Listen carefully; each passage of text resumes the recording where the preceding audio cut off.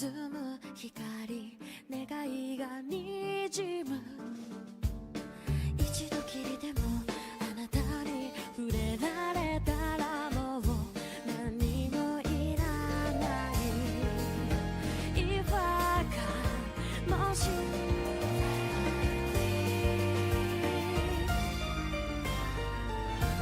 許されるのなら命に宿る無数の夢たとえ全て現実でも歪んだどこに蝕まれた孤独の果てでやるせない切なさも消えない痛みも眼差しで抱きしめてそっと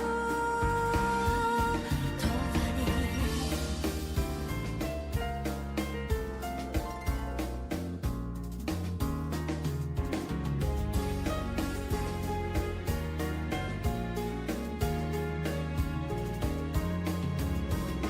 ガラスの涙粒が音もなく砕け散る世界が愛しいといつか言えるその日までどうか定めの糸が強く弱く引き合うたび光あって近くて遠い想いはまた空へと浮かぶさまよってる感情に答えがなくても信じたいいつの日かきっと舞い上がれどこまでも遠く高く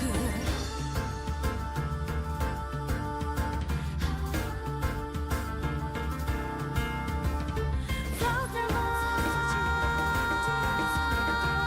So I can love it, so I can feel you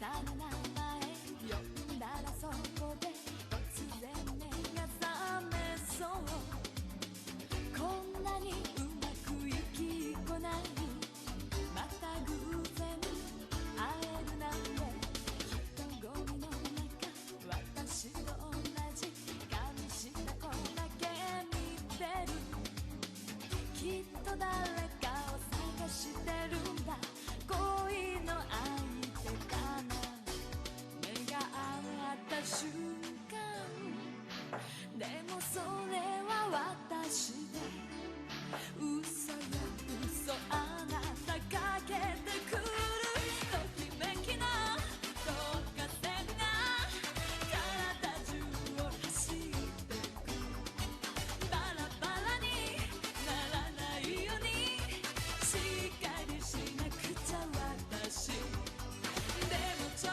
と今日はちょっと気持ちが迷子の子猫優しさで責められたらついてくしかないかもね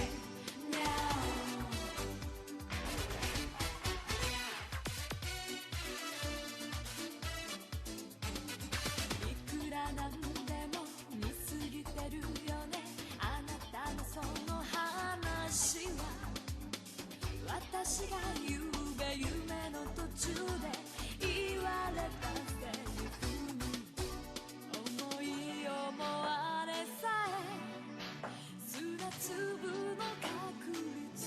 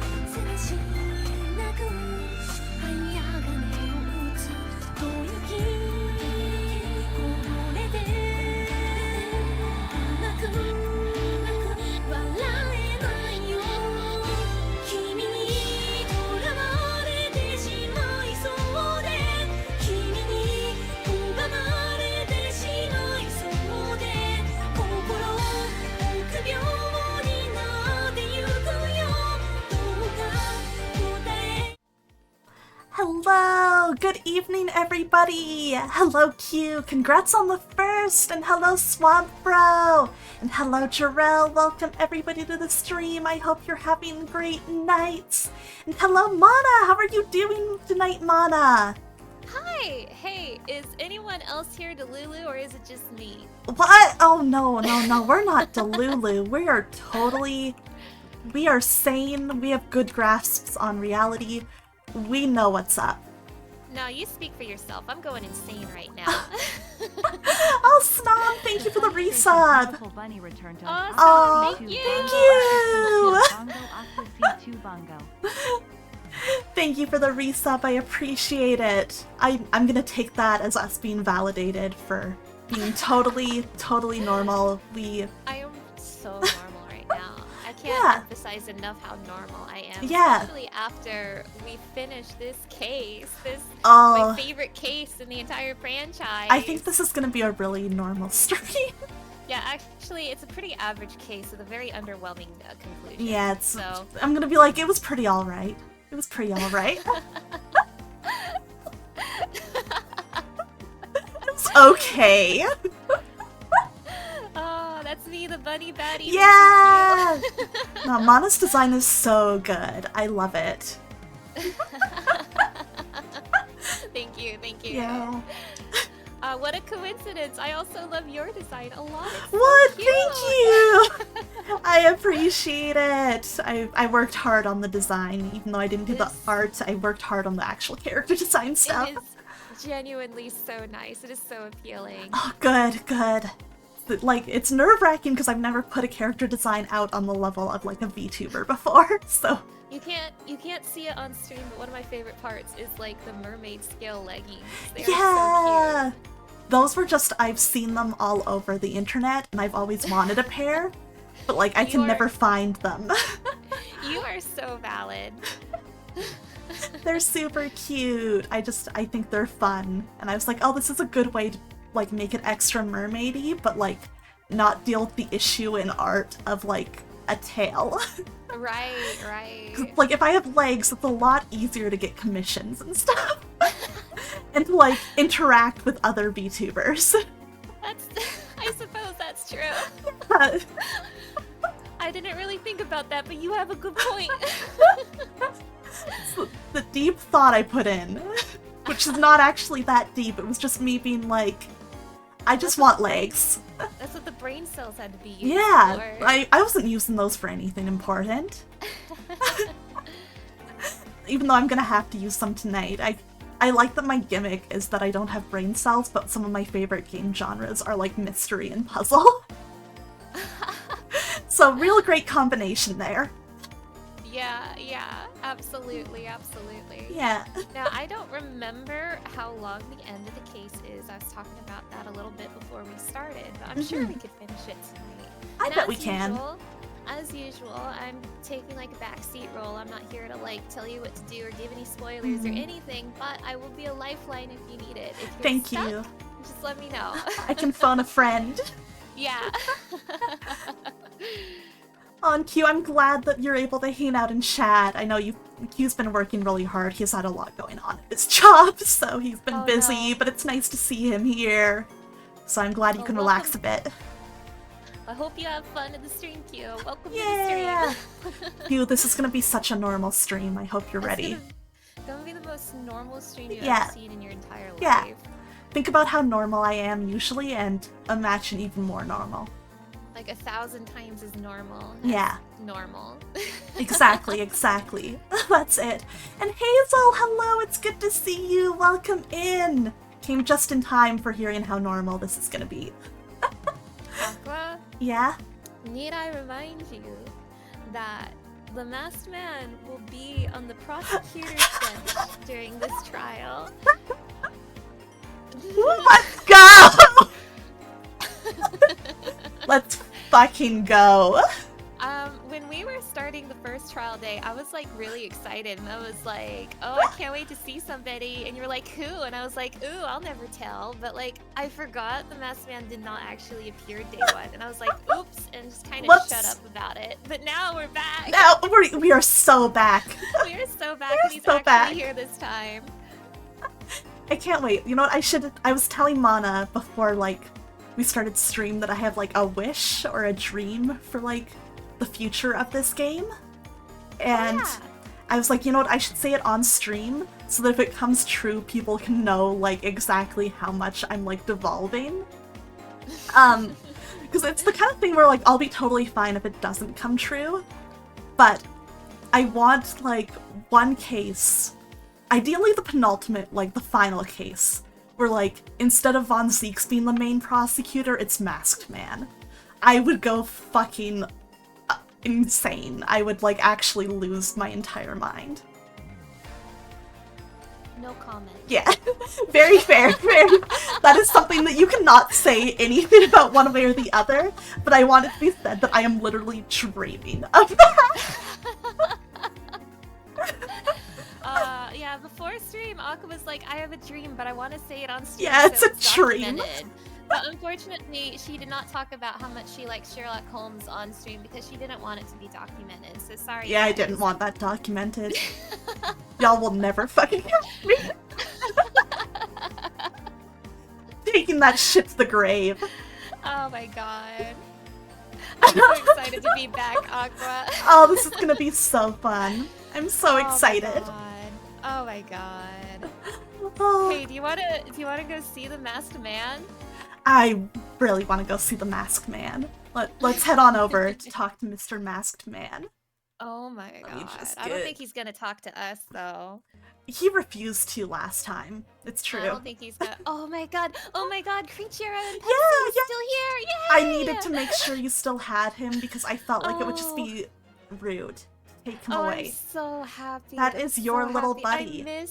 I missed my little guy. Yeah, I was like, oh, Mana needs her Creatura. I do. It's very important. I need him to keep me normal. Oh no, he makes you less normal. It's true. Yeah. That's true. It's true. Sometimes I have to remember who La Creatura actually is, and then I completely stop being normal. Oh, I know, right? I can't believe this weird little thing, like, it was so unintentional he ended up as my mascot, but now he is. I just kept him around. It's what he deserves. It's what he deserves. I'm so happy. Yeah. As the world's first Grahatia fan, I am so happy to see him thriving. You really are. You were there in history. I was there. The first one. I was the first one, it's true. All the way back in 2.1, baby. 10 years. 10 years. I don't want to think about that.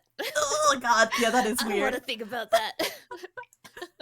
Full of Pelk. No, who let him into the Pelk? My poor guy. Get him out of there. I can, like, see him drinking that so, like, vividly. It's a little scary.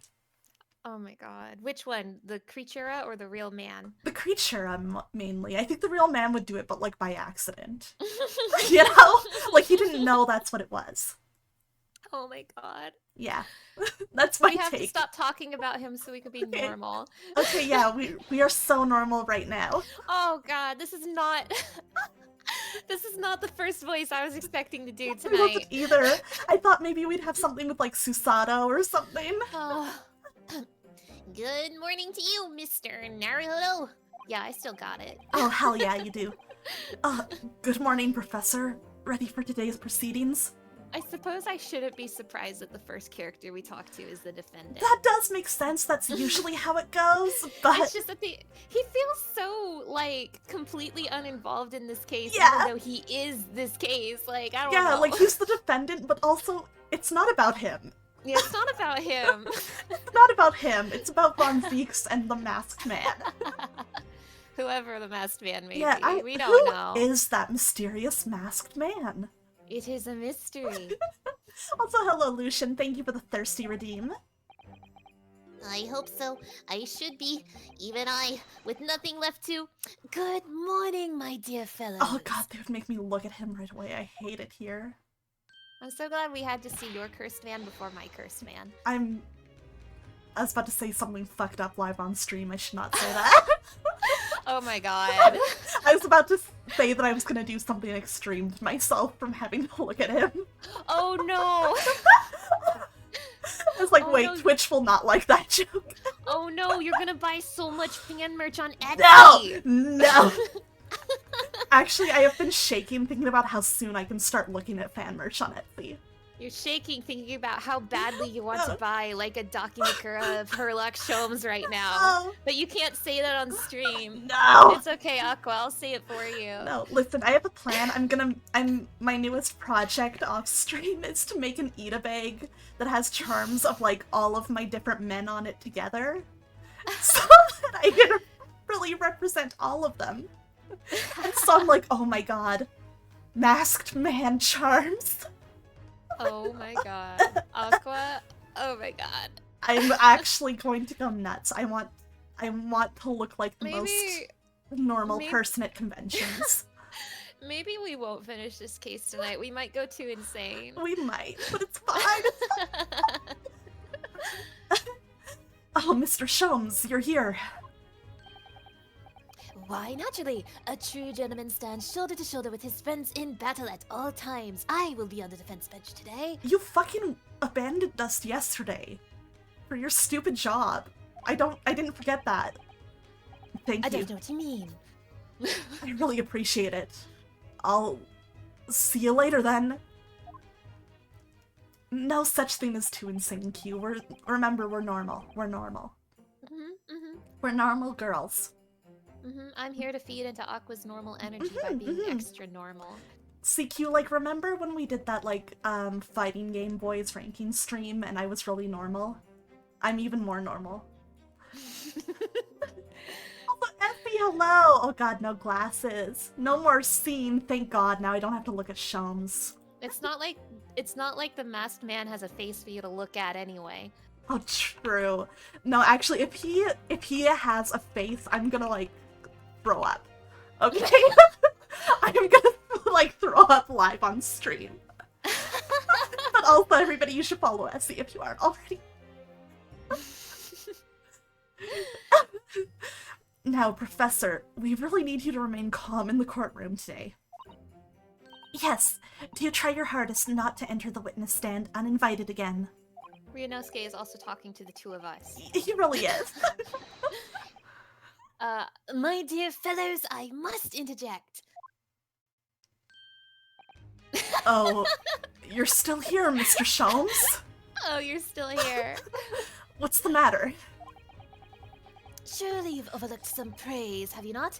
To be cast in my direction, Sorry? I don't follow. He wants compliments, Aqua. Compliment him. He has a praise kink.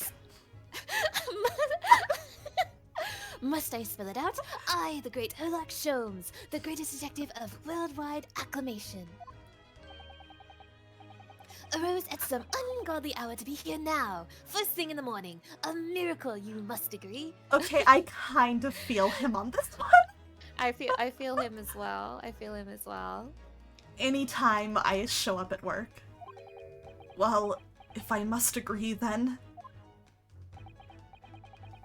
As you know, my sleep is quite impregnable.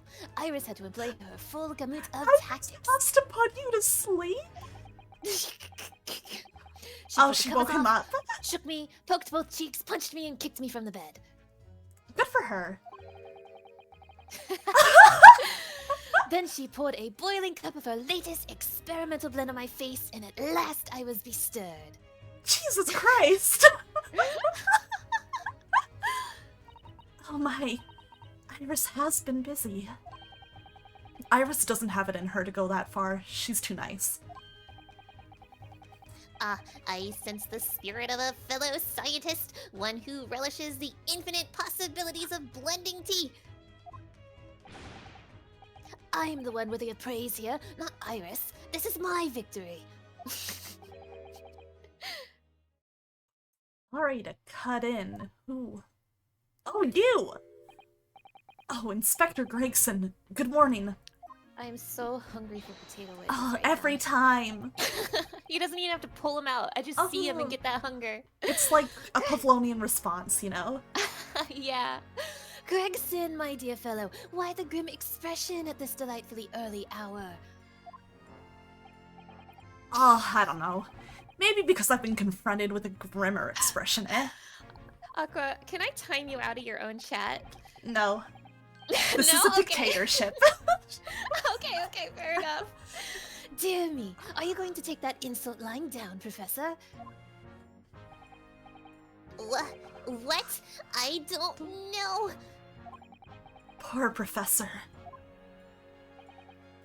Anyway, here's the paperwork you asked for. Oh shit, let's go. What paperwork? Ah, I took the liberty of requesting it yesterday. I have a feeling it may prove useful. You wouldn't believe the hoops I had to jump through to get this brought out of the archives. It's the professor's autopsy report. Oh shit! Oh shit. That's important. Thank you, Gregson. But mass murderers who killed 5 members of the aristocracy, including a certain someone's dead brother. It was really funny. What, do you have a dead brother or something? What, do you have a dead brother or something? What's wrong with me? Also, thank you for the posture check, Lucian. He was found guilty in a closed trial 10 years ago now. It was all done under wraps. And he was quickly executed soon after the trial. It's all in here. The killer's autopsy report. Let's go. This might be a good opportunity Yeah. to go over the evidence real quick. Let's since it's do been it. A minute. Alright. An important quick look. No, this is Aqua. What's wrong with you? Why would you do that?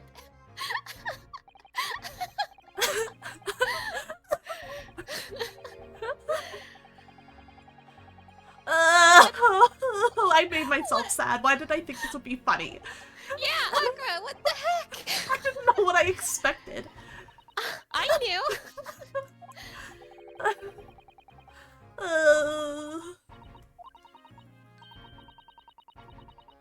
Did he just say his shoulder aches because he's like carrying the weight of Kazuma's dreams or Yeah, something? Dude. Oh my god, me too, dude. Oh, man. Okay, so yeah, this is the article about the whole exhibition. And then the lost cat on the back. Yeah, this is the important part down here. Please keep an eye out. I like how it says Lord Von Zeeks and compatriot cornered. Yeah, some guy. Some guy. Okay, the diagram. Yeah, basic idea of how that was angled. This was a piece of the green balloon, the crossbow. Balloon that the crossbow shot down. Yes, and Drebber had, yeah, the crossbow. That freak Drebber had the crossbow. Yeah, that and he freak left it out in Drebber. the open because I think he wanted it to be this I character. think so. I don't know. Knowing Drebber, I'd believe it. The very handsome corpse. The most handsome corpse I have Yeah. ever seen in my life. With the just look at those lips. Right? Like what the heck? Just I can't slightly believe parted. they killed. I can't believe they killed this handsome man. And need I remind you, his name is Ass Man. In case you forgot. Rest in peace, ass man. Rest in peace, Ass Man. Stab wound to the chest. Write the autopsy report. We have also met the coroner. who Yes, did we this have. Autopsy report, Courtney Scythe. She's so hot. She is so hot. So, okay, yes, the cause of death, probably good to make sure I remember. Hemorrhage of a wound to the chest that pierced Ooh, the heart. I learned something really interesting about Courtney Scythe, and I don't remember if I said this in the last stream or not, but the localization of this game changed every single character's name unless they were like a main character like Ryanosuke, or if they came from the Herlock Sholmes books like Gina Lestrade and Tobias Gregson and stuff. And the one exception is Courtney Scythe. She's not a Herlock Sholmes character, and she got to keep her name, so that's interesting. That is very interesting. I guess, like, the pun still translates really well, because, like, Scythe and she's a coroner.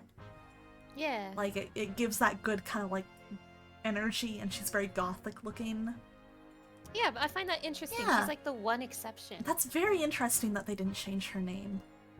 Enoch Drebber is a Sherlock Holmes character, though, and he has an interesting role in the Sherlock Holmes books. He was the victim in the very first story. Oh, yes. So That's very fun to make him such like a major character in a case now.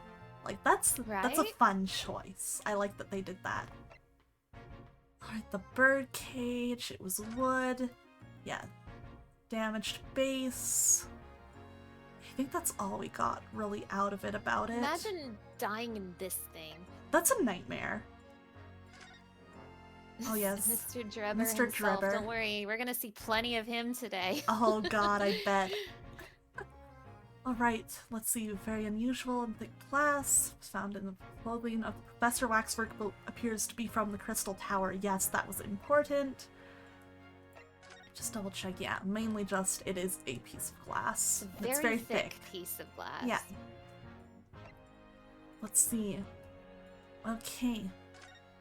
Oh yes. Can you and imagine if someone made a waxwork of you for their funny little museum? It would be so embarrassing. I would be so embarrassed. I would not like that. But okay, yes, there's pretty clearly a blood stain on this. Oh wow, there sure is. Yeah. What's up with that? That's weird. Anyway. Trophy for excellence in science. Just double check if they had anything particular to say about the plaque. No, So okay. Drebber was a very esteemed scientist. Yes, he's like legit when it comes to that. Let's He's see. probably smarter than Hairbrain. Yeah. Okay. Yes, it was just the head. If I remember right, yeah. Head of the professor. Mm-hmm. It is very interesting that it's like hidden with a mask like that. Yeah, it is. Alright, okay, and this is the new I one. think they explained the reason was because they didn't want the professor's identity to be public knowledge. Oh, so- okay. They have to like hide his face on the waxwork. Okay, yeah, even on the autopsy here, his name's redacted. Very interesting. Very, very interesting. Oh, this is new. This is new information. Yeah. So, redacted for confidentiality. Pseudonym the professor. Death by hanging confirmed at midnight 17th June. Courtney Stevens. I wonder if that's her maiden name.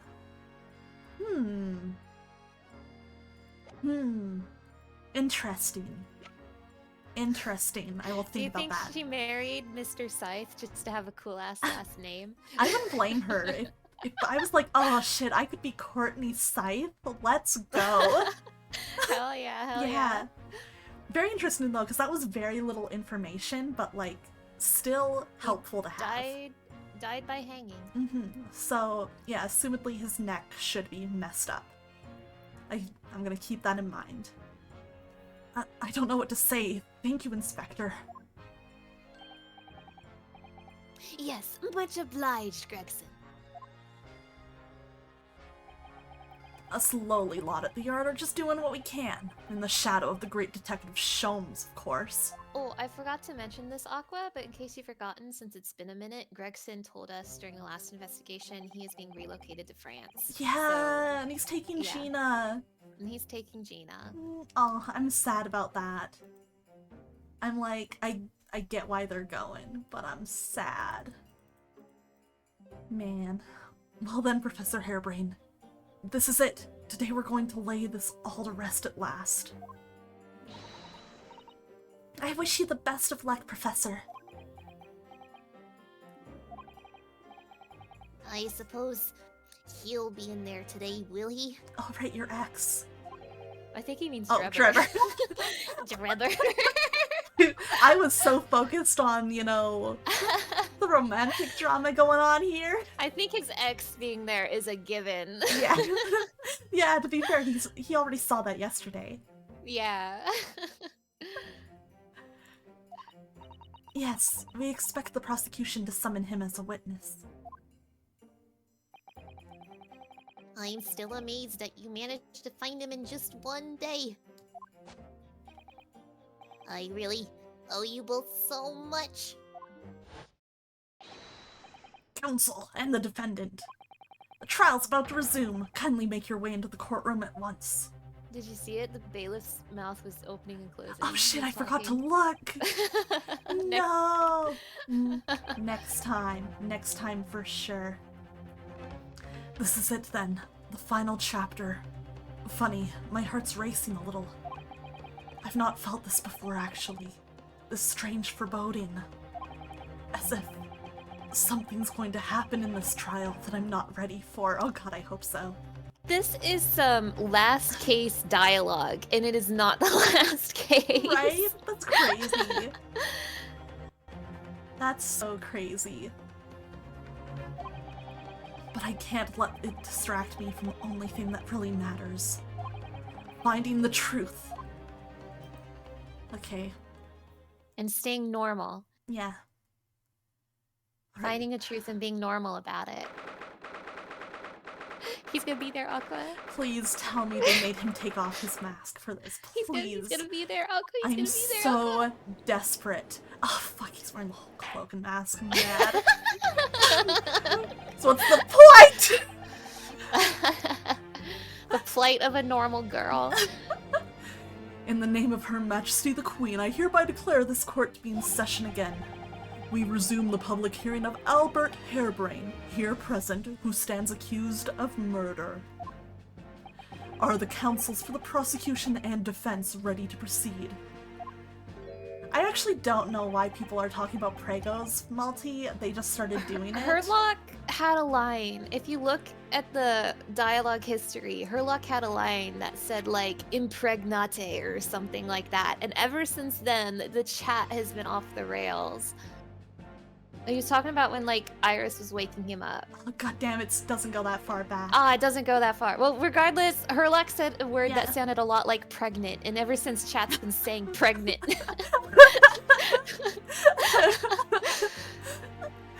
God. Also, hi though, Malty. Guys, you should follow Malty if you're not already. Malty, can you Hi. shout out Malty? Hi, Multi! Yeah! It's my wonderful DM, Malty! Please go check him out. They're starting a Kingdom Hearts campaign in April. It's gonna be so good. Hell yeah, hell yeah. Hell yeah, hell yeah, hell yeah. Hell yeah. Malty, do you remember how to do the other shout out? I'm testing you. Live on stream. If you don't pass the test, there will be consequences.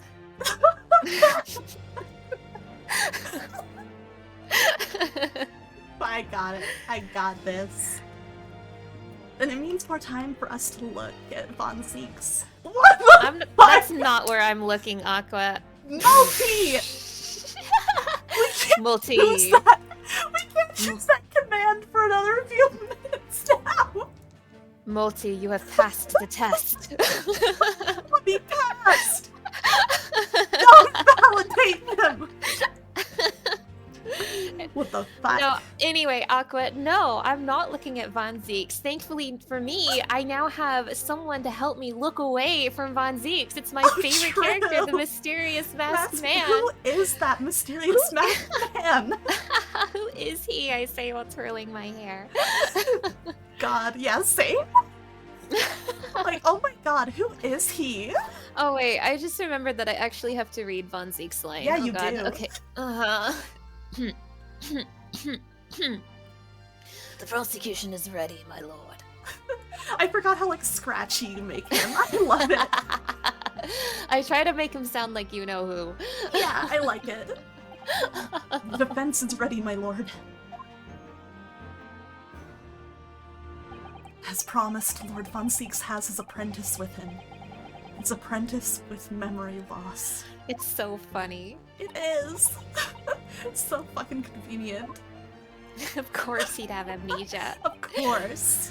He thinks he's so cool. So cool! It's Kote, isn't it? 'Cause I would lose my mind. If I may, Lord Von Zeeks. Yes, my lord. What are the chances? There appears to be someone standing at your side. Did they just not tell the judge? Surprise, surprise, Your Honor. Ah, yes, my apprentice and assistant. The prosecution believes today's proceedings will see complexity of this case rise considerably.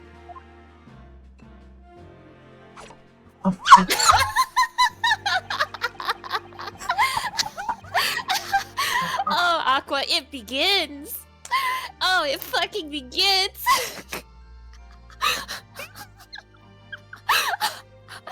Oh, I'm normal, I'm normal, I'm normal, I'm normal, I'm normal, I'm normal, I'm normal, I'm normal, I'm normal, I'm normal.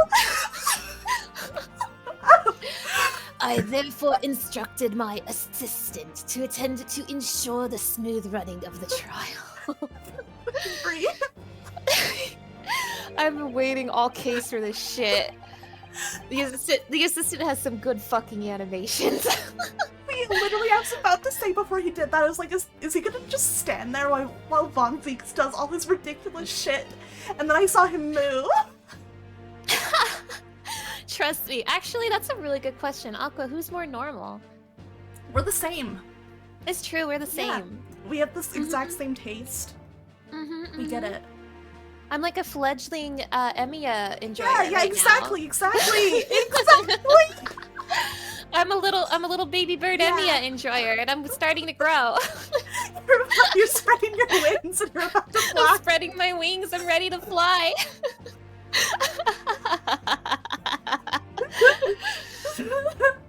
She's the one who likes Mallow, right? It's true. It's true. I'm the Mallow liker. Yeah. I'm so happy you remember. Oh my god, I like that that's what you're known as right now. I'm surprised that's what I'm known as. He's really cute though. He's just a little guy. He's just a little guy. I like how you started that as like a joke and then it became real. Well, I thought no one liked Mallow, which is also something that wasn't true, but that's what I thought, because no one talked about him, so I just thought no one liked him. So you were gonna be the one Mallow stan. Yeah. Yeah. Oh, that's sweet. But this ain't about him. This ain't about him. This ain't about him. And also, he's like a cute son. Like, Yeah. he's a cute character. He's just a little guy. He's not like, you know, he's not, he hasn't got what some of these other characters have got. You don't like Mallow? That's okay. Yeah. That's okay. That's why I'm the normal one here. Exactly. Multi, not normal. And the smooth running of liquid refreshments by the look of it. The way he holds himself. The way he moves. Only one person would slash a sword like that. Only one? It couldn't be anyone else. I'm so happy they gave him a sword. Me too! But he's still suffering from amnesia, so there's really nothing we can do at the moment. I know, but... Oh, this is so very hard. I still think he's fucking lying. There's no way. There's no way. It would appear the prosecution has done a fine job in responding to the demands of the court made yesterday. I understand you have successfully secured the engineer who disappeared from the scene on the day in question. I did that! Wait, the prosecution? I did that! That was me! Yes, my lord. I intend to call him as a witness shortly. Oh man, Multi and Q are about to start fighting in the chat. Take your bets on who's gonna win now, everybody else. Very good, very good. Now then, ladies and gentlemen of the jury, who have been chosen at random... Fuck, I'm sorry, just the convenience of these people chosen at random. There's a fucking stage any magician magicians in the chat? Any magicians in chat? Any magicians in the chat? Anyone with very specific professional knowledge in chat? It's a shame because once you catch on to how like the game's jury works, now you kind of expect them to have something to do with the case. So that's kind of a shame. They like threw me off though by having the one scientist, and I thought he was gonna be the dude. And then so when I realized that stage magic was involved, and I remembered who else was on the jury. That was so funny. I do think those two kind of lead because this is a science and magic case. It's Oh true. yeah. Yeah. Right, at random to represent the will of the people in this courtroom today. Are you ready? I mean, at least it's not the same 6 people we've been having for like oh the my last god, yeah. 10 Thank cases. God it's new people.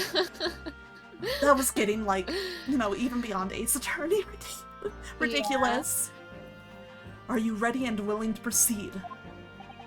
Oh god, I don't remember how we split them up. Oh, it was me, you, me, you. Okay. Of course, my lord. I'm sure we all understand the importance of doing our civic duty. I do so despise deception and deceit. I find it so very wearing. To take a man's life with a conjuring trick. It is against the magician's code, not to mention the law. Hey, Ragnak, good to see you. Any fake scientist should feel the wrath of God, if you ask me.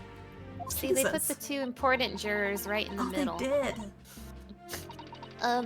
We have to listen to what's said on both sides of the fence, and, then settle on one. That's it, isn't it? Wasn't like this in my day. Wasn't like this at all. That's almost exactly the same as like what all the jurors said on the first trial day. Yeah, it is. If all parties are ready to proceed, you may begin, Lord Von Zeeks. Also, I want to give a special shout out to Rosalina from Mario. No reason. So true! Oh my god, you are so right! Before I do, my lord, there is a report I must read to the court. Yesterday, at the Great Exhibition Grounds, the evidence of primary importance in this case. I'm sorry, but I need to point out for a second, we could see a little bit of his outfit and it looked snazzy. Anyways.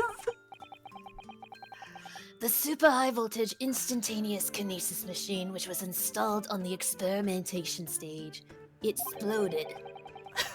Was deliberately destroyed in an explosion affected by an unknown person or persons. It was what? An explosion! This is an outrage!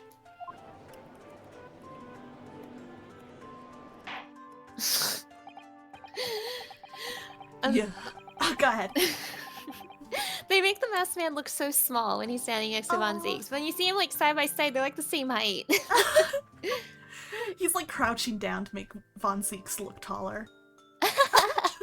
It is what I wanted. I told him to do this. Yeah, I give very specific instructions.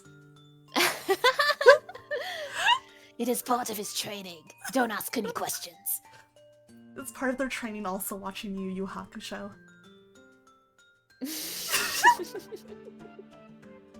Where'd that come from? I'm just remembering the jokes we had about Von Zeeks and his friend watching Yu Yu Hakusho. It's just foreshadowing of what's to come in your own future, Aqua Sereni.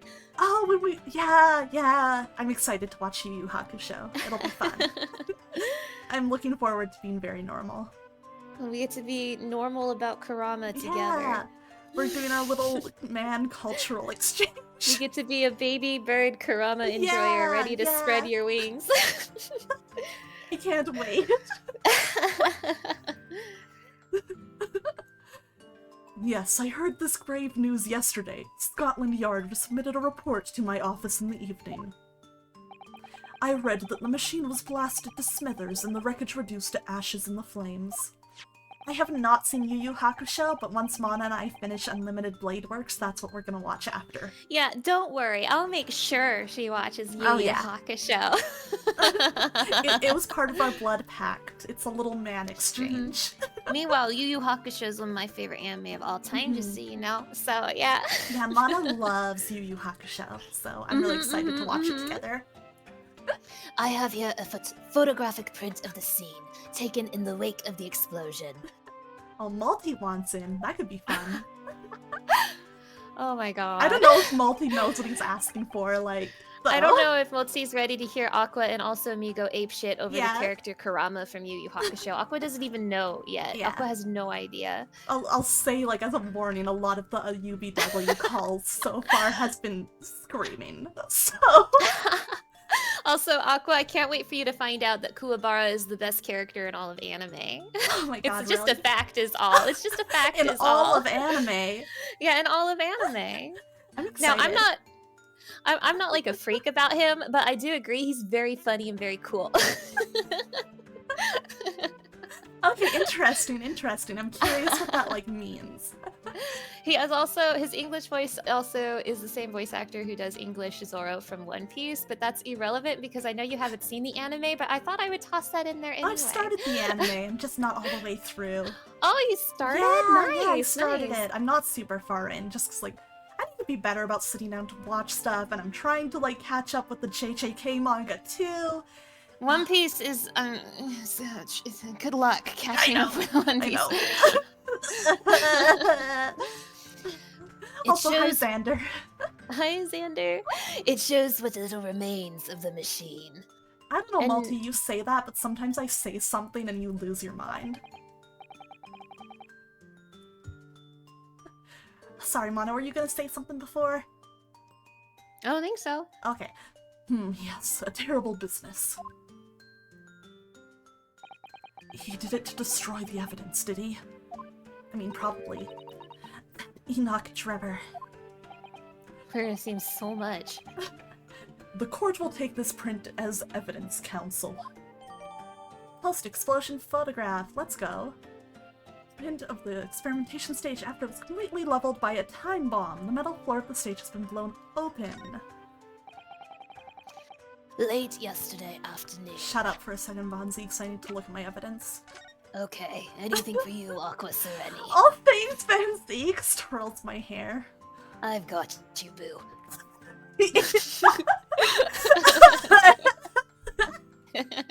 I can't even imagine him talking like that. It's like a moment where it's like, ew. Like, oh. Enjoy your lurk, Ragnak. Okay, though, this is just one of those magnifying glass ones. Yeah, other than the big hole in the floor, nothing that jumps out at me immediately, though. Yeah. Yeah. But this does kind of look like it was meant to do that. Just the way it was set up. Mm-hmm. But we'll see if that's relevant. Late yesterday afternoon, the protection afforded to the machine by the Special Dispensation for Scientific Equipment Act was revoked. However, before a thorough investigation could begin, the invention was obliterated from existence. Yikes. Yikes. As such, this will become a very different trial.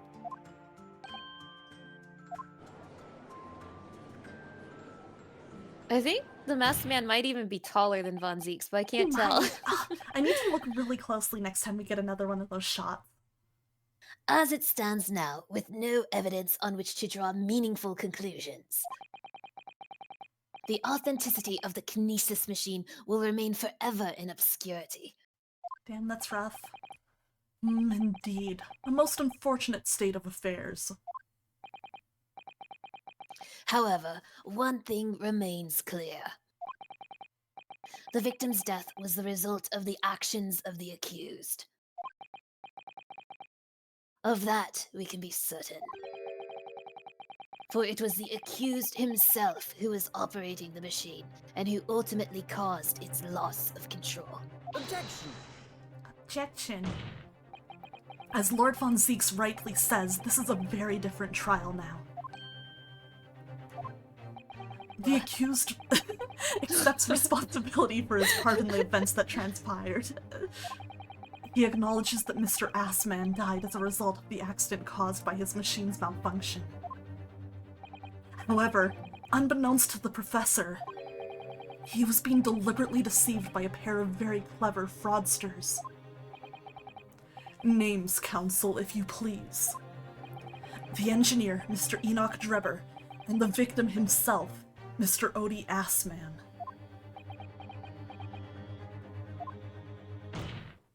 So what exactly were these two men up to behind the defendant's back? Yeah, Mr. Assman. The defense... The most handsome victim in the series. Yeah. The very handsome corpse. It used to be the victim of case 2, but things have changed. It's just so true. The defense intends to expose that information, thus establishing the unequivocal... Fuck, words. Let me try that again, Judge. The defense intends to expose that information, thus establishing the unequivocal innocence of the defendant. You got this. Thank you, Von Zeeks. I really need the encouragement. I'm not sure between the Masked Man and Von Zeeks who is taller, but I'm pretty sure the Masked Man is taller than Ryunosuke. Yeah, definitely, Almost definitely. certain. Like, Yeah. 99%. I think, why not both, Q? Yeah! Can a man not be both?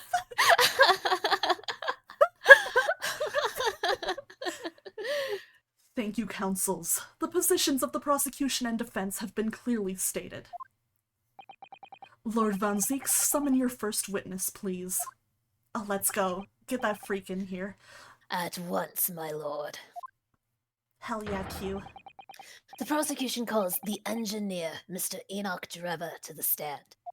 You know, I tried to give this voice to a character in my Final Fantasy IX playthrough, and for some reason, I can't do it right in Final Fantasy IX, so I thought I lost the voice. But then I see Von Zeeks again, and I'm doing it perfectly. Like, what's up with that? Sometimes you need, like, the face to, like, really bring it out, you know? I suppose so. State your name and occupation for the court. Name: Enoch Dreba. Occupation: hard to pin down, I would say. That's not a fucking answer, we're in court. Unemployed. It's just like when Estinian had to go through customs.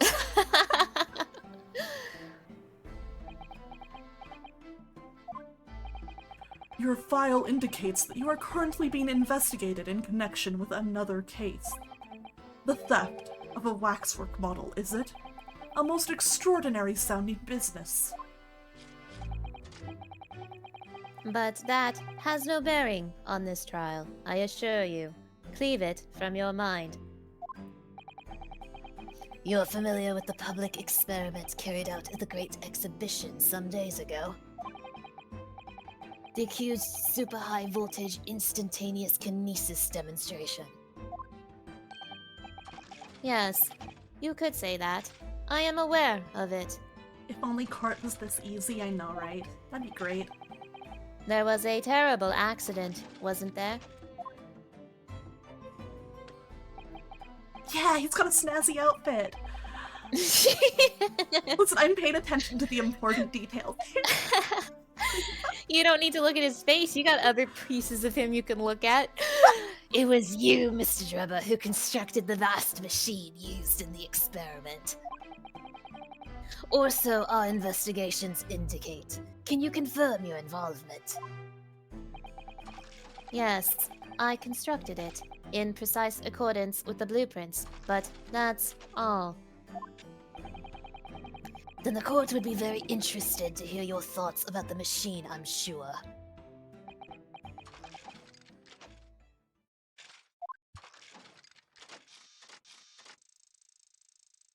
His animations are ridiculous. I love it. I really like him, he's so extra. Yeah. An amazing device, if you ask me. I really like his design, to be honest. Mhm. The pinnacle of modern science, making instantaneous kinesis a reality at last. What? Good gracious! Do you mean to say that the experiment was bona fide? Is that your belief, sir? Yes, that is very much my belief. Such a waste that it blew up. Objection! But we've already established that the machine was nothing more than a prop for an elaborate conjuring trick. Objection! Kinese these nuts. You've established nothing of the sort. Oh, that one got a chuckle out of Von Zeeks too, I see. He Just a likes small little chuckle. He likes a good D's nuts joke. Hairbrain used to make them for me all the time. It brings me much joy. All that was shown during yesterday's proceedings is that the same outcome could have been produced by means of stage trickery. The defense merely proposed a method and demonstrated its feasibility, nothing more. But... We've procrastinated long enough, I feel. Witness, you will now give your formal testimony about the machine that you constructed for the purpose of the demonstration at the Great Exhibition. Understood.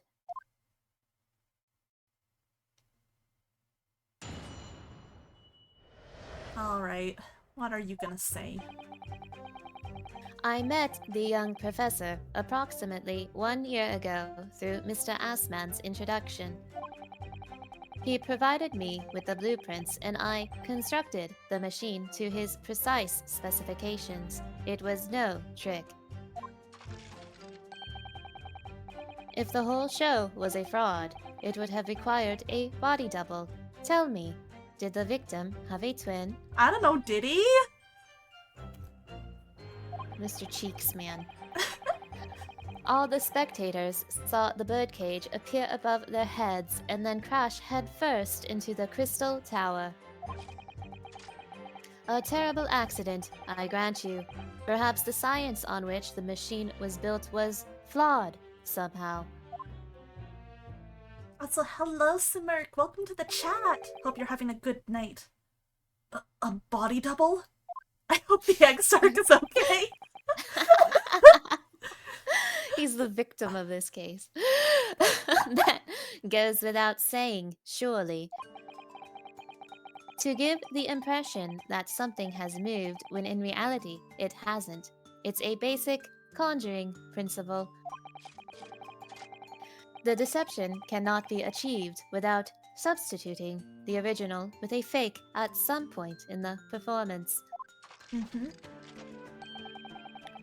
But would I be right in saying you haven't managed to establish anything along those lines? Give me time.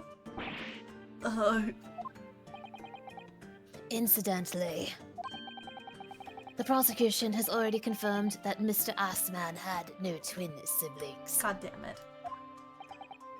Got him. It's my understanding that this witness is well versed in conjuring artfulness. But such talents do not indicate that he was actually able to accomplish what he claims. Namely, the construction of what, by all accounts, must have been an extremely complex scientific machine. Whatever do you mean? Yesterday's proceedings brought the true nature of your past exploits to light, Mr. Drubber. Indeed it did, my lord.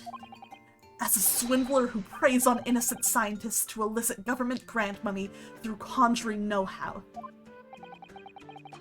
Yes, it's true that I possess considerable knowledge of stage magic. But crucially, my scientific knowledge more than matches that of any academic in the field. It's true. Damn. Investigation of the witness's workshop attests to that claim, my lord. Oh, that's the trophy. As evidence, the police found this Royal Society trophy for young talent in science there. Yes, that's true. We spotted it there ourselves. If a hypothesis is sound, it can always be forged into a physical manifestation with sufficient skill. Though I may have sold the secrets of some deceptive wiles to sniveling, talentless scientists in the past. Would you therefore assert that the explosion of the machine was... An unfortunate accident, or, of course, a deliberate act of murder carried out by misuse of the science?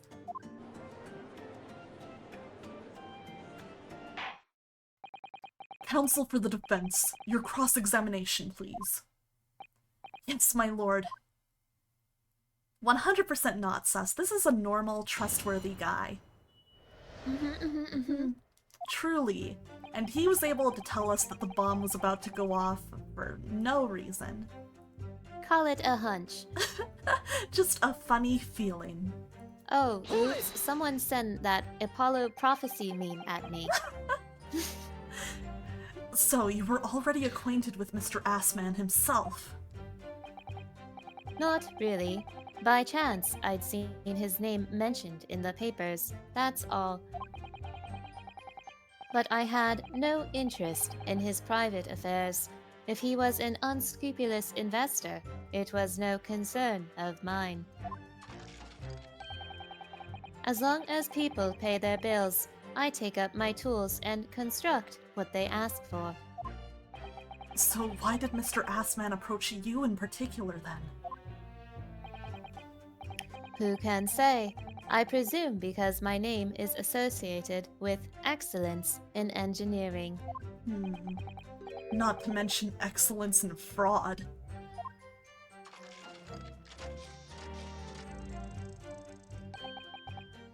Hard to gauge, but the point is, all I did was construct the machine according to the blueprints I was given. In other words, the kinesis machine was built on solid scientific principles. Yes, you might say that. Professor Hairbrain certainly has a mind like no other.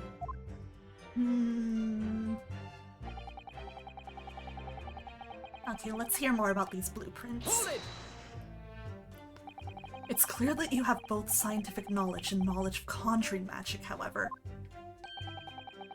The more knowledge you have, the better equipped you are to handle whatever comes along. But your implication is that I furnished the machine with some trickery, I think. It's a possibility that we have to explore. Unfortunately, though, the machine has been blown to Kingdom Come. So there's really nothing left to explore, is there? It appears that the kinesis machine was fitted with a timed explosive device of some kind. And there's nothing left of that device either. Not a single shred of evidence remaining, I hear. How convenient. He must have planned this all from the outset. He's so smart. He's a villain mastermind. He leaves the crossbow right out there in the open. He leaves it right next to the fucking tree where I look and I'm like, what the fuck is this thing here? He reads it right next to the most commonly used public pathway where everyone in the exhibit can see it. Literally right next to the crime scene. Right next to all the detectives. Yeah. Like And yet somehow I'm the only one who was like, it's weird that this is here. everyone thought it was part of the exhibit, I suppose. I guess so. A decoration. But in any case, it's abundantly clear that the experiment couldn't have been a trick.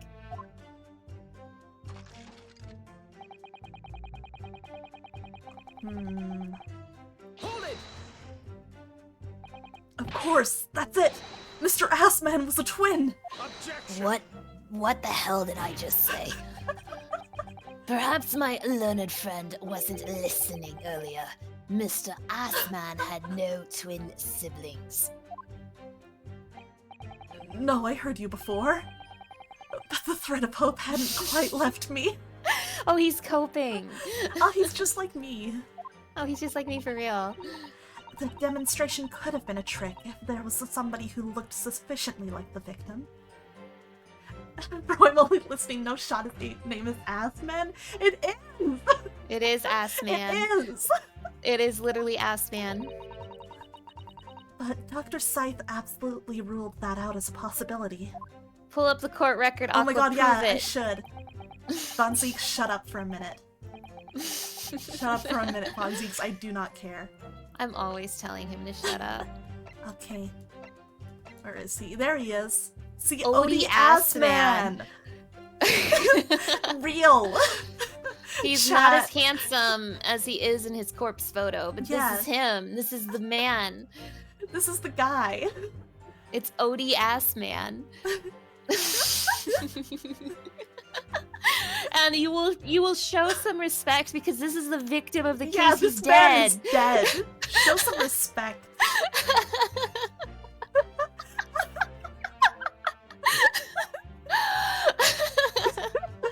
He died a horrible death. Can we look at the handsome photo again? I need to remember him as he was. A 1 handsome second. corpse. Mwah. Anyways. Look at him. Look at how handsome our victim is. These do not look like the same people. Which I'm like, really I'm gonna don't. go insane if that is a clue. I don't think it is, but it would be so I don't- funny. This corpse's neck is twice as thick as the one in the court record. This does not look like the same person.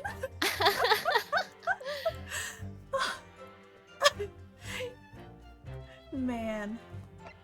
Yeah, he has a stab wound to the chest of He some was sort. stabbed by Andrew, Oh yeah. which is the screwdriver. Andrew's not a person, it's Yeah, a the screwdriver. screwdriver. It's A for Andrew. Yeah. I'm not making this up. No, this is really what it actually- is. This is the explanation we got, and it drove me a little bit insane. I was going through it. It's one of Hairbrain's beloved tools. Yeah. I kind of like... Our defendant is not the worst, but he had some moments where I'm like, I cannot stand this man, and I don't mean it in the affectionate way. But you know, he apologized. He did. I appreciated that. You don't get that a lot from, You like, don't. witnesses. Witnesses will screw you over all the time in these games and then just not care. It is beyond question that the victim himself, Mr. Assman, did move from the stage to the Crystal Tower. The fingerprints found at the scene attest to the fact. So it can't have been orchestrated using someone who looked identical to Mr. Assman, then. I'm curious how that... I'm trying to figure out how this worked then, but I don't have an answer yet. Apparently, not even Mr. Assman looked like Mr. Yeah. Assman. What are you thinking, Mr. Naruhodo? Oh, no, nothing. Just that the idea of someone who looked identical to the victim is plain on my... You know, also his portrait in the court record gives a completely different vibe. He looks like a pathetic man you could push into a locker, while his corpse is just the most handsome corpse I've ever Yeah, seen. this man looks like a fucking skinny nerd. A skinny nerd? Yeah. Like, pathetic. Maybe it's the angle. Maybe he looks Maybe? pathetic straight on, but handsome at an angle. Yeah, they took the corpse's photo at his good, like from his good side. Oh my god. I'm like, okay, someone who looked identical. We've had a lot of talk with the waxworks. This case, I don't fucking know. I'm trying to put pieces together. I don't know. Surely the Waxwork Museum couldn't be connected to this case. Surely there's no reason we spent so much time at the Waxwork Museum during our investigations. Surely it's not relevant other than funny little Shom's escapades. Surely they just wanted to give us a cutie to look at. Oh, I love her. She was so cute. It crashed head first, you say? According to the many witness reports from those there at the time, yes. That's not fucking true. I have evidence. Were you not there at the exhibition grounds on the day? Were you or were you not holding a crossbow? Yeah, were you or were you not? No comment.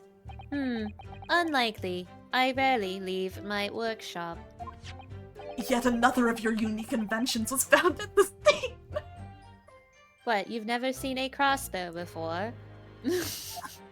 Haven't you ever played a video game? I'm about to beat this man over the head with the crossbow. No, you're supposed to shoot it like this, and then he like shoots it perfectly.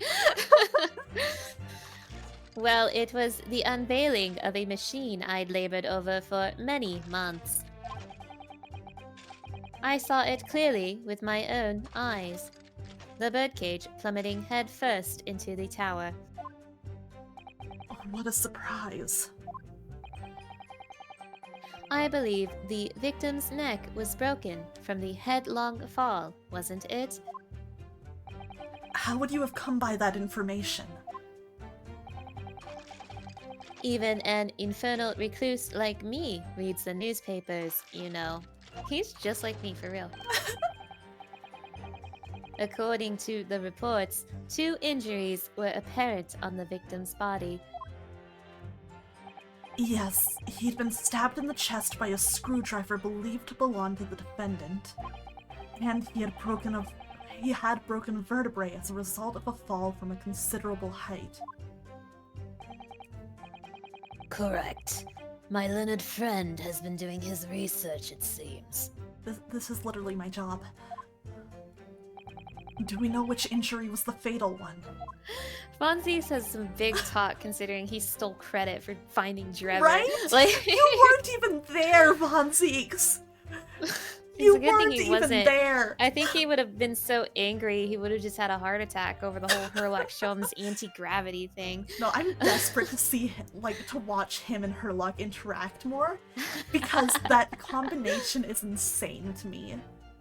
An unstoppable force meets an immovable object. Truly. Forensic science is not yet at a level where such things can be determined. Oh, they're saying, I think I missed the dialogue. I think they said they don't know which order the injuries happened. Okay, yeah, we don't know which one was the fatal one.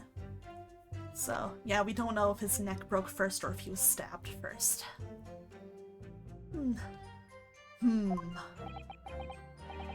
What we do know is that the victim died having sustained both injuries at some point during the experiment. Wait, And no, since he was found in the birdcage with his neck broken. I guess it would make sense if they wouldn't know this, but I know that probably he would have to have been stabbed first because if there's that much blood on the wound, it would, be when he was alive. Yeah. But I'm like, I can't bring that forensic knowledge into this. They're from the 1900s. No, it They makes can't sense. help They don't it. know some, shit, I figured it out, but, I can't apply the reason why I know. It's obvious that he fell from a considerable height. I suppose that's hard to deny.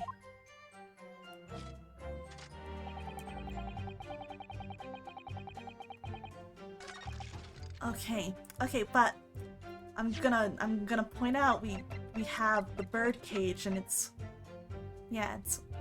damaged at the base. Objection! Let's go. Oh shit, the music It stopped. stopped! Oh, my brain cells. We've examined the birdcage that crashed into the crystal tower ourselves. As you can see, the cage, which is a wooden construction, has sustained damage in one particular spot. Following the explosion, it fell some 30 feet into the glass of the crystal tower. That level of damage is to be expected, surely. Okay, but what about this bitch? I agree. The damage itself is entirely understandable. The fuck you just call me? Bitch.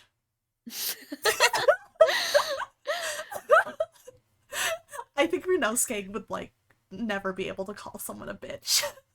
Susato could, though. Oh, 100%. She would look Fonzix dead in the eye and tell him that he's a little bitch. Hell yeah, Susato. I love her.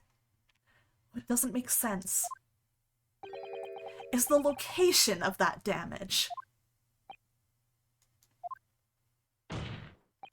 All the breakages in the wood are at the base of the birdcage, not the top. What are you saying? Fucking idiot. That's the opposite of where they should be. That's right, my lord. The birdcage that was at the scene is damaged at its base. So we have reports of the birdcage falling headlong into the crystal tower, yet the damage is at the bottom. The only way to reconcile these two facts is to accept that there were two birdcages in play that day, which were at some point switched. Switched during what wasn't a scientific experiment at all, but an elaborate piece of stage trickery. What was that? I like how you did that, though. Thank you. Good gracious! Explain yourself, witness. Well, If we examine the facts, there's only one logical conclusion we can draw. man, his whole argument fell apart so fucking quick. Yeah. All Over that build such up a for this? stupid mistake. The damage on the base of the birdcage clearly indicates that it crashed tail first into the tower. Objection! But multiple witness reports claim it fell head first. The birdcage materialized in the sky next to a balloon flying over the stage, following a spontaneous explosion. At an altitude of some 60 feet above ground level. Get the little kid back in here to testify again. Surely you saw it. I just want the little German boy back. He was wonderful. We all want the little German boy back. He has a lot of money. He is very rich. He is very rich. Which is approximately 18 meters. It then proceeded to fall some 30 feet into the crystal tower in the ensuing deflagration. Witness reports amid such chaos are notoriously unreliable. Objection! But the victim's neck was broken. Objection! He plummeted 30 feet inside a heavy wooden cage. However he fell, it would be unsurprising to find one or two of his vertebrae crushed. Uh-oh. Ku.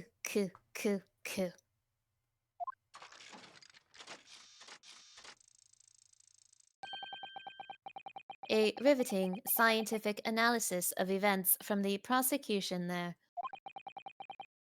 Though to be even more rigorous, you would have to say it was only one vertebrae, actually. He wasn't quiet for long. Is he about to mansplain God, he broken necks is. to us? I find it hard to see what's motivating Lord Von Zieks. This witness is clearly a swindler and one who deceived a personal friend of his. If you're going to establish this deception, do it right. Sorry? I feel like that's the undertone here. If you're gonna lie, at least be good at it. Ah, yes. And there's one more point the defense appears to have forgotten. It obviously wasn't a trick. Is a certain truth very plainly demonstrates. Now, I think what Rianowski was actually saying is that Von Zieks is trying to get him to like have a more solid argument to like really yeah. establish the trick here. That's actually, yeah, definitely right. That's more in line with Von Zieks, for sure. What? It seems to me that the cross-examination had better continue until we resolve this matter. Mr. Drebber, you will amend your testimony with details of this truth. I mean, it's true. Like, we don't have any like, I don't know, like any photographs of the thing actually falling into the tower. Yeah. We just have like witness reports, and it was chaotic. Like Von Zieks does have a point. Like the witnesses could be unreliable. I mean, that's not like a good thing to say in a courtroom. Yeah. But like, We don't have like... we need It's a very flimsy argument that we're building. we need better proof than that. Yeah. Is what he's saying. We can't like Of get through course. this whole trial on something like that. Of course, we must treat the matter scientifically, after all. Oh, I nearly had him there. Just doing a little dance. It brings me much joy. The kinesis clearly took place because there's nowhere else 30 feet high for the birdcage to have fallen from. What? think Let's that's press new. this just to be... Yeah. What do you mean? Well, before the demonstration began, the victim was alive on stage in front of the audience. Yes, there are lots of witnesses who saw Mr. Assman on the experimentation stage. That's true. And the victim's neck broke as a result of an impact following a fall. Logically, therefore, the victim must have fallen from somewhere.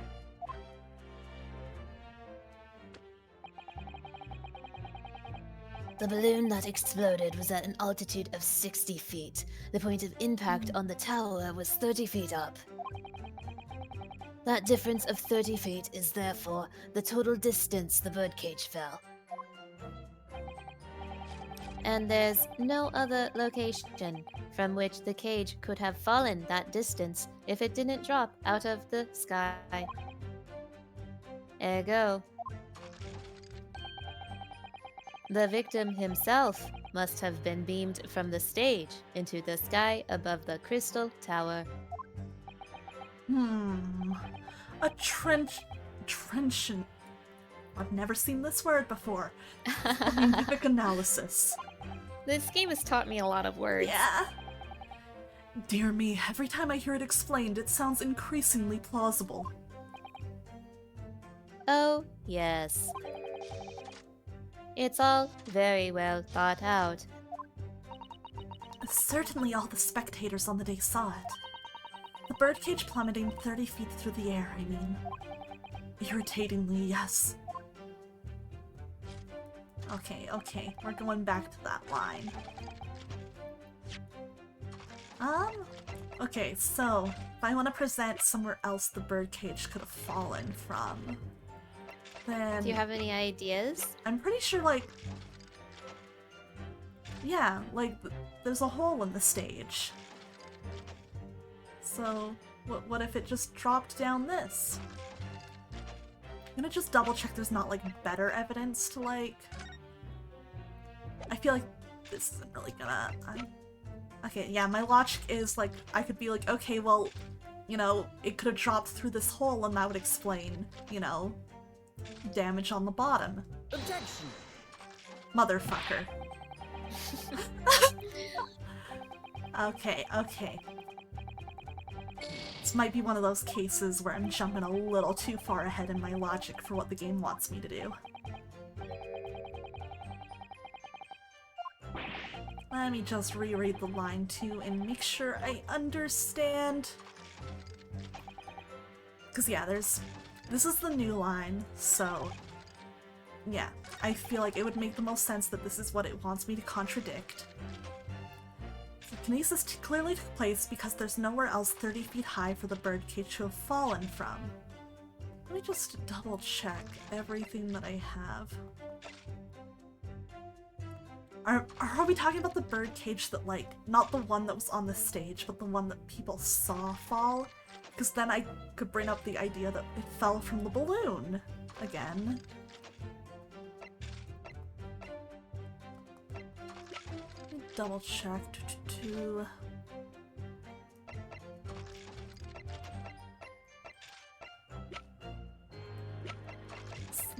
Okay. I feel like I want to say the balloon. God, what evidence do I want to present to show that, though? 1 second. Nobody look. Nobody look. I'm looking away. Nobody look.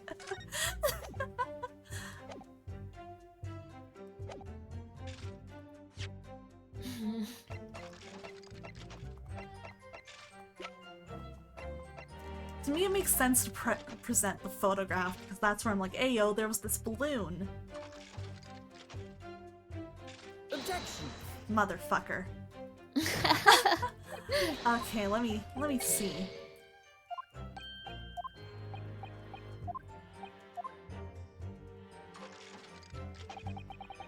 Let me know if you want any help. Well, let's just double check this is the line they want me to contradict, right? Yes. Okay, makes sense. Let me see.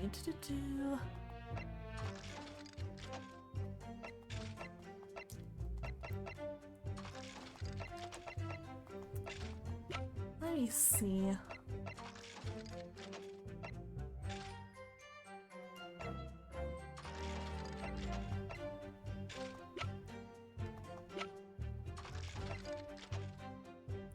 I don't think this has what I need, but I'm gonna double check. Lost cat. I need that lost cat. I know, what happened? Is it okay? I'm so worried.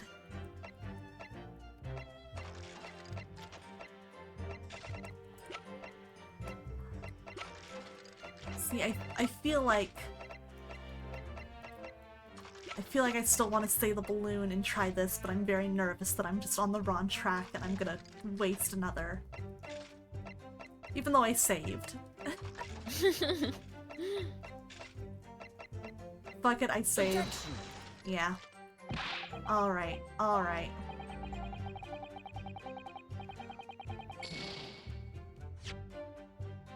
Shh, nobody look, nobody look, nobody look, nobody look. I'm looking away. I'm averting my gaze. Secrets. Hi, luck creature. I'm Secrets. looking up at my head. Hi, luck Yeah. creature. Okay. Okay, it's... Nobody think about why I have more health now.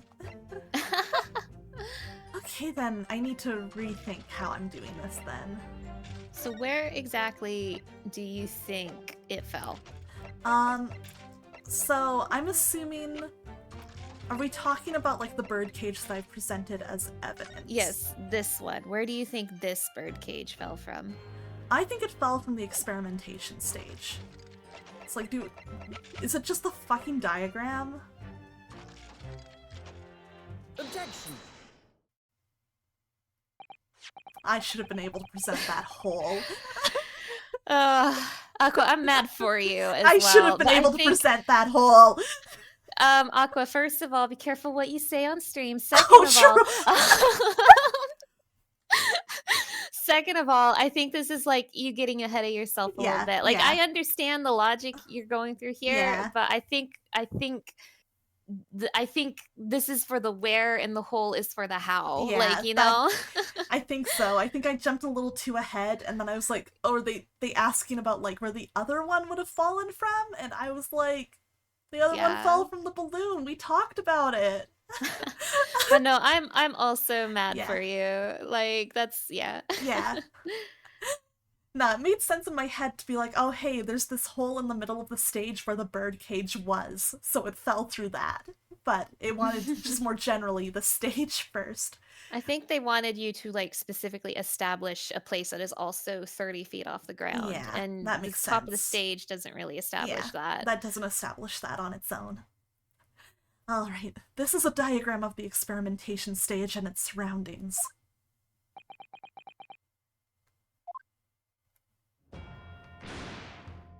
Wow. We know that somehow the birdcage appeared in mid-air before falling down into the crystal tower. A fall of about 30 feet, or 9 meters. However, if you examine the diagram carefully, you'll see that there is one other possible location from which the birdcage could have fallen. The same distance of the 30 feet. No. I just love this dumb, pained expression.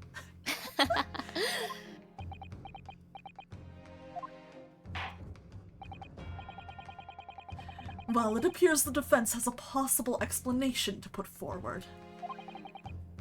Go ahead, counsel. Yes, my lord. Of course. You will indicate the place to which you are referring on the same diagram.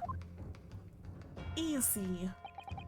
The alternative location from which the birdcage could possibly have fallen the requisite 30 feet. Check this out. Take that! The place I'm referring to is here. But that's where the birdcage would have been to begin with.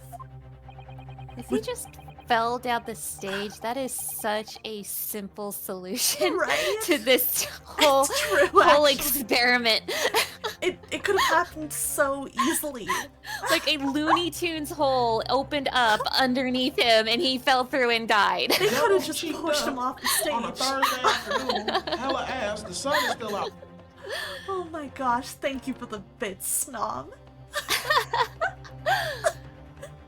Double cheeked up for Mr. Handsman. Unfortunately, his double cheeks could not have saved him from that fall. It's A true. moment of silence. Okay, that was a moment. Which is exactly the point, my lord. Yes, the birdcage was in the machine on the stage. But what we must also consider is the height of the stage itself. Go on, counsel. It turns out that the experimentation stage was built at a considerable height above ground level. Like, yeah! Thanks, Jarrell.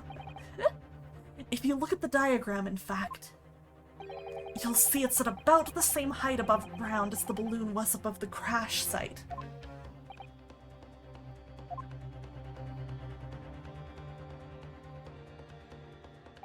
When the experiment got underway, the machine and the birdcage were engulfed in steam.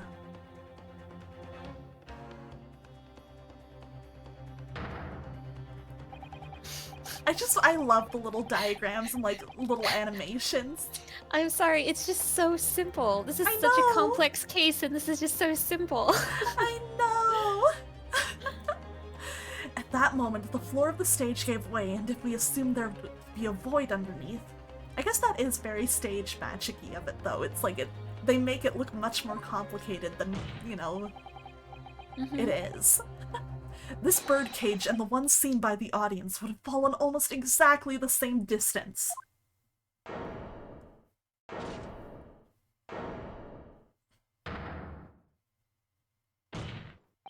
Once again, my lord, this all points to the fact that there was not one birdcage, but two. Objection!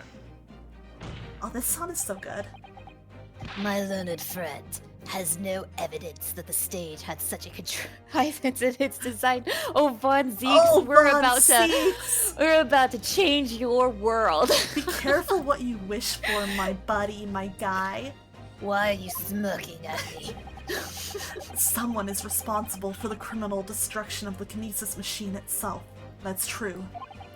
However, the stage still stands. And take a moment to look at the photographic print of the scene following yesterday's explosion. Oh, how nice. Ryunosuke's Wow, presenting it for us. I wanted to present it. It's okay, Ryunosuke. You can present it if you want to. I wanted to be excited that I figured the very obvious clue out. Good lord! The metal grill that formed the floor of the machine is undone! Yes, most likely blown open by the force of the explosion that destroyed the rest of the machine. The defense calls for the space below the stage to be investigated immediately. Wow, Ryunosuke, Wow. you're so smart. Wow. Wow. Mr. Drebber. It was you who built the kinesis machine, which means that it was you who built the two bird cages that were used to carry out this deception.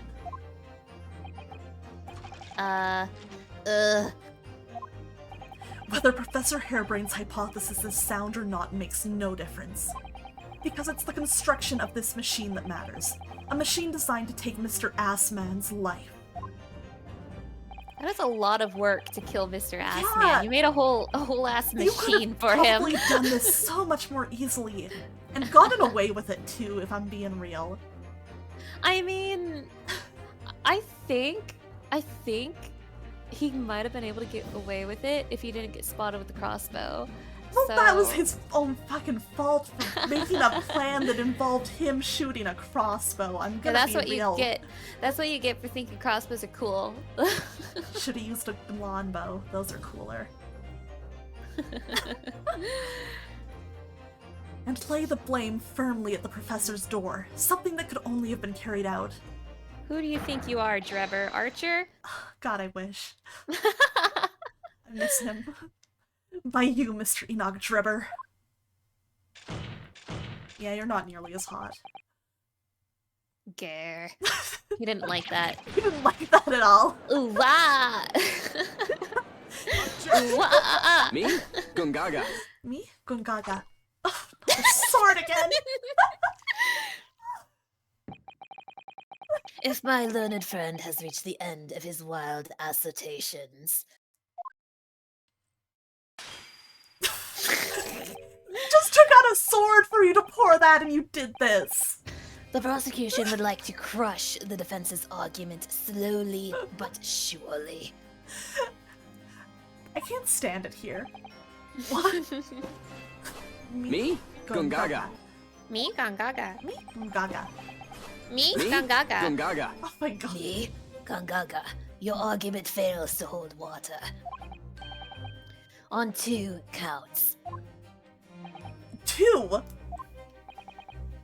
Firstly, before and after the experiment, this witness went nowhere near the kinesis machine. Every relevant member of staff from the exhibition has attested to that. And I believe members of Scotland Yard have also been on watch duty at every public experiment. In other words, Mr. Drebber had no opportunity to switch the alleged pair of bird cages. Objection. He has a point. The body, Yeah. despite it all, the body was found in the Crystal Tower. We do need some way to explain how it got there without anybody else noticing. I do not have that yet. I do not know how that could have happened yet. But I've already explained why he wouldn't have needed to. The nonsense with the crossbow, that doesn't bolster your case at all. Well, I thought it was a pretty cool theory. The man who disappeared from the stage and the man who crashed into the tower are one and the same. That I don't believe. The forensic investigation team's report is unequivocal on that point. Nah, it just says that the body that was in there when they examined it was the same one. But again, I need to figure out how it got moved in there. Ugh. And the second flaw in your assertion is a distinct lack of motive. Why would this man have wanted to take the victim's life? He had no reason to. Money! Money! Money's always a good one. Money, please! Money! And I don't know, maybe there's some kind of connection there we just haven't uncovered yet. I mean, he does have a point about the body, though. Yeah, I he don't does. actually think it was possible for Drebber to move the body. Yeah, so The place was swarming with police. yeah, that would have been extremely difficult, so... I need a way to establish, because, again, if it was impossible to move the body, then we have to assert that the one in the bird cage is the real body, or the one that fell from the balloon would be the real body. Because that would be the simplest way to actually get it there in, without being, noticed, I guess, for lack of a better term. But then we need to establish how, people clearly saw Assman, up on the stage and everything. And regardless, that bird cage in our court record did fall through the stage. Yeah. A bird cage fell through the A bird stage cage no fell matter through what. the stage no matter what. It's just, we have the pieces, we just need to connect them. Maybe we're missing some, but getting there. A motive? Do I have to think of everything myself? I have here a contract provided by the witness. What contract is this, Lord Von Zieks? The contract into which Mr. Drebber entered with the victim, Mr. Assman. It reads, Mr. Drebber is to receive 30% of all remunerations from government grants or other income. That would be a lot of money, huh? 30%. Certainly very favorable contractual conditions. But there is one very important provision bolted onto that clause. What provision?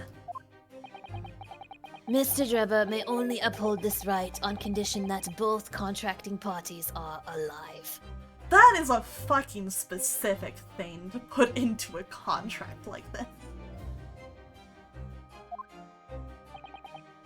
In other words, if either of us were to die, the contract would become null and void. That's so convenient.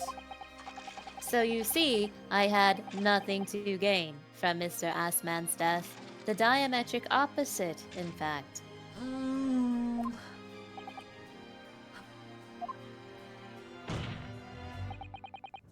Need I say more?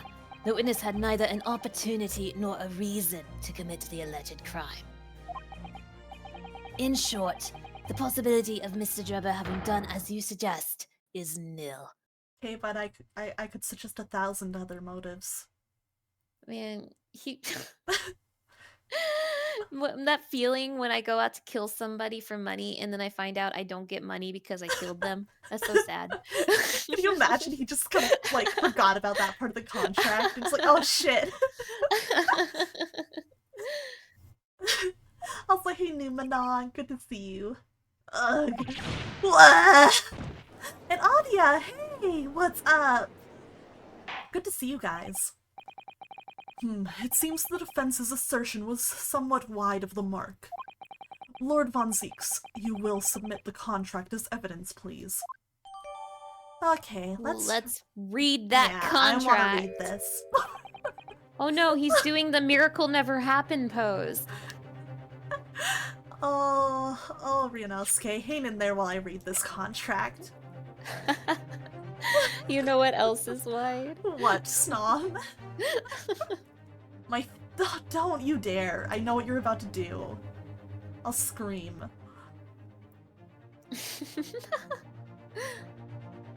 I'm screaming internally. He is doing the Shinji pose. Alright, the investor, Mr. Odi Assman, hereby enters into contract with the provider, Mr. Enoch Drebber, to fund labor and materials for the construction of a super high voltage instantaneous kinesis machine. Mr. Drebber is to receive 30% I of like all- your cut, G. Oh, God. Scared me. Scared me slapping my head. Oh, not the copium! Ragnak just coming in for the kill while he's at it. Mr. Drebber may only uphold this right on condition that both contracting parties are alive. I am losing it over how pretty Assman's signature is. Right? A little, like, flourish to And it. Drebber's over here with like a Disney-ass signature. What the hell? Here, I look at Drebber, and that is not a man who I expect to have a nice signature. He has a better signature than me. Damn. Assman Honestly, has to same, be though. so extra. He's gotta. He doesn't know any other way. Man, I take like some time off streaming because I'm sick, and I come back and chat says, "Oh, it's been too long since we bullied you. We have to go all in." Welcome back, Aqua! This is what being a streamer is really like, huh?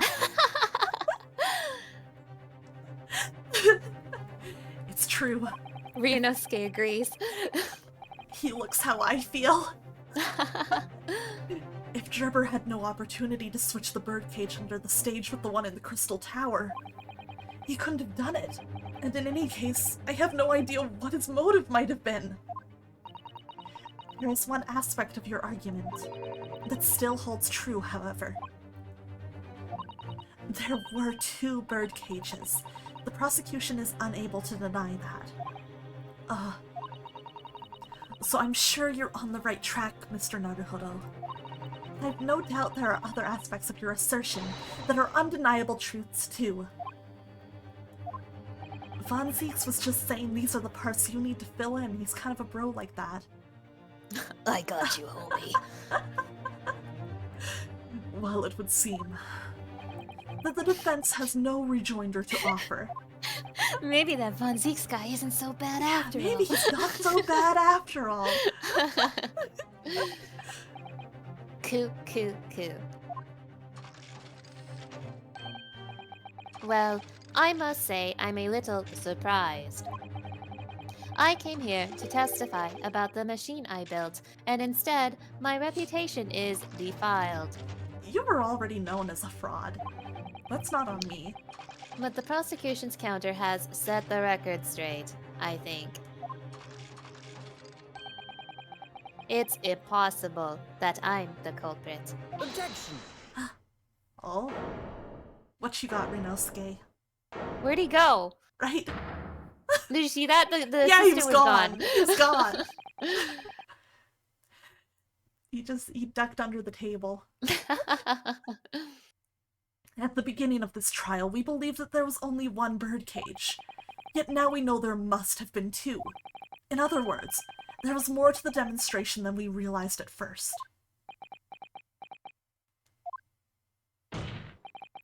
I think it's abundantly clear that the same applies to the culprit. Get to the point. Yeah, he's fucking gone. No, he's there. Oh wait, he is. Yeah, he blends into the background.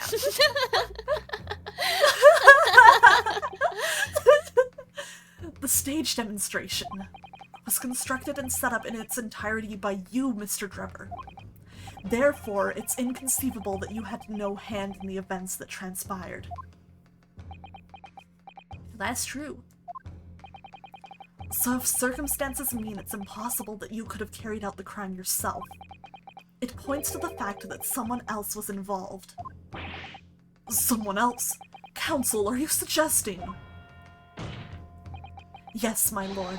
Mr. Drebber had an accomplice. Oh shit. Oh, shit.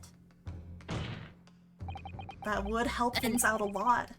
An accomplice now. Well then, I presume. Also, thank you for the thirsty, Lucian. You're prepared for what's to come. Now that you're accusing not only this witness, but someone else of the most serious of crimes. Bonzeeks, I'm desperate. Please make your assistant speak. No. Please, I'm on my hands and my fucking knees, crying and screaming and begging. No, he's only allowed to speak when he's been good, and he hasn't been good today. What? He hasn't? What has he done? That is not appropriate discussion for the courtroom. No.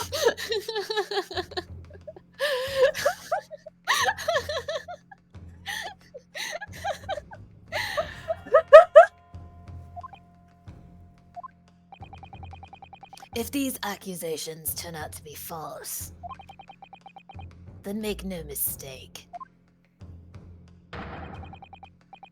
The prosecution will demand an equally serious punishment for your slander. What the?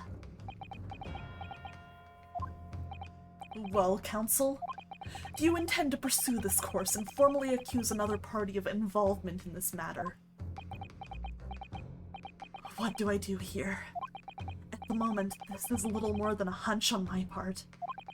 I don't know for sure if Drebber had an accomplice, or even if he really is the culprit here. One way or another, though, I have to make my position clear, as a lawyer. So what's my stance going to be? Did Drebber have an accomplice, or not? I have to name them? Do you have any ideas? Keep in mind that only the police had access to the crime scene.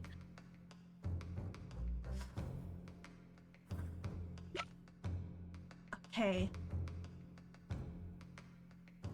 Well, then you would have to assume that it's somebody on the police, which only leaves us with a couple people. So there's Courtney, Gregson, or Gina. You don't technically count as police, I don't think. I keep forgetting this guy exists, to be honest. Right? Heart Vortex. Heart Vortex. God, both his names are hilarious. Heart Vortex and Male Strawnheart. The heart of the storm.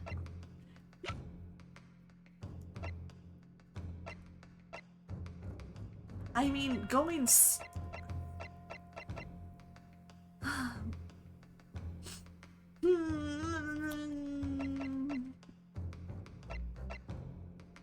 It's like, I'm like, clearly we do have to pursue this. We do have to name an accomplice. Yeah, remember everything we know about the case so far. Not only were the police the only people who had access to the crime scene, but only one group of people was even allowed to investigate the experiment. Do you remember? Yes, you're so right. Man, okay. The defense is ready to name Mr. Drebber's accomplice. Also, sorry if I'm saying too much. No, it's all good, because that's what I was going along with anyways. And, like, I was like, okay, yes, that, like, just confirmed my memory. Somehow the two bird cages must have been switched. Everything points to that. Yet according to the coroner's report, that's not a possibility. But that inconsistency itself is a clue. Counsel. My lord? You have received a stark warning already. If you are nevertheless determined, that I must now ask you to identify this alleged accomplice by name. The timing on that! How'd you do that? Thanks for the bits. How'd you manage to get that exactly on the judge's gavel? That was crazy. Welcome to the chat, by the way. Hope you're enjoying your night. So, your answer, please. Who do you claim to have been Mr. Drubber's accomplice? I mean, it would have to be Courtney, right? Everything makes so much more sense if you think about the coroner being in on it. That's the thing. Is like, if she's in on it, you can establish whatever the fuck you want. Yeah. Yeah. And, like, also obscure whatever you want. And also, let's be real, of like the characters that were on the police force, like most of them are recurring major characters, and we just met Courtney. Way it's Gregson or Gina. So I was like, well, even just on vibes alone, it's Courtney. That's right, it was me, Odo. I would cry if Gina was in on it. Gina already got to be an accomplice. She gets a break. Let her live. The name of the person in question is... What's wrong, my Nipponese friend? Surely fear doesn't bind your tongue now. It's a little late for that. Of course I'm afraid. Yeah, this is a big thing to accuse her of. After all, naming her in this capacity is definitely going to make waves. A lot of waves. Yeah, even if you're right, this is a lot. Could very well turn every single person in this courtroom against me. Also, to be honest, this is quite a jump to make. It is. It is. That's part of why I was like, I have to name the accomplice now? Yeah, they're really just jumping straight to this. Meanwhile, it's like, oh no, you have to establish the stage first. And then it's like, no, you're naming the accomplice now. Yeah. It's really funny how it picks and chooses which ones it wants you to do that on. Because sometimes it's like, okay, I have to walk through every step with the case to make sure that everybody's following along. And then sometimes it's like, okay, jump right ahead. Thank you for the clip, Riser. I don't know. I don't know personally if I think the game gave us enough to like accuse Courtney at this point. But we're definitely supposed to. It's just It makes sense, and especially you're not supposed to like, oh, thank you for the follow as well. Like clearly you can't back down here because like then you have no case. This is kind of needed for you to follow through. I just thought we'd like go about establishing that an accomplice existed. Like, if you really think about it, it makes sense that if there is an accomplice, it would be Courtney, if you, like, think about it. But at the same time, it's like, wait, an accomplice? Yeah. Alright, have a good night, Riser. But yeah, have a good night, bye! It definitely makes a lot of sense when you think about it. But it's like, you know, I wasn't going right to this on my own. Yeah. Well, the Rianowski's taking the steering wheel now. You're just here for the ride. It's true, it's true. Also, hi, Ringo! Thank you for the thirsty and the posture check and the stretch. Hope you're having a good night. But, you know what Susato says? It's all gonna be okay, and I trust her. So, I'm sure it will be alright, Mr. Naruhodo. Thank you, Miss Susato. The enemy always appears larger than life, but you'll appear exactly the same to the enemy. Alright then, here goes. You've kept us waiting long enough. Your answer, Counsel, now. I'm doing good, Ringo. We're having fun with some Ace Attorney, and we're about to accuse somebody very important of being an accomplice to murder, so this is gonna be fun. We're about to accuse someone very hot. Yeah, someone super hot. The person who colluded with Mr. Drubber in order to carry out this wicked crime is Scotland Yard's coroner, Dr. Courtney Scythe. What the blazes are you talking about? Dr. Scythe? The head of the forensic investigation team, and the coroner who conducted the autopsy on the victim. Yeah, that's a lot to accuse someone of. We know there were 2 bird cages, so who could have carried out the switch to complete the illusion? The accident happened in front of a huge crowd of spectators, and the area was immediately sealed off. Then everyone, police officers included, were banished to make way for the forensic investigation team. Yeah, for the longest time, she and her team were the only ones with access. When else could the switch have occurred? It can only have been in that team's presence. It's essential that the court determines exactly what happened following the incident. The defense demands that Dr. Scythe be summoned to the witness stand at once to testify. Please, she's very hot. Please, please, I want to see her. You've got a nerve, lad. Standing up there, dragging the yard's name through the mud. I didn't mean to. I know the woman very well. There's no better dead room worker out there. How dare you call her a criminal? My learned friend's imagination appears to be wilder than the East End at night.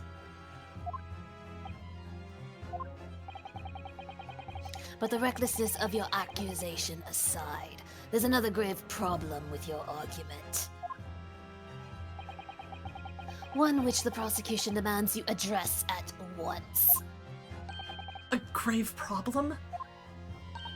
Oh my word. Who do you claim acted as the victim's doppelganger? What? Certainly if the birdcage containing the body of the victim was exchanged for another. That cage must also have contained a body. I kind of feel like we should have established this before going Yeah, on to like the same. accomplice talk. I feel like this was kind of on the track that I expected us to be going along, and then we swerved with the accomplice thing and jumped ahead with it, which is part of why I've been like thrown off. Yeah. And yet, no missing persons or accidental deaths of anyone even remotely resembling the victim have been reported. You know what was reported missing though? A wax fucking statue. Which means there was no one, dead or alive, who could have fulfilled the role of a body double for Mr. Assman. Well, maybe not dead and alive, but what Yeah. about waxed? What about wax? Actually... that's true. If my argument is that there were 2 bird cages, then there must have also been one person inside each. But I don't know if I've got an answer to this yet. Have I? No, we have. I feel more confident in the body double than I same. do an accomplice. Yeah, I'm very confident in this one, actually. I can present some evidence. This one, I'm like, oh, this is easy. I've been thinking about this for a while, bro. Very well. The defense will address my learned friend's concerns. Oh shit, he called him it back. That's crazy. What the hell did you just say to me? You know? Learned friend. We're friends? You always call me friend. I didn't know we were. Actually. Of course we are.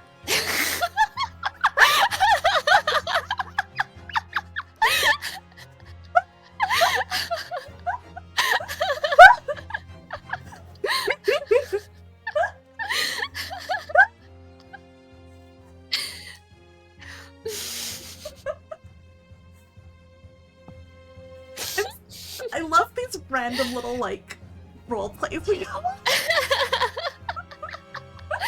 Yeah, me too, me too. We're inserting a little extra drama into this card. It's nice. By presenting evidence that reveals the true nature of Mr. Assman's body double. Good gracious, evidence! I do hope this isn't filibustering, counsel. The court is expecting a name. If you think you have relevant evidence, present it now, my friend. My bestie. Oh, anything for you, bestie.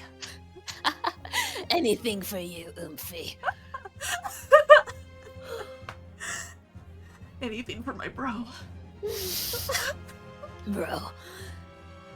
Bro. The body double and the birdcage were hiding inside the balloon that was floating above the stage. which means that any witnesses would have only seen them from 60 feet away. Something about you reminds me of my brother. It's like we're brothers from another mother. What, do you have a dead brother? or something? That is a fucking joke. Though, who was it that appeared out of that explosion some 18 meters above the spectators? Aha! The body double inside the second bird cage was... Take that! We know that the victim, Mr. Assman, was in the birdcage that was situated inside the kinesis machine on stage. And therefore, he couldn't have been inside the second birdcage. Instead, that contained something else.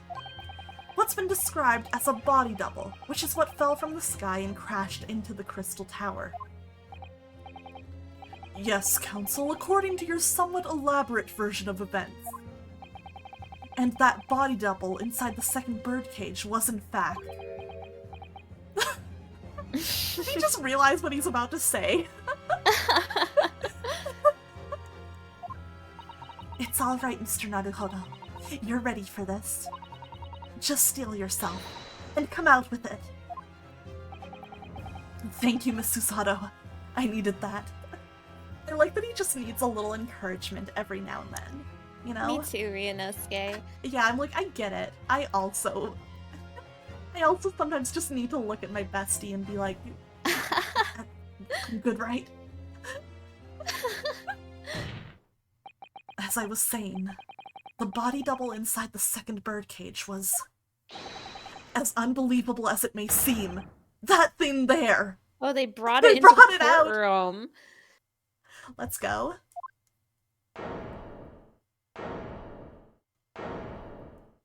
Why did they have this ready? Right? It's the professor. Objection! Isn't that the man who killed my brother? Oh, Jesus Christ. Yeah, I'm sorry, but I need to like dig up all your Bro. trauma in the court. Bro, not cool, bro. Oh, I'm sorry, I had no choice. And it's because I wanted to get to know you more, bro. Bro, not like this. Yeah, but this is actually kind of fucked up. Like, we are knowingly doing this to him. Thanks for the You get thirsty. pleasure out of this or something. Maybe a little. Just a bit.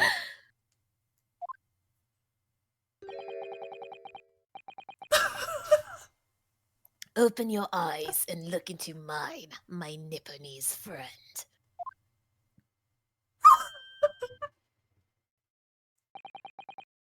Now tell me,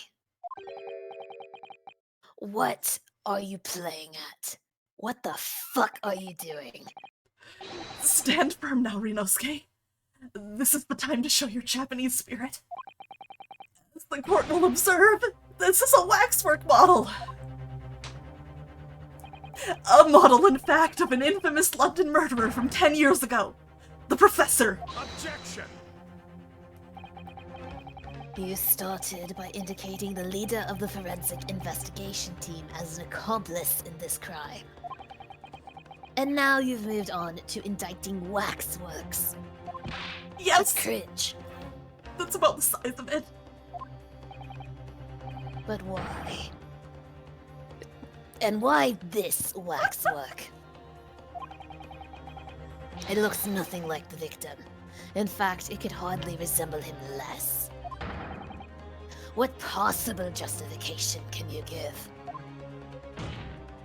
If you want to know why, ask Mr. Drebber. What? Just days before Professor Harebrain performed his public demonstration, Mr. Drebber abducted this model from Madame Two Spells. Did you say abducted? And 2 days after the incident at the Great Exhibition. I just remembered they said that they would having a case on Drebber about the stolen waxwork at the beginning of this trial. So I suppose they had the waxwork on hand for Yeah, that. I guess they've been investigating that. They were gonna pull him into another courtroom after that. He returned it to the museum. Then the timing. Is this true, Mr. Drebber? At first, I couldn't see why Mr. Drebber would have stolen the waxwork and then given it back again. But now the reason is clear. He took it so that he could put it inside the second birdcage, as a body double for Mr. Assman. Gah. Objection! Are you hearing this, ladies and gentlemen of the jury? Are you hearing the defense's astonishing proposal? That the witness fabricated this vast machine with the intention of deceiving some wretched scientist. That he did so in collusion with the country's finest coroner, on a public stage in front of a vast audience. Yeah? And that, to effect the deception, he used a waxwork model that in no way resembles the victim. Listen, I know how it sounds, but... It sounds delulu. No, Are we it's so really true, to believe Lulu. this far-fetched tale? What do you decide? Bestie, it's so true, Lulu. You've lost me, bestie. No, Bestie. Wait! Yes, if you put it like that, of course it sounds implausible. I You're hate when he says exactly what I was saying. You're my ex-oomphy now. I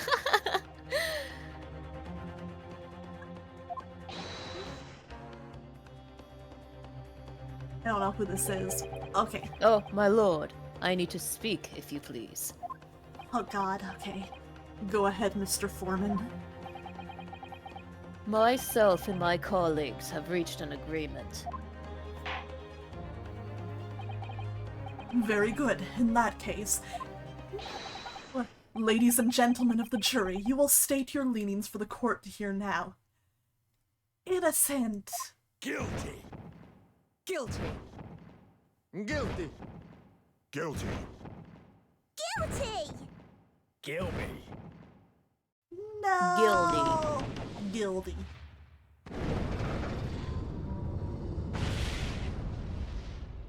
Why does it always gotta be so dramatic? I wish courtrooms were actually this I know, dramatic. same. You like the corn kid? Me too.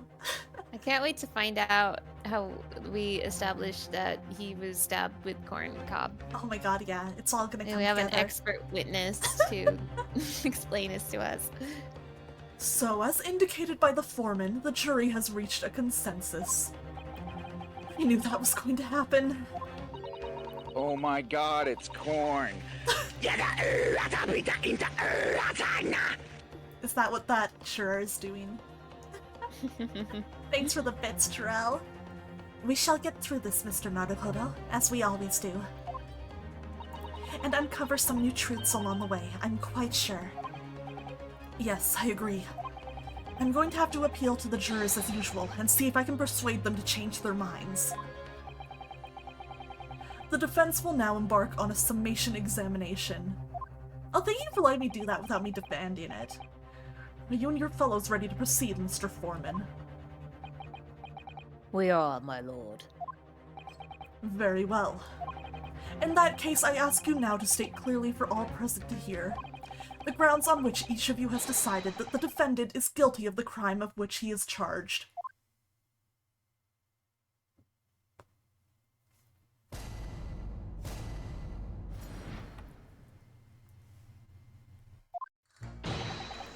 I've known that woman for years. She'd never been an accomplice to anything.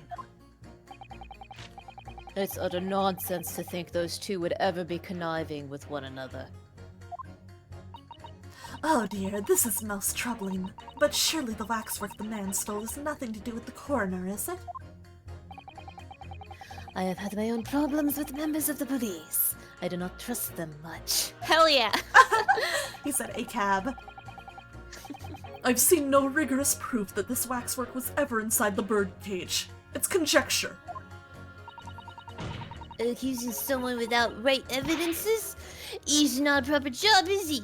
I won't have it.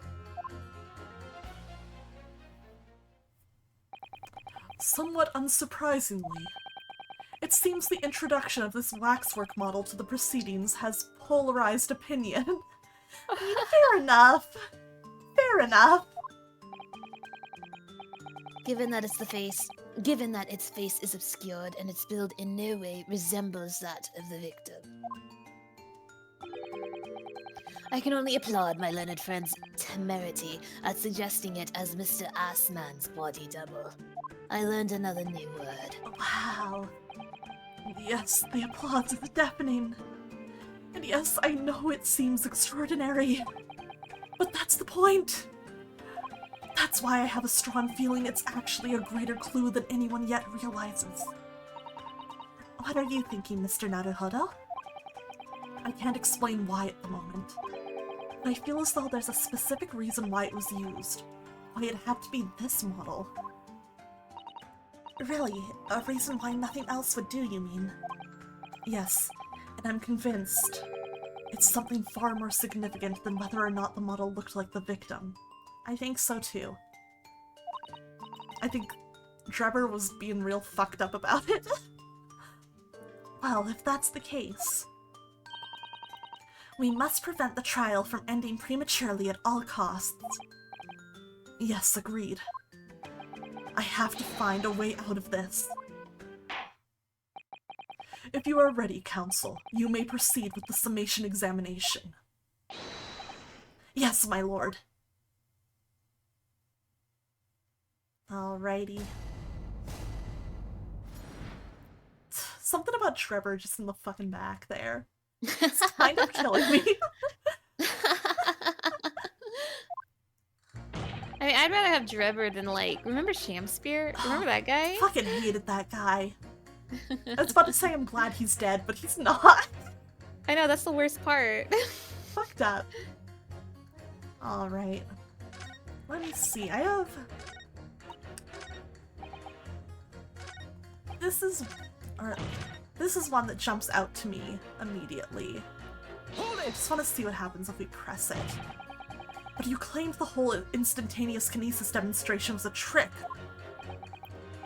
That I did, but there's more than one way to pull a rabbit out of a hat, isn't there? Sorry? I grant you, given that this cage appeared from amidst an explosion, there'd be no need to use a real person. But if a waxwork had been used, the culprit could at least have had the decency to make it look like the victim. I'm not sure exactly how much criminals are governed by decency. The point is, if you're going to make a claim about the waxwork being inside the birdcage, you need to give us evidence. Without that, it's just not science. I mean, does the waxwork really have to resemble the victim if Like, it's if only it's going that to be high up- seen in the air for like a moment? In the air, inside of a cage. Yeah. It I would don't be think a it would be that- illicit thing. And it wouldn't be that hard to like dress him up in like Yeah. a top hat and Just stuff. put him in a nice suit, and honestly, I really doubt anybody would actually notice. And you couldn't make him as handsome, but that's okay. No one could ever be as Yeah, handsome. that's true. Suppose we should expect nothing less than a logical argument from a fellow of the Royal Society. That perhaps means his mind could be changed if we manage to present suitable evidence. Evidence that the Professor Waxwork was inside that birdcage. Can I produce that or not? I have evidence. Actually, I have something I'd like you to see, sir. Oh? I must warn you that I firmly believe it's only wise to trust men in white coats. You're not wearing a white coat. Yeah. So given your jet black outfit, I don't mind admitting to a sense of trepidation here. You're wearing a jet black outfit. Yeah! So you don't trust anyone in black? Looking in the mirror must be very trying. Also, you're not wearing a black outfit. Yeah, I Ryunosuke. put you in your extra outfit!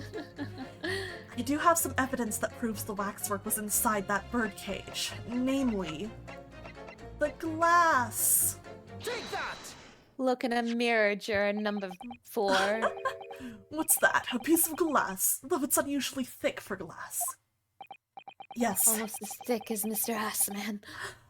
I still remember the clap of his cheeks. I miss him so much.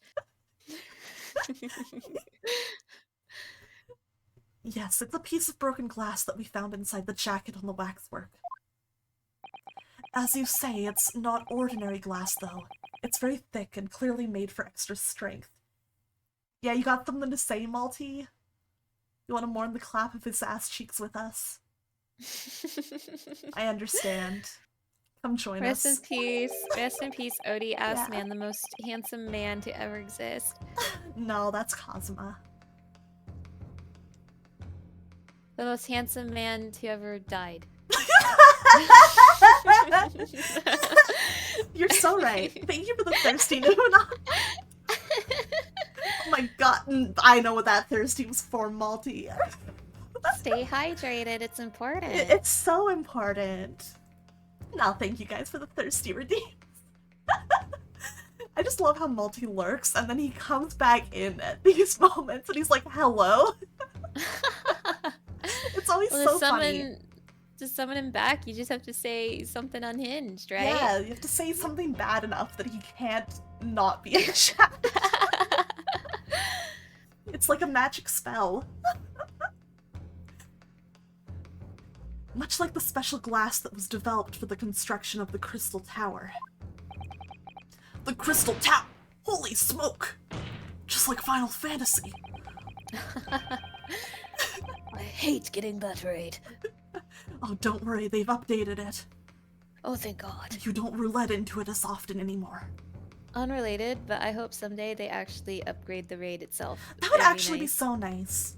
Yeah. I know, this is kind of like one that might be hard to work in because they made it an important part of the story that he doesn't.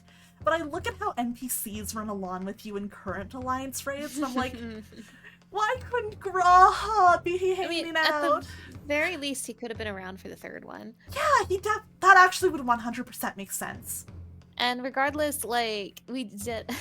This is unrelated, I'm so sorry. We don't even do any of the mechanics in the second one. We don't! We don't! Yeah, I'm like, yeah, those raids would be more fun to do if you actually had to do stuff in them. Anyways, though. Your sus radar just pings. It's probably going off, constantly around me, huh? Exactly. The centerpiece of the Great Exhibition, where the very incident we're talking about took place. On the day in question, the birdcage fell from above and smashed through a window of that special glass. From whence this small piece originated, is that it? Precisely. So, what do you say? Now that clear evidence in support of the assertion has been placed before you. Well, as I said, I only trust men in white coats as a rule. However, when the reasoning is sound, it's fair to say color shouldn't come into it. Wow. In light of what you've shown me here, yes, I feel obliged to change my opinion on the matter. I keep changing this man's voice. It's okay, he doesn't matter. He doesn't even have a name. Oh, true, he's just juror number 4. The pains are killing your brain, just turn it off. Be normal. And accept everything. Also, hi Perez, thank you for the stretch. In that case, juror number 4, you will amend your statement now, please. See, the presence of that piece of glass leaves me in little doubt that the waxwork was indeed inside that bird cage. Okay, so I'm kind of... Let's see. Oops, I did not realize she was the end of it. Yeah, because we started with the last guy. I know it seems a little far-fetched to think that the waxwork model of the professor was in that birdcage, but on the other hand, it explains a lot. If there really is a reason why that particular waxwork had to be using Mr. Asman's double, we must do everything we can to make the jurors understand it. The truth is, I'm sure that's the key to this, but it's the most puzzling part of it too. In that case, you should see what additional information you can glean whilst trying to change the jurors' minds. If you can read a book whilst eating a rice cracker, Mr. Naruhodo, I'm sure you can do this. Thanks? Right. Yes. That actually encouraged him. Oh, Rinosuke. Hold it! The order of things seems to have changed around here for some reason. I'm a copper, lad. It's a copper's discretion to bend the rules sometimes when needs must. What's wrong with that? Where do I start? I've been working at the yard for 40-odd years. That's even more than I thought. We've only had a Metropolitan Police Service in town for 70 years, you know? Of course, times have changed. The public didn't trust coppers back when I started. It was rough. We had to fight crime, and we had to fight to win the public's trust as well. And when we did you? Forensic science was in its infancy too, even more than it is now, and she spearheaded the revolution. Dr. Scythe, you mean? That's right, about 10 years ago now it was, when I was still a youngish Bobby on the beat. That's when she started making a name for herself as a top-class coroner. And now look at her, head of the forensic investigation team, and a woman no less. Well, you won't hear me complain. It's what we all dreamt of back then, I tell you. Could you tell me without holding that gun in the air? We're all about to uphold justice, lad. Full of vim, we were, full of vim. Aqua, have you heard about the trial that was happening this week for that shooting that happened on the movie set with like Alec Oh my Baldwin? god, yeah. There was a clip that was going around for the defense's expert witness about firearm safety, and like the expert witness just points the gun at the judge. And yeah, well, I did not hear that part. The defendant was found guilty, by the way. It wasn't Alec Baldwin, it was the armorer who was on trial. I see, It was like gross negligence, and I mean, that checks out to me. yeah, but like it was gross negligence, and her expert witness points the gun at the judge. Like, oh my god. Oh, scary. Like, even to make a point, I think that's a little too risky. Jesus Christ. That's coming across loud and clear.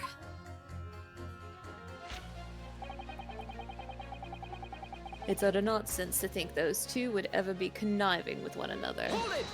I suppose we don't actually read the green text, but I did anyway. Yeah. We're only just starting to understand this case. What are you reading there, sir? I hope he's reading about the lost cat. My character gimmick is reading newspapers, you see. The man behind those murders on Solar Pond Street was caught in 2 days flat. That's real policing for you. That's really not relevant to this case, is it? Says Mr. Waxwork. You're wrong there. Because it was Dr. Scythe in charge of examining the bodies. And it was evidence arising from her work that led to the arrest of the scoundrel responsible. Oh. That's right. Oh. That woman is at the forefront of this country's fight against crime. The idea that she's somehow involved in this murky business is a load of tosh. I thought it was up to me to press the jurors, not the other way around. My man is always struggling out here. Hold it! Why would you assume that? Well, it's quite simply because that unsettling swindler has no relationship with the woman, does he? True, as it stands, we don't know of any connection. Oh gosh, but it would be delightfully romantic if they were to somehow have a mutual interest in the Waxwork. Oh, is she Delulu, like us? Oh, I was about to say, like, oh, I kind of get her, actually. Oh, she's normal, like yeah, us. She's just like us. Romantic? I like how the little mouse is, like, bowing when he's in that pose. Me too, it's cute. A woman of society such as myself views everything in terms of relationships, you know? Same. Yeah. Well, you learn something new every day, even if you don't want to. I feel like that's the energy of this stream. Yeah. it's just chat reacting to us. One might wonder about a possible relationship between the defendant and this coroner woman. Or perhaps between the defendant and the handsome prosecutor just there. Oh, she said it! Oh, she said it! She said it! Oh, she said it! She acknowledged it! Holy shit! This woman Takumi confirmed. may be more astute than I've been giving her credit for. He agrees! If that's the woman's stance, then perhaps demonstrating some connection between the waxwork and Dr. Scythe would be enough. Yes, I agree. As soon as we have even a whiff of a connection, she'll be the first to know. Okay. Oh my god. I love her, actually. I just Yeah, realized actually, she it. might be the best. Oh my god, she might be Pog. Yeah, She gets me. yeah, she gets it. Oh, What? wait until she finds out about what's going on between Ryunosuke and the masked man over Oh there. my gosh, she's gonna go nuts! Oh, I hope she gets to see. She will eat that up. What sort of problems? Let's just say we have run into each other on numerous occasions while I've been performing on the street. Right, I see. Obviously, artists such as myself cannot appear on stage as we work in close proximity to our audiences. So we perform our great magic in parks, on street corners, and the like. But the police use any excuse to make our lives difficult. Uh-oh. Yeah, this is still a masked man case. Put the gun down! Oh, Jesus Christ! This is that expert witness in the trial. Oh my god, this is so scary. Excuse me. Excuse me. Do you have something to say in response to that, Mr. Ottermole? Who are you calling a mass murderer? Sorry, my mistake. I got confused because I heard you look like him. Herlock said he looked like him, though. Oh my god. This is about as long as an actual court case. Oh, we still have plenty to get through. We started Yeah. at like part 4. Like Uh-huh. we're 4 parts in, so Yeah, Ace Attorney is layered. I love it. I don't look anything like the man. You want to be locked up, Sonny. Thanks, Mr. Sholmes. Perhaps we could move on. I was really wondering if you had something you wanted to add in response to what juror number 3 just said. Please, down. stop. And clearly you do. If you're gonna shoot anybody, at least make it Von Zeeks. Oh, that'd be so funny. He like accidentally fires around and you see in slow motion the bullet is like slowly making its way towards like Von Zeek's chest, but then like the masked man like shows up and like cuts the bullet in two. Oh wait, no, that'd be sexy. I like how you immediately assumed I was gonna make him self-sacrifice. I don't think anybody would self-sacrifice for Von Zeeks. Are you kidding me? You're right. How silly of me. Fuck, okay. I need to calm down. Okay. Back in my day, back in the good old days, it wasn't like this. What was it like, sir? We worked our fingers to the bone to earn the public's trust, we did. And by Jove, we earned it. People respected us back then. Respected you. Humph.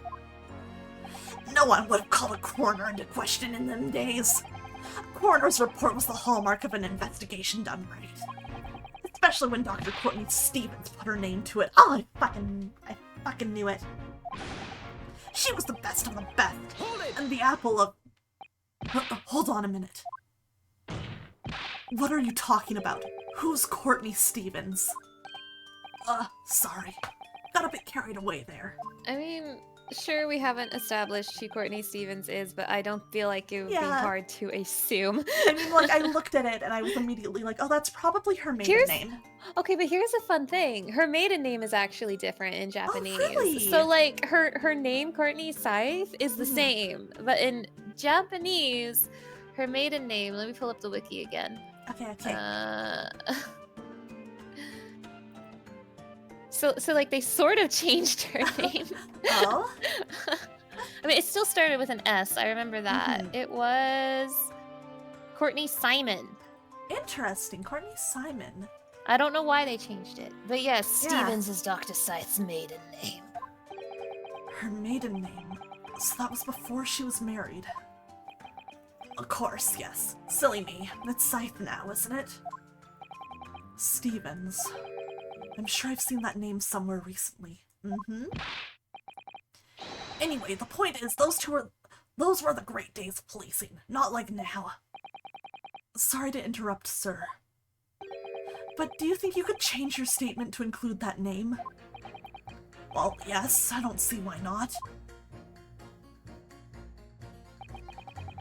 Okay, Courtney Stevens back when we knew her, of course. Legendary coroner even then. Hold it! She was legendary, was she? What did you say? That woman is still the best coroner in the land! Half the forensic investigation team! I think this means she was the coroner for the... Yeah, she was, the professor. Yeah. Yeah. Legendary was your description, sir, not mine. Rubbish, that word never passed my lips. I'd never describe anybody that way, ever! Not if they were still in the game.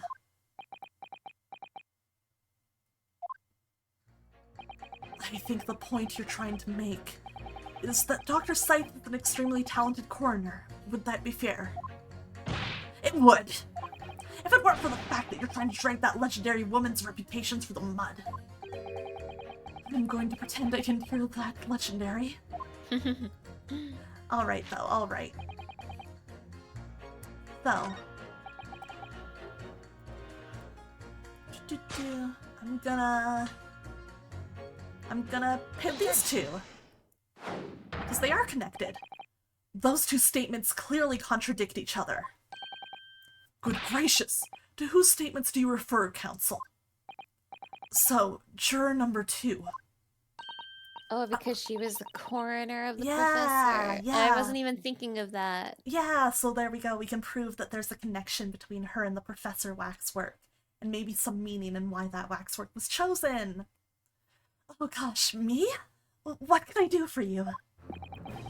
I presume that you heard what juror number 6 said in his statement.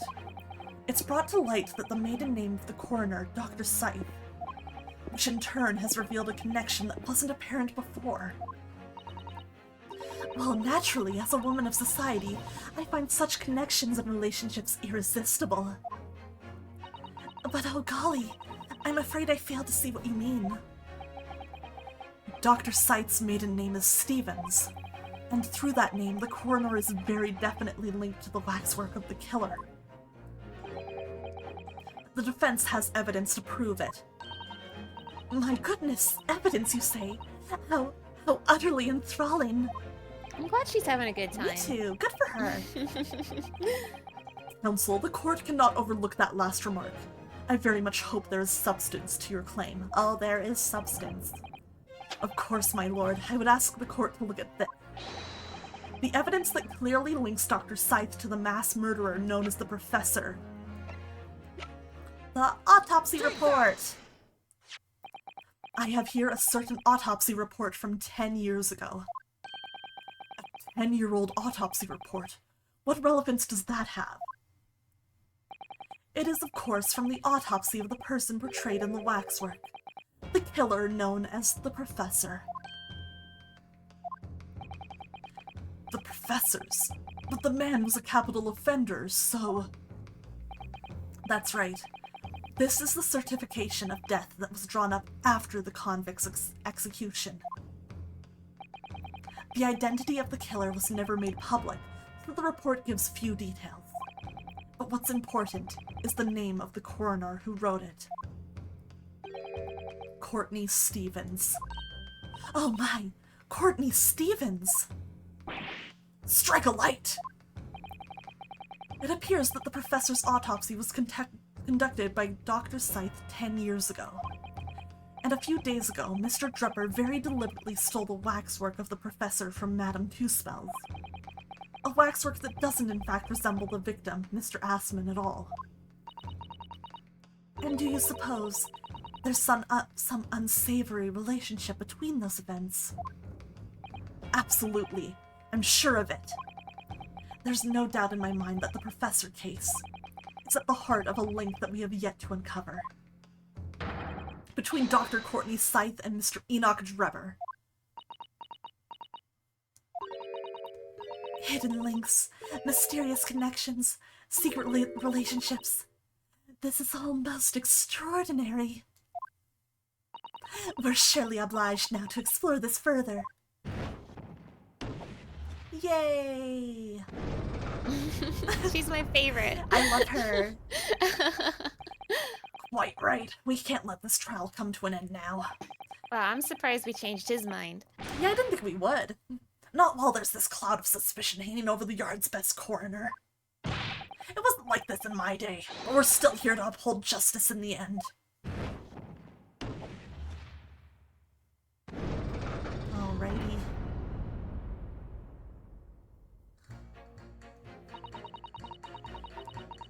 Alright. The professor, that's what links that frightful swindler and the coroner. Okay. So, we changed his statement. I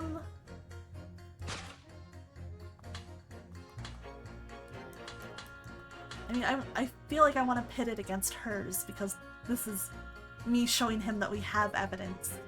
And him agreeing that it's evidence versus her being like, oh, you don't have evidence. Objection.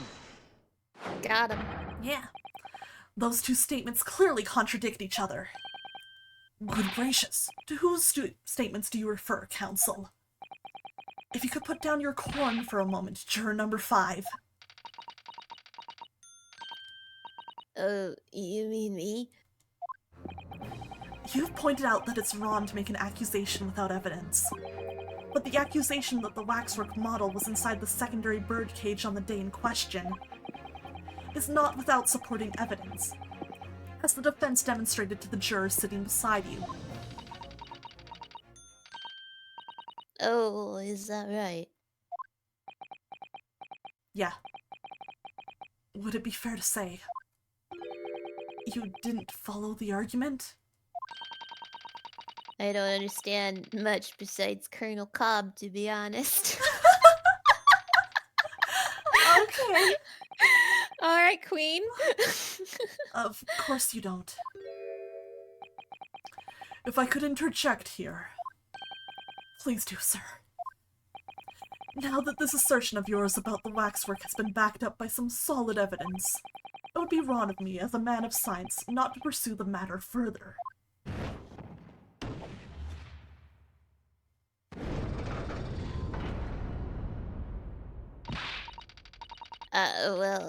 Me too then.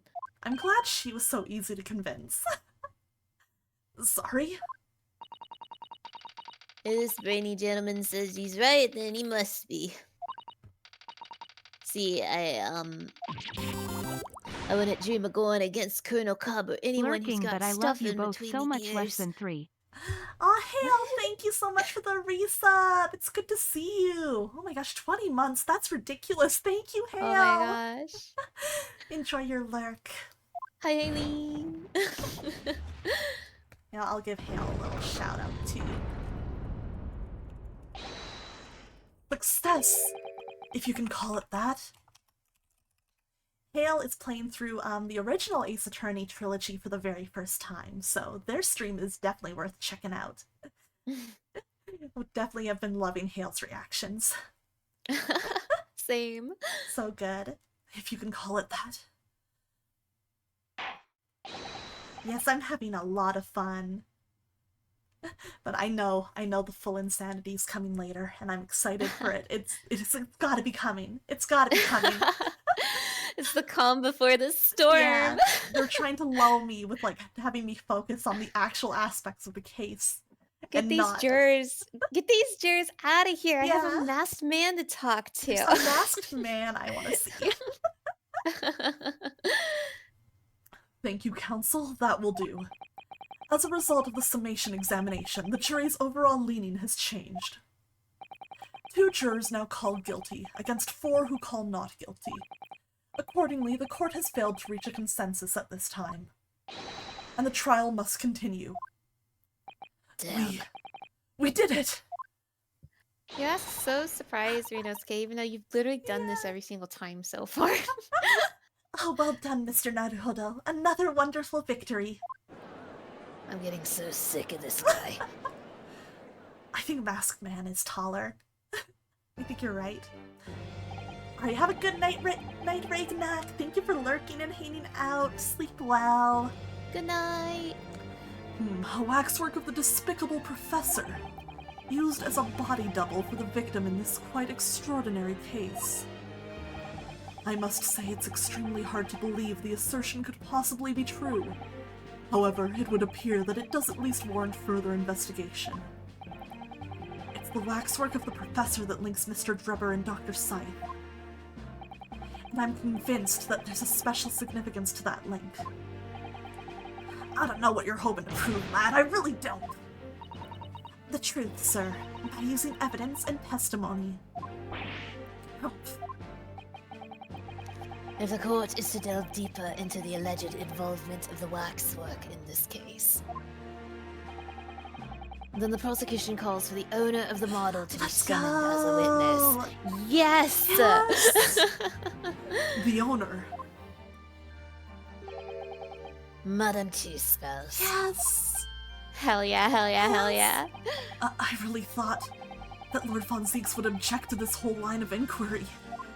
Maybe that Von Zieks guy isn't so bad after all. Very well, I concur. Make arrangements for...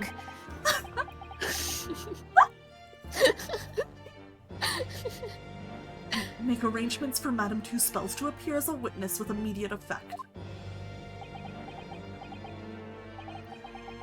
Listen carefully, my learned friend.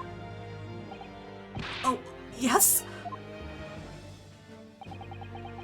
You should know that you're on the brink of opening Pandora's box. Neat.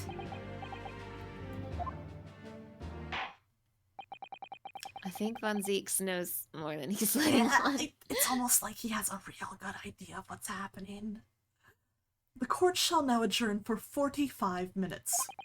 During that time, the prosecution will summon the new witness and prepare her for taking the stand. Madame Two-Spells, yes. I shall see to it at once, my lord. I am so excited for her. Me too, I can't wait. I love her.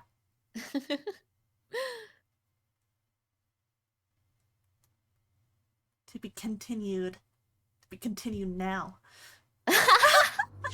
I was just about to be like, how you feeling, Aqua? But you good. answered it for me. Like, at most, I think I want, like, a 5-minute break to refill my water and run to, the washroom.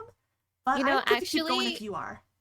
This is actually a good opportunity to take like a quick 5-minute break. Okay, yeah. So Let's I would definitely also do that like then. to like get more water and Sure. stuff. I will transition us to the BRB screen, and we will be back in a few minutes with the next part of the case. All right. See you later, everybody.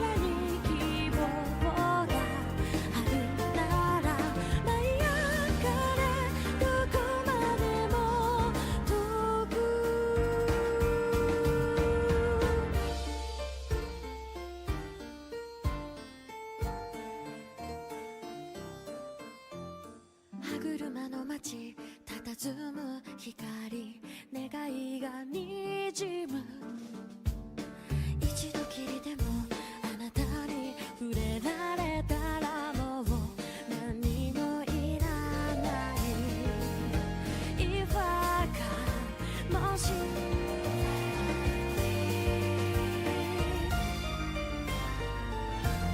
許されるのなら命に宿る無数の夢たとえ全て現実でも歪んだのに蝕まれた孤独の果てで許せない切なさも消えない痛みも眼差しで抱きしめてそっと永遠に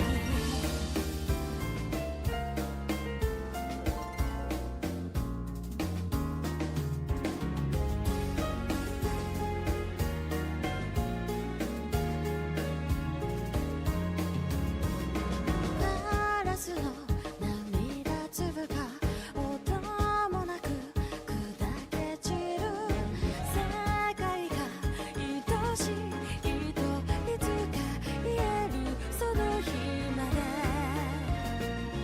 どうか定めの糸が強く弱く引き合うたび光って近くて遠い想いはまた空へと浮かぶさまよってる感情に答えがなくても信じたいいつの日かきっと舞い上がれどこまでも遠く高く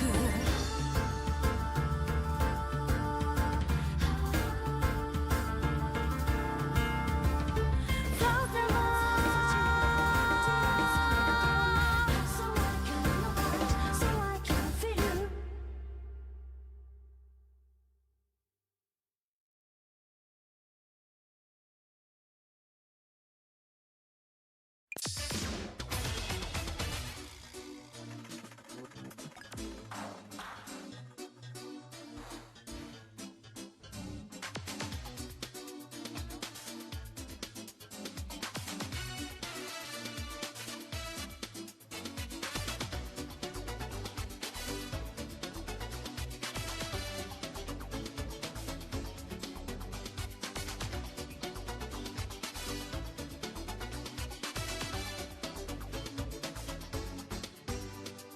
あなたの名前呼んだらそこで突然目が覚めそうこんなにうまくいきこないまた偶然会えるなんて人混みの中私と同じ顔にした子だけ見てるきっと誰かを探してるんだ恋の相手かな目が合った瞬間でもそれは私で嘘よ嘘あなたかけてくるときめきの導火線が体中を走ってくバラバラにならないようにしっかりしなくちゃ私で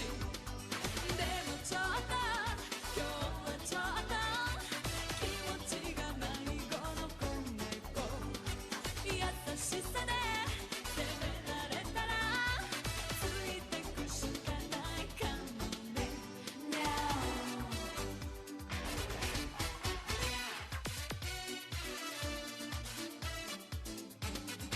いくらなんでも見過ぎてるよねあなたのその話は私がゆうべ夢の途中で言われたセリフに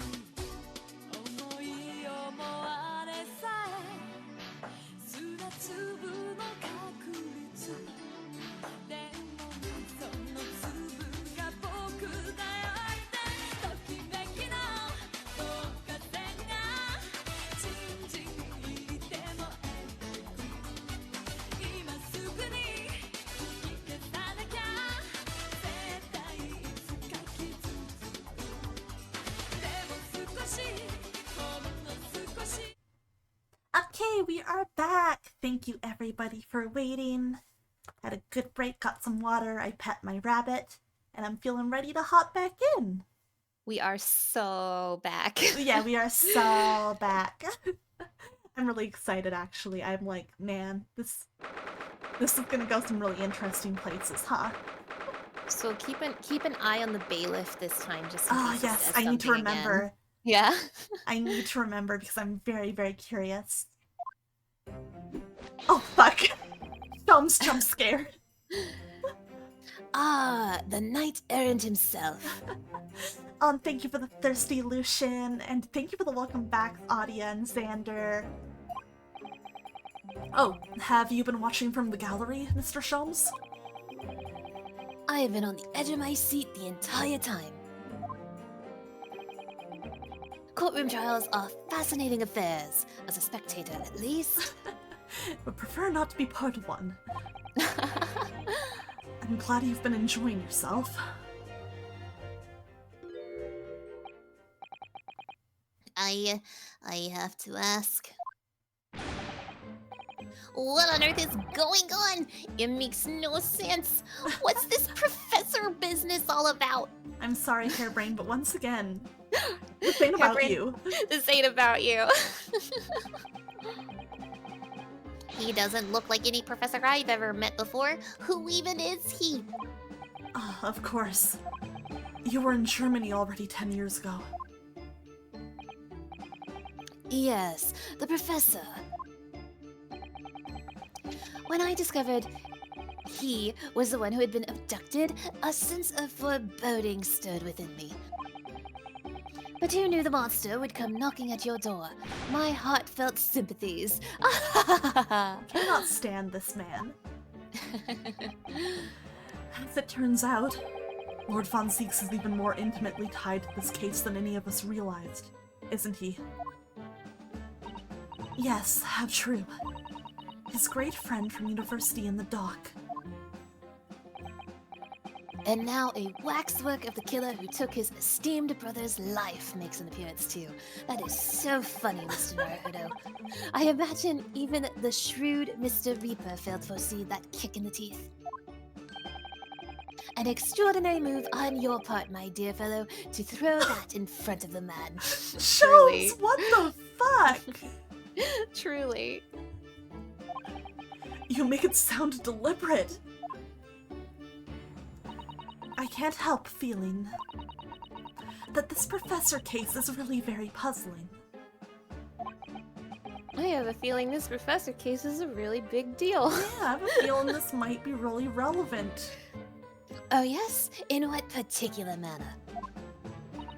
Well, there's Mr. Trevor, Dr. Scythe, and Lord Von Zieks. It seems that everybody in the trial has a link to the case somehow. Except me. Yes, in fact, I alone am not a member of the set.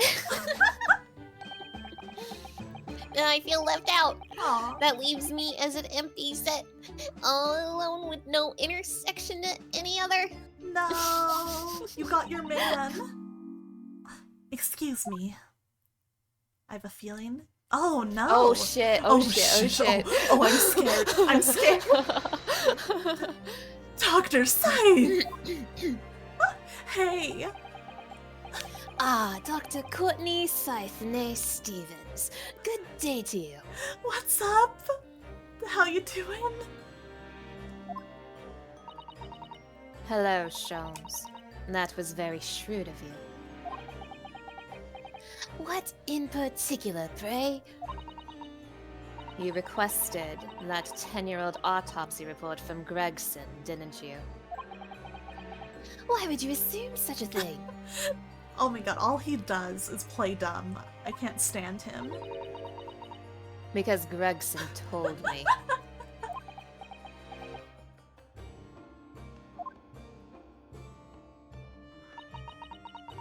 To think it's been 10 years. 10 years in the laboratory, wielding my scalpel. I smell of nothing but corpses and disinfectant. A policeman on the jury had a lot to say about you as it happens, Dr. Scythe. And I've accused you of being complicit in what happened. I'm hoping that you'll take the stand and tell the truth about what really happened. That certainly won't be possible. Oh? Lord Von Zeeks won't be summoning me as a witness. Oh, I was so sure we'd get her as one. Lord Strongheart has forbidden it. Lord Strongheart? The Pandora's box you were warned about is the Professor case. But please don't make the mistake of thinking you'll get any information about it out of me. Oh. But attempting to hide from the truth. That's cowardice. I've always fought crime in the way that I see fit. I have no regrets. None at all. And that's all I came here to say. So, good day to you.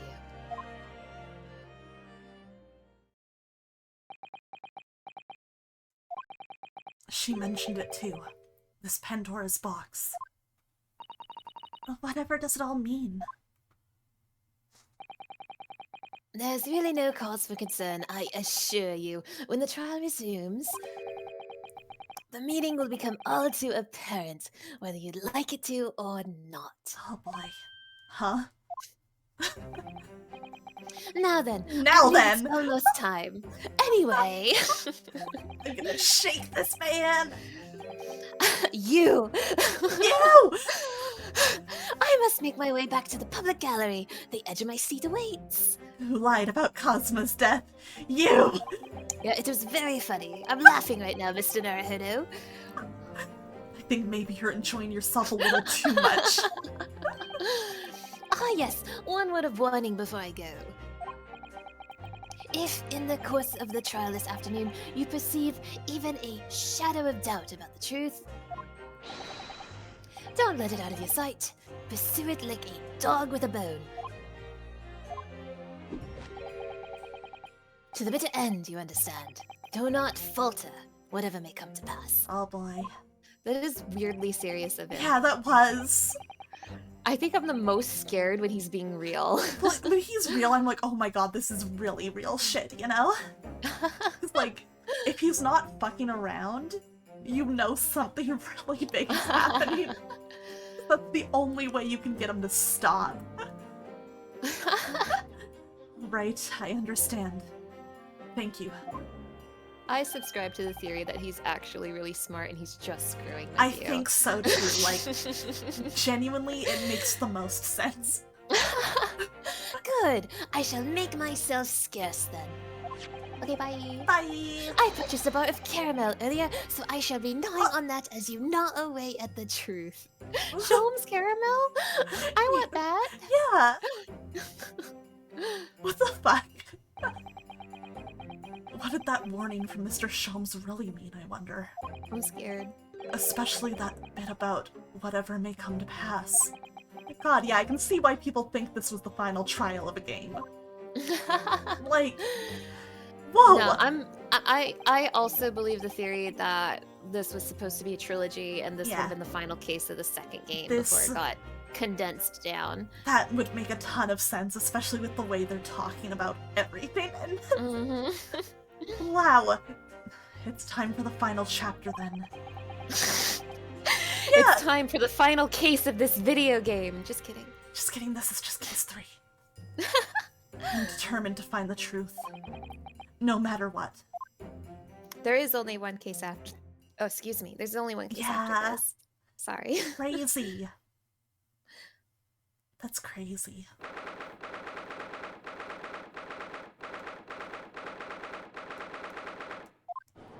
Ah, the bailiff didn't talk. Oh god, the waxwork is still just in the middle, huh?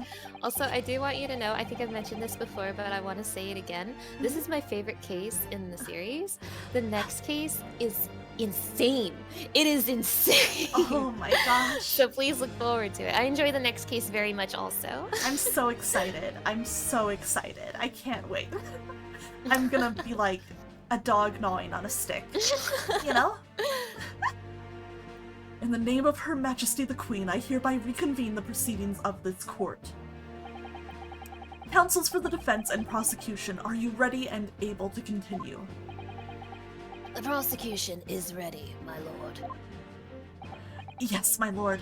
The defense is also ready.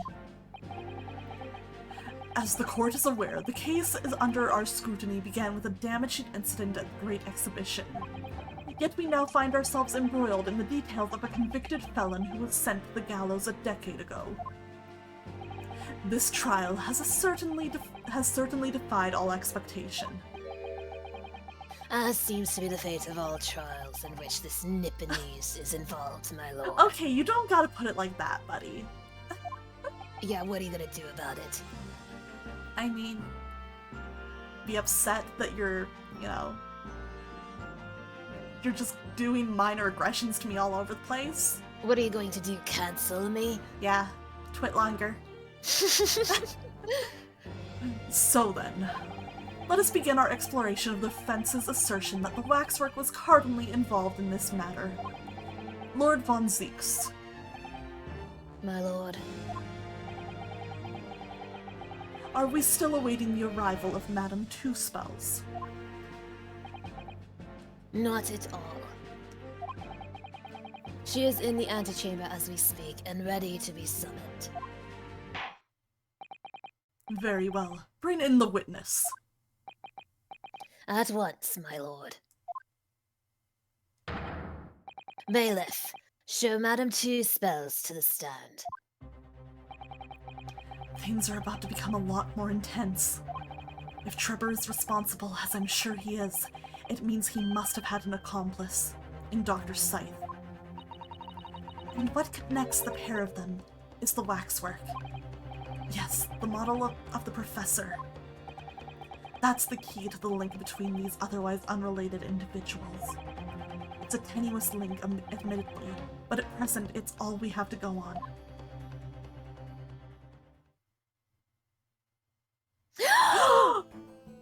Oh shit! Oh shit! State your name and occupation for the court, please. My name is Madame Esmeralda Two Spells. I am a waxwork artisan, and the proprietress of the Madame Two Spells Museum of Waxwork. You will have to pardon me for working as I testify. My new exhibit must open very soon. This guy. Oh, so he finally gets a statue, does he? No, there are two of them in the world. Two of them. Oh my, what expression is she carving onto that face? A number of days ago, a particular waxwork model was stolen from your museum. Can you confirm this? Hey, can I give a special shout out to Von Zieks' assistant? He hasn't said shit Yeah. this entire trial. I know, it's driving me actually insane. I'm sitting here Aqua. waiting. Aqua, you're supposed to be normal. I'm not normal. Stay strong, I'm sorry, Aqua, but stay I'm not. strong. I am losing No. the bit. I've been edged too much. I don't know if I can keep this up. The masked man is edging you? Yeah, by not doing anything. The stupid sword.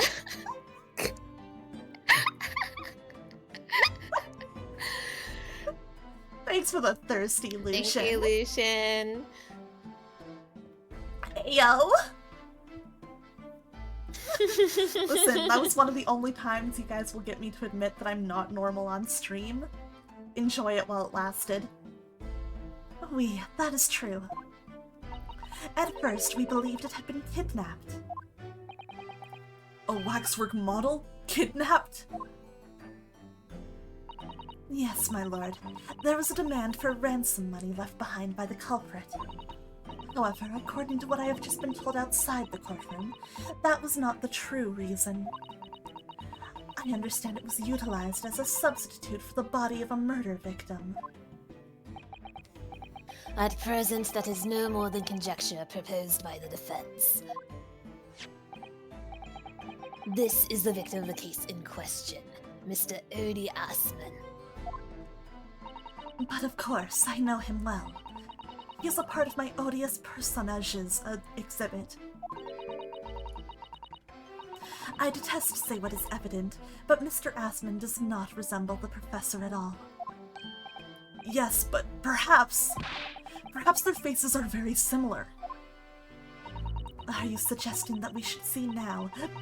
Excuse me, a little hiccup there. The damasked visage of the professor. I have here the key, but it is strictly forbidden to open the lock. This is absurd. Oh, you want to see so fucking bad. Pardon? I don't know what face you've carved onto your fancy figure beneath that mask. But clearly, it won't be that of the actual killer. Indeed. The man's identity was never made public, after all. The trial took place in a closed court. The proceedings were strictly confidential. The condemned man was summarily executed. His identity remains a closely guarded national secret. Yeah, and what if she knows national secrets? That'd be crazy. There is no possible way that a repository of tawdry exhibits could get its hands on that information. Quel dommage. It would seem you are unaware of the two spells' principles. What principles? The family Two Spells has always prided itself on sculpting its models à la perfection. Every detail, including the visage, is fashioned with complete fidelity. Et voilà, our principles. There is a well-known legend about the Two Spells waxwork from the time of the French Revolution. A member of the Two Spells family is said to have made a waxwork of the queen who was executed. Oui, that is true. It was a century ago now. I believe the queen's face was carved in the minutes following her death, actually at the guillotine site. You are correct. The model is on display still today in the House of Horrors. We Two Spells will stop at nothing to obtain a faithful replica of our subjects. Good for them. Dear me, a somewhat disturbing tenacity of purpose. It is the only way to obtain a truly lifelike representation of the subject. And it has been my family's secret for generations. Do you mean to say that beneath that mask? Oui, the true visage of the killer is there. This is ludicrous. It's out of the question. I love how much this is bothering him. The professor spread terror throughout Great Britain. As a result, the Madame Two-Spells special exhibit remains extremely popular even today. The killer, emerging from his own grave. It is a sight to behold. You should come. I think, Madame, it would be beneficial to hear your formal testimony on this matter. You will explain every detail of this macabre model, and your personal involvement in its creation. With pleasure. Oh boy. I do love how far this has gone off of Hairbrain. It literally has nothing to do with it. It's really funny to sit back for a second and be like, this has fucking nothing to do with Hairbrain. It still does tie into the case, like the logic of why we ended up here checks out to me. But it's very funny. He's just a shitty little scapegoat because they're like, yeah, this pathetic man, yeah, we'll just pick him. No one will believe him. Like, yeah. And we ended up in like national secrets instead. To be honest, the fact that he has like nothing to do with this is probably why he was like a perfect scapegoat. Oh yeah, it makes a ton of sense why you would pick someone like him because like, who would fucking expect all this? The special exhibit in the House of Horrors is based on a rumor that shocked society in London. An impression of the visage was taken directly from the corpse, in accordance with Two Spells' family principles. I enlisted the aid of a gravedigger and created a mold for the head in the cemetery just before the interment. I hid myself. Wow. Yeah, that's fucked up. I hid myself until he gave me a signal. I was there for a very long time that night. As dawn approached, I was very worried that I could be discovered. And you're confessing to all of it here in the Oh courtroom. my gosh. That's all very illegal. The gravedigger, the man sanctioned this.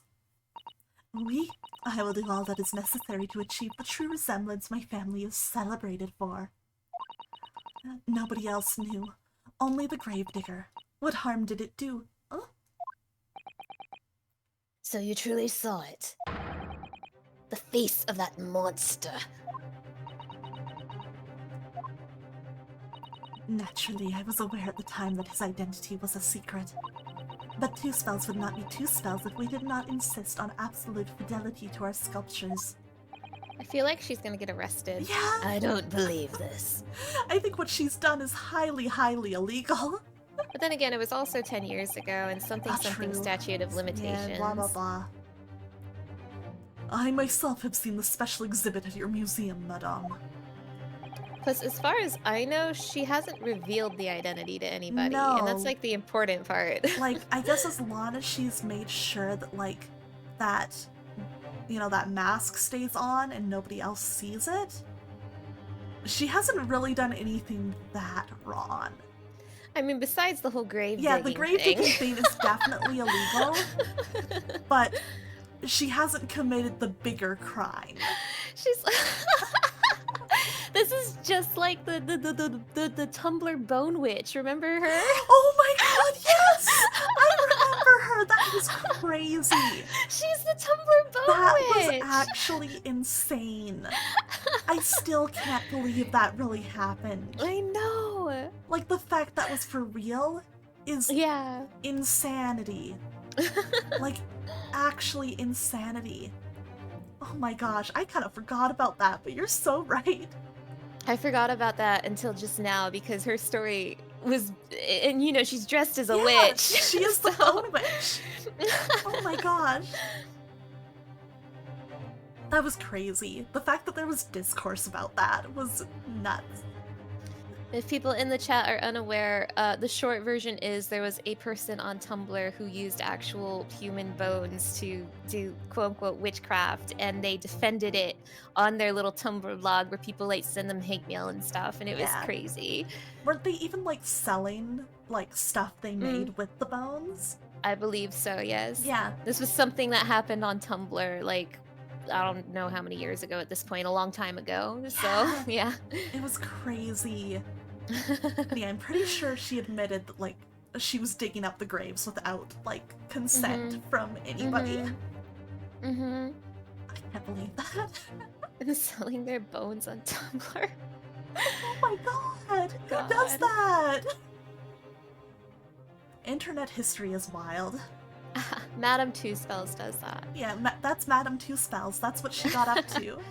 Of course it was on Tumblr. Yeah, that's where all this weird stuff happens. Yeah.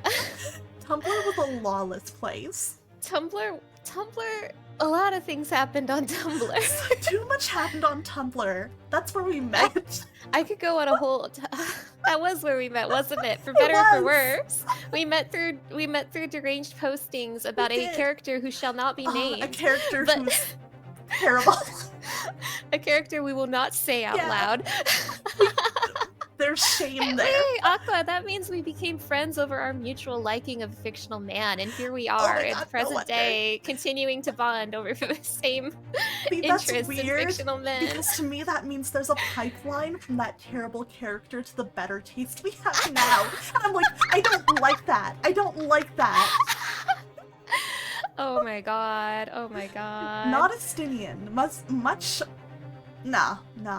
I'm scared to even. It's a Danganronpa character. It's a Danganronpa character.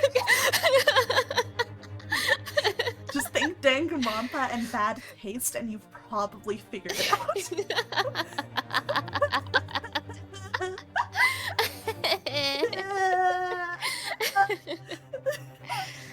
Well, Aqua, Komaida brought us together, and now here we are in 2024, being normal. Our friendship was the only good thing to come out of me liking that man. Can you believe that our friendship was formed over Nagito Komaida from Danganronpa? That's wild. That's crazy.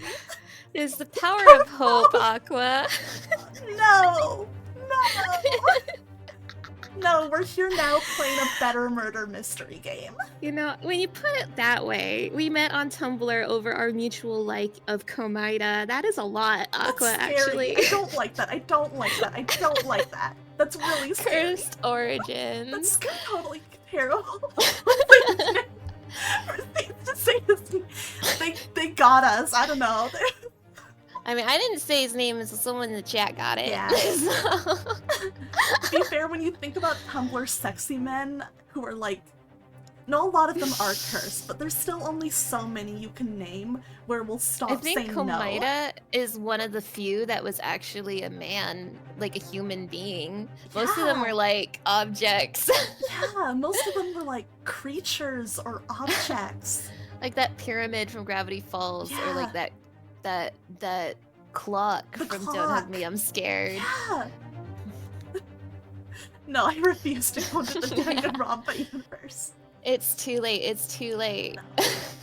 Also, I don't think in hindsight, it's no surprise at all that like we both like Danganronpa and also like Ace Attorney and also Zero Escape and like all of that. It's like, yeah. Yeah, it's just we were like, you know, Tumblr visual novel girlies. Clearly. Well, I missed a very important visual novel, and that was Fate Stay Night. Hey, everybody. My name's Mana Scarlet, the newest Emiya girl on the block. Remember when you said that he's your guy of 2024? Actually, Aqua, it's changed. It's not him anymore. Oh, who is it now? It's Cloud. Oh, that's good, though! It's Cloud. It's Cloud. I'm obsessed with him right now. I can't. No, you're so right for that. You're so right for that. I am obsessed right now. I want to play Rebirth so bad. I'm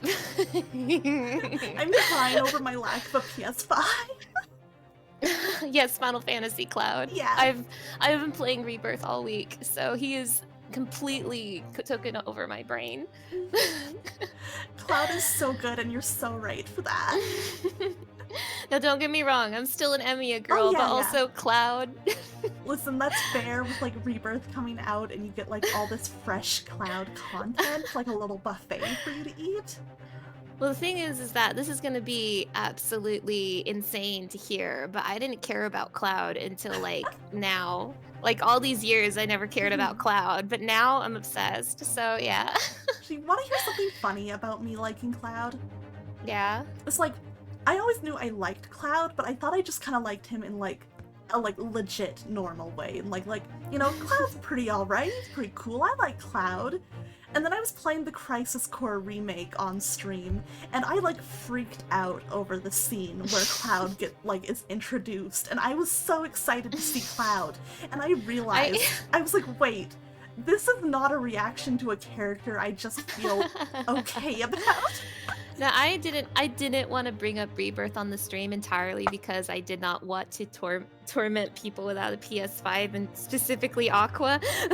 No, it's fair. It's like, it makes me happy and excited for when it finally gets ported to know there's good Cloud content. Yeah, I literally will not say like basically anything about Rebirth except that there's good Cloud content. So yeah. Yes, I'm gonna be fed.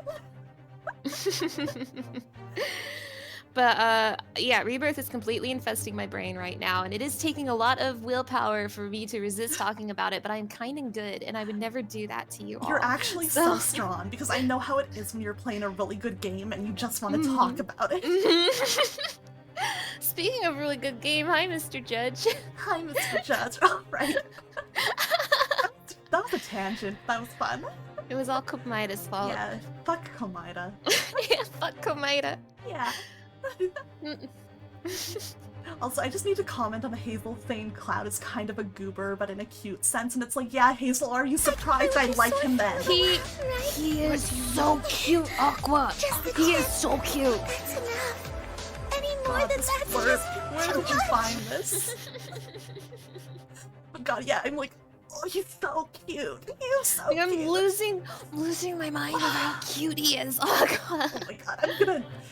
once I finally get to play it, I'm sorry for what I'm gonna do to your DMs.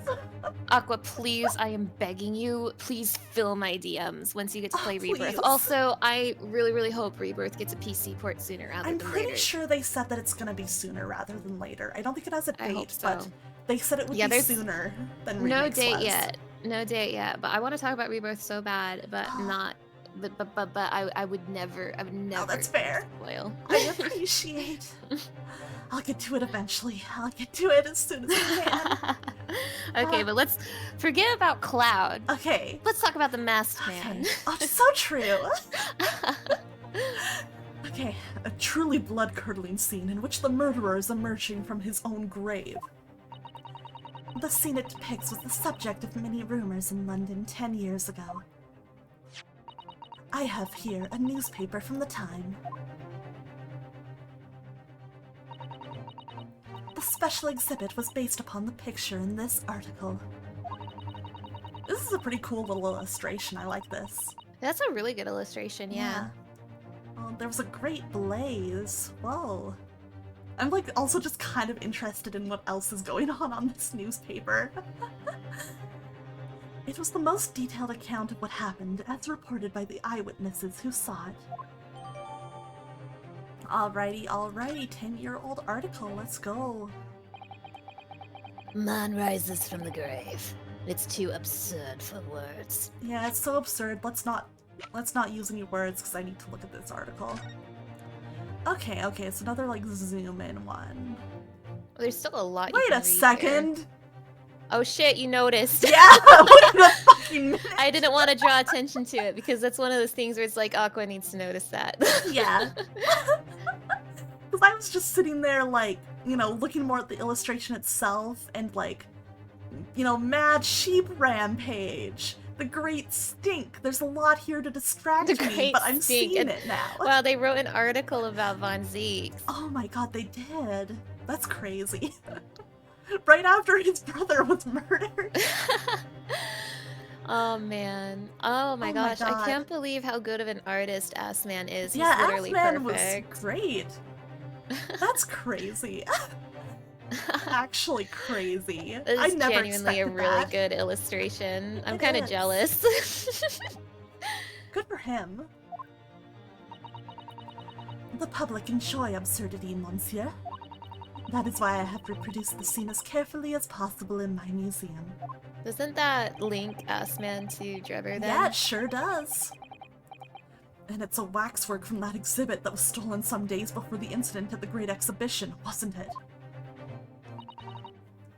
That is correct. The professor you see before you here. Most puzzling. Counsel for the defense, proceed with the cross-examination. This waxwork links Drebber to Dr. Scythe, and there has to be some reason for that, which hasn't yet come to light. But I'll find it. I'll get to the bottom of what really happened. I am still so amused about the defendant being the one person completely unconnected from all It's of this. so funny. I'll prove that Dr. Scythe and Drebber were in on this crime together.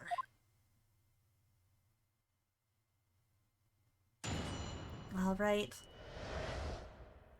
What if the little German boy is also in on it? I would love that. I want the little German boy back so bad. He was my favorite. Hold it! And that rumor would be He's like the reincarnation of the professor. that he's the right age. We can make it all work. Oh my god, it's all coming together. It all comes together. A 10-year-old tale now, but one that no Londoner would ever forget. Oh, right. I know just what you're talking about, I think. Oh my god, he's the guy who reads the papers. He read it in the paper. So true. Of course, it couldn't be anything else. Yes, that story will never disappear. The tale of the condemned killer rising from the dead. That is the central attraction of my house of horrors. The rumor was whispered all over the city, and it was like this. It was in Lowgate Cemetery behind the prison, in the dead of night after the execution of the killer. The interred professor slid back the stone slab covering his tomb and emerged from his grave. A young man who witnessed this felt a scream welling up inside him. But an instant later, he heard an ear-splitting gunshot from over his shoulder. The bullet struck the emerging corpse, and he fell motionless once more. The scream finally found its way from the mouth of the young witness, who turned and ran for his life. That's crazy. Yo, that's crazy. Yo, that's crazy. The corpse climbed out of his own grave. And then somebody shot him. Who was it? Nobody knows, even today. But remember, it was just a rumor. Perhaps nothing more than a ghost story. It's just a theory. A ghost theory. Damn, I can't believe Matt Pat graduated. Oh my gosh, good for him. Yeah, do you think he's gonna be recruited into V Shoujo?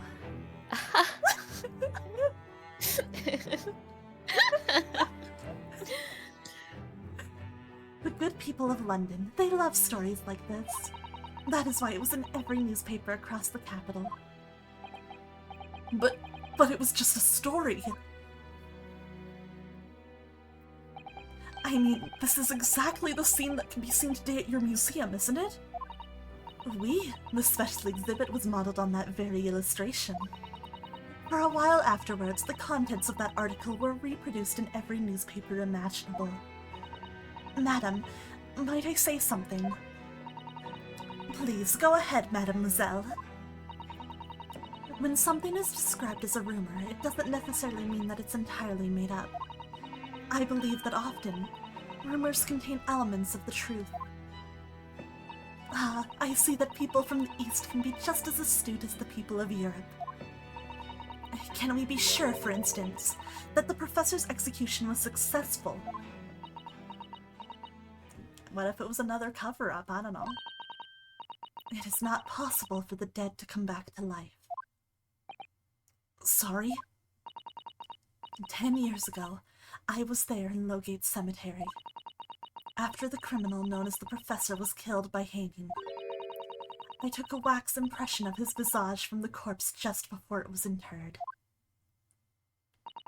So I can assure you, the man was dead. I see. It would certainly appear that the condemned man suffered the intended fate.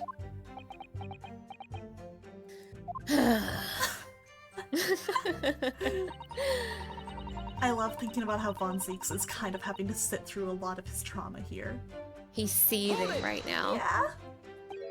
Is that true of every waxwork in your museum, then? It is. Assuming the subject is dead, of course. Live subjects have to cooperate in a similar way. I have letters from imprisoned criminals all the time, you know? What sort of letters? When my time comes, please make a waxwork of me. Comme ça. No! My museum is famous, monsieur. To be made into a waxwork is an honor, and for some criminals, a symbol of status even. Because nothing says hardened criminal better than wax.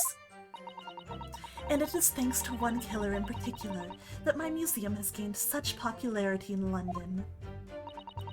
I refer to the star of the special exhibit, of course, the Professor. Whose form you claim to have captured by taking an impression from the actual corpse. There are no exceptions to the principles of two spells. She's kind of messed up, but like, I like that. Yeah, right? Like, good for her. Yeah, good for her. Surely that's illegal, isn't it? God forbid women have hobbies. God forbid women have hobbies.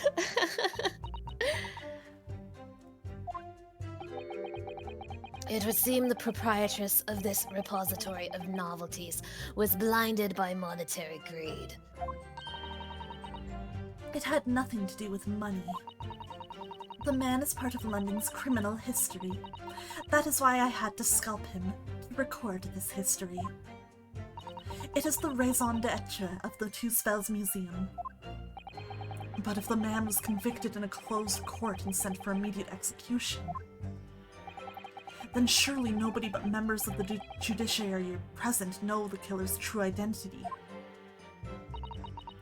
I assure you, behind that mask is hidden the true face of the professor.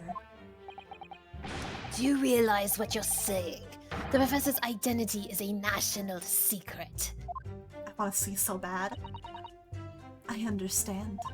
And now that the truth about the special exhibit has been revealed, it must perhaps close. Of course it will. As will your entire museum if you don't tread very carefully, madame. That could be another interesting chapter in the history of my family, I think. Don't you? I like her outlook. Same. She's just like, oh, that could be interesting. Could be some drama. So 10 years ago, on the night of the professor's execution, you took a wax impression of his face from the corpse. Oui, exactement.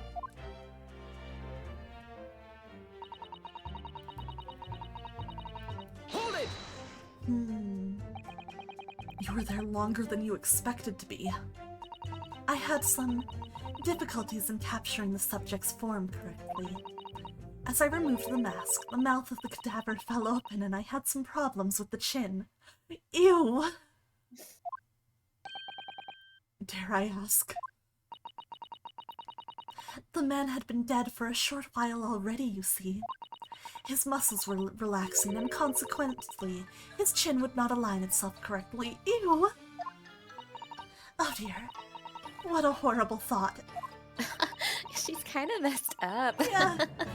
Under normal circumstances, I would have an assistant with me. However, that night, I was alone, and as a consequence, I missed my preferred window of time. What do you mean? When I take the impression of the visage of a cadaver, I always wait until 3 hours after death.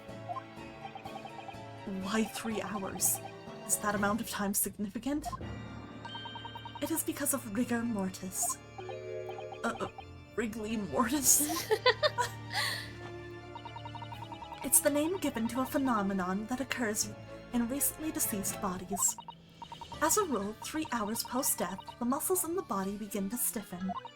By approximately 10 hours past death, the entire body is completely rigid and inflexible. And then from that point on, the muscles slowly start to revert to their relaxed state. The effect is often used to estimate the time of death when a body is discovered. Well, that was an education. If a slightly scary one. I love these two.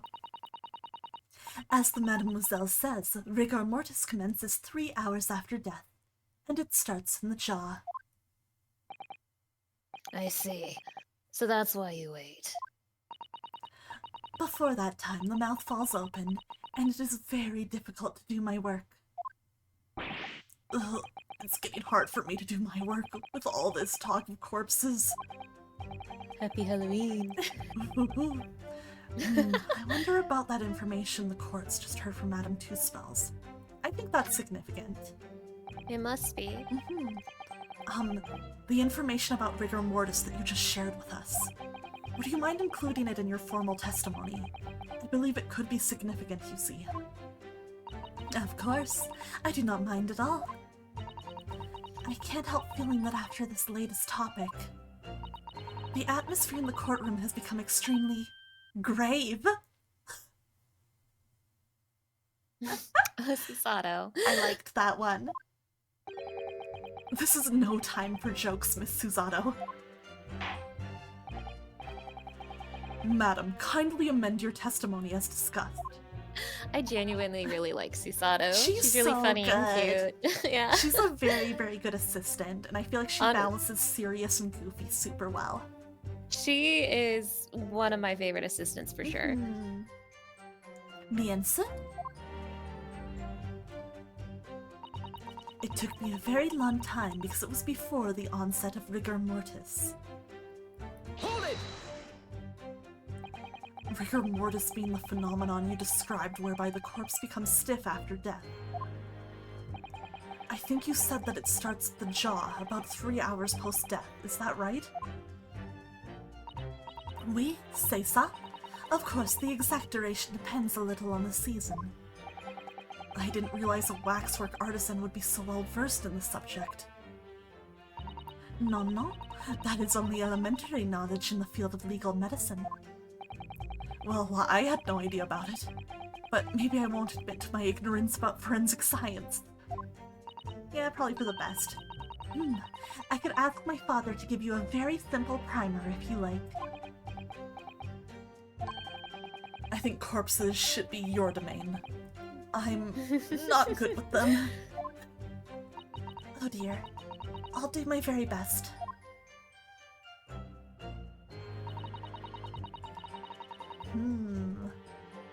Hold it! So, she's there as dawn approached. You say that dawn was approaching. What was the time of day then, approximately? Well, I could not say. But when I left the cemetery with my utensils and wax, the morning light was becoming visible. The execution took place on the 17th of June, which had the earliest sunrise of that year. Indeed it did. First light would have been around 4:40 in the morning. Okay. Wow. That really is early. They're very smart. Huh. The fact is, I had very little time, so I finished my work in half an hour.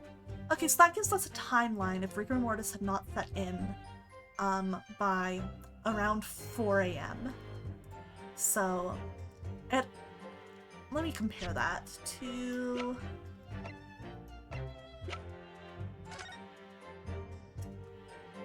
Yeah, okay, that's what I thought. That's what I thought.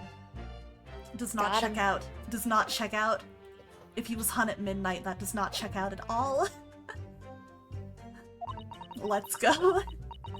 It was necessary to complete the impression and bury the body before daybreak, of course. If somebody had discovered me there, it would have been a catastrophe, so I had to hurry. Is it me, or does Mr. Sholmes seem to be taking shape more quickly now, too? You certainly appear to go to extraordinary lengths for your work, madame. I wonder, is what she's just said particularly significant? Yes. It's extremely significant. Madam, those details about how long it took you to complete the sculpture and the early sunrise. Could you include them in your testimony? I believe they may be significant. Of course, if you would like me to. You're quite right, Mr. Naruhodo. It is intriguing. A sunrise at 4 in the morning would be absolutely unimaginable at home, wouldn't it? That's not quite what I meant by significant. Kindly amend your formal testimony then, madam. With pleasure, my lord.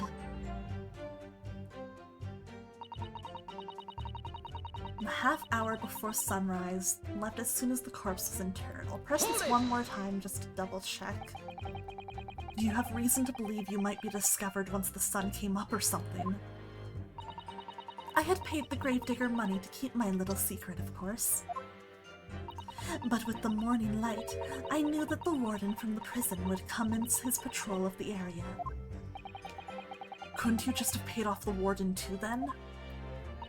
I had already paid the gravedigger, as I said. You cannot buy the silence of everyone, or the secret is no longer a secret, The sunrise was at 4:40 a.m. that day, which means that it would have been around 4 when you began your sculpting work. Oui, that must be correct. That would be when the digger gave me the signal to come out of hiding. So, that's all I have to go on. What's your feeling, Mr. Naruhodo? For some reason, Dr. Scythe went along with Drebber's plan. Now, if that's really true, then the professor is the only other thing we know of that links the pair of them. So I feel sure that that waxwork must be a clue to this mystery somehow. In that case, we must use this cross-examination to uncover exactly what it means. Otherwise, the jurors are sure to revert their leanings and the trial will be over. I agree. But, interestingly, uncovering what the professor has to do with all of this means more to Lord Von Zeeks than anyone. That's the impression I'm getting anyway. Yes. That's very funny. As do I. After all, he has a profound connection to the professor as well. He sure do. Okay.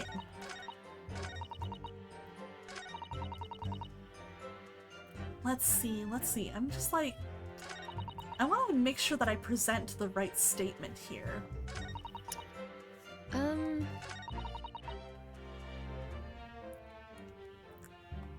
Because I know the point I want to make is that 4 a.m., if he had been hung at midnight, would be after the onset of rigor mortis. I am not sure if I should give my input or not. Yeah, this is one of the ones where it's like... Let me just... I do kind of feel like this is one of the ones where it could be either, but the game probably wants you to do it on a specific one. I want to say this one because this is closer to the point I'm trying to make.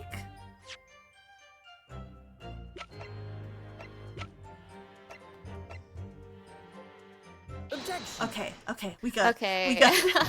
I was about ready to say, I think the rigor mortis part is more important, but I'm like, man, I don't want to tell Aqua too much. No, it's fair, because I was like, I was like, rigor mortis is the, like, big point I'm trying to make here. That is the crux of the argument I want to make. So I was like, okay, the time is less significant as the fact that it's about when rigor mortis would have set in. I still had to hold my breath a little bit there, though. Madam Two Spells.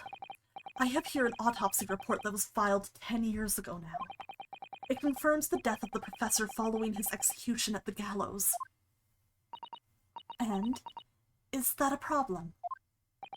I believe it is, because your testimony and a particular detail in the report completely contradict one another. Quoi? Are you going to explain yourself, my Nipponese friend? Oh, hell yeah, I am. According to her testimony, Madame Two Spells was creating her wax impression just before dawn. And at that time, rigor mortis had not yet set in. Am I correct so far, Madame? You are, yes. As I said, the stiffening of the jaw is the first sign of rigor mortis, 2 to 3 hours after death. But the man's chin was limp, so he cannot have been dead for a long time. But on the other hand, if you look at Dr. Scythe's report, it quite clearly states the following. Death by hanging confirmed at midnight, 17th June. No. Yes. If the professor indeed died at midnight that day, then by the time you were sculpting his face, rigor mortis would already have set in. Oui! Yes, you are right. The chin, it would have been completely stiff. In other words, this report is wrong. Objection. Otis, hello! How are you doing? Good to see you. Let me give you a little shout out. Feel free to talk, I'm just typing. No coroner makes mistakes when recording the time of death. The very idea is absurd. Yeah, but what if she did it on purpose? What if this is a little pattern of hers? In that case, there's only one possible conclusion. The execution didn't actually take place at the stated time. Oh, I'm glad you're enjoying 14, Otis. I hope you're having a lot of fun with Endwalker. Heck yeah, heck yeah. Yeah! Impossible! Both Mana and I are very big 14 fans, so always happy to hear about someone enjoying their first time through. It's getting better, nice. Yeah, I think you were hitting like the part of it where I feel like it gets more interesting.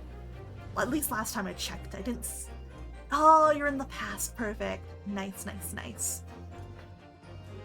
Ordar! Ordar! Counsel, this is beyond folly. Not only do you indict the author of the report, Dr. Scythe, but you also implicate members of the staff at Barclay Prison where the execution took place.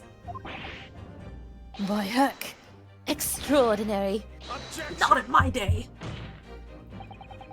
My learned friend appears to have overlooked one very crucial fact. What fact? The professor died that night, without question. He did. Of course he did. But, like, if he died at a different time than the autopsy states, that's a very big thing. I moved the man's limp jaw with my own hands. Yes, the professor died that night. But what if he didn't die at the gallows? Didn't die at... Are you insane? Oh, this is ridiculous. I love it. What? What exactly are you suggesting did happen in that case? It's almost impossible to believe, but it would explain the link between Dr. Scythe, the professor, and that one other person of interest. I have evidence that will explain exactly what I'm suggesting happened that night. Council, present the evidence at once. The evidence that allegedly explains what really happened on the night of the professor's execution. Would that be like this? When he got shot? I'm gonna assume yes. Yeah, okay, let's go. It's always one of those things where it's like, I'm pretty sure this evidence could explain it, but I want to make sure that it's the evidence it wants me to explain it with. What happened that night is written very plainly in this newspaper article. Executed criminal returns in the dead of night at local cemetery. You're suggesting it was a corpse coming back from the dead now? No, they buried him even though he wasn't dead and he got up and then got shot. Well, if this article is to be believed, yes. The professor, assumed dead following his execution, emerged from his grave and was killed again. Objection! Don't be a fool. That's simply a rumor published by the gutter press. Can you be certain of that? Are you serious? The point is, as the article says, there was a witness to what happened. My word, yes indeed! We know who that is. My we? The young man who stole into the cemetery by chance that night. Objection! Of course there was a witness. The story didn't write itself, but obviously the man made it all up. And in any case, this was 10 years ago now. There would surely be no hope of finding him. Objection! On the contrary, my lord. We all know this witness well. What? I feel like, Bunzies, if you don't know who we're talking about, you did very bad Yeah. research. Bro, you did not do your homework. Are you suggesting, Council, that you've identified the person in question? That you know who claims to have seen these utterly incredible events take place? Yes, my lord. In fact, you could say that he's right here before my very eyes. You will substantiate your latest claim now then, Council. Now this is the game making sure you're paying attention.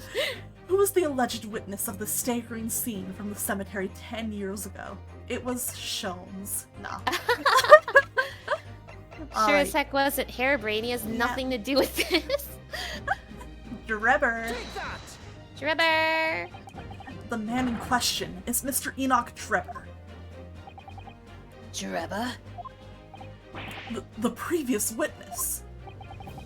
The special exhibit in the House of Horrors at Madame Tuspel's Museum of Waxwork recreates that decade-old scene in great detail. The condemned criminal emerging from the grave, and beside the tomb, a young man with a lantern stumbling upon the terrifying sight.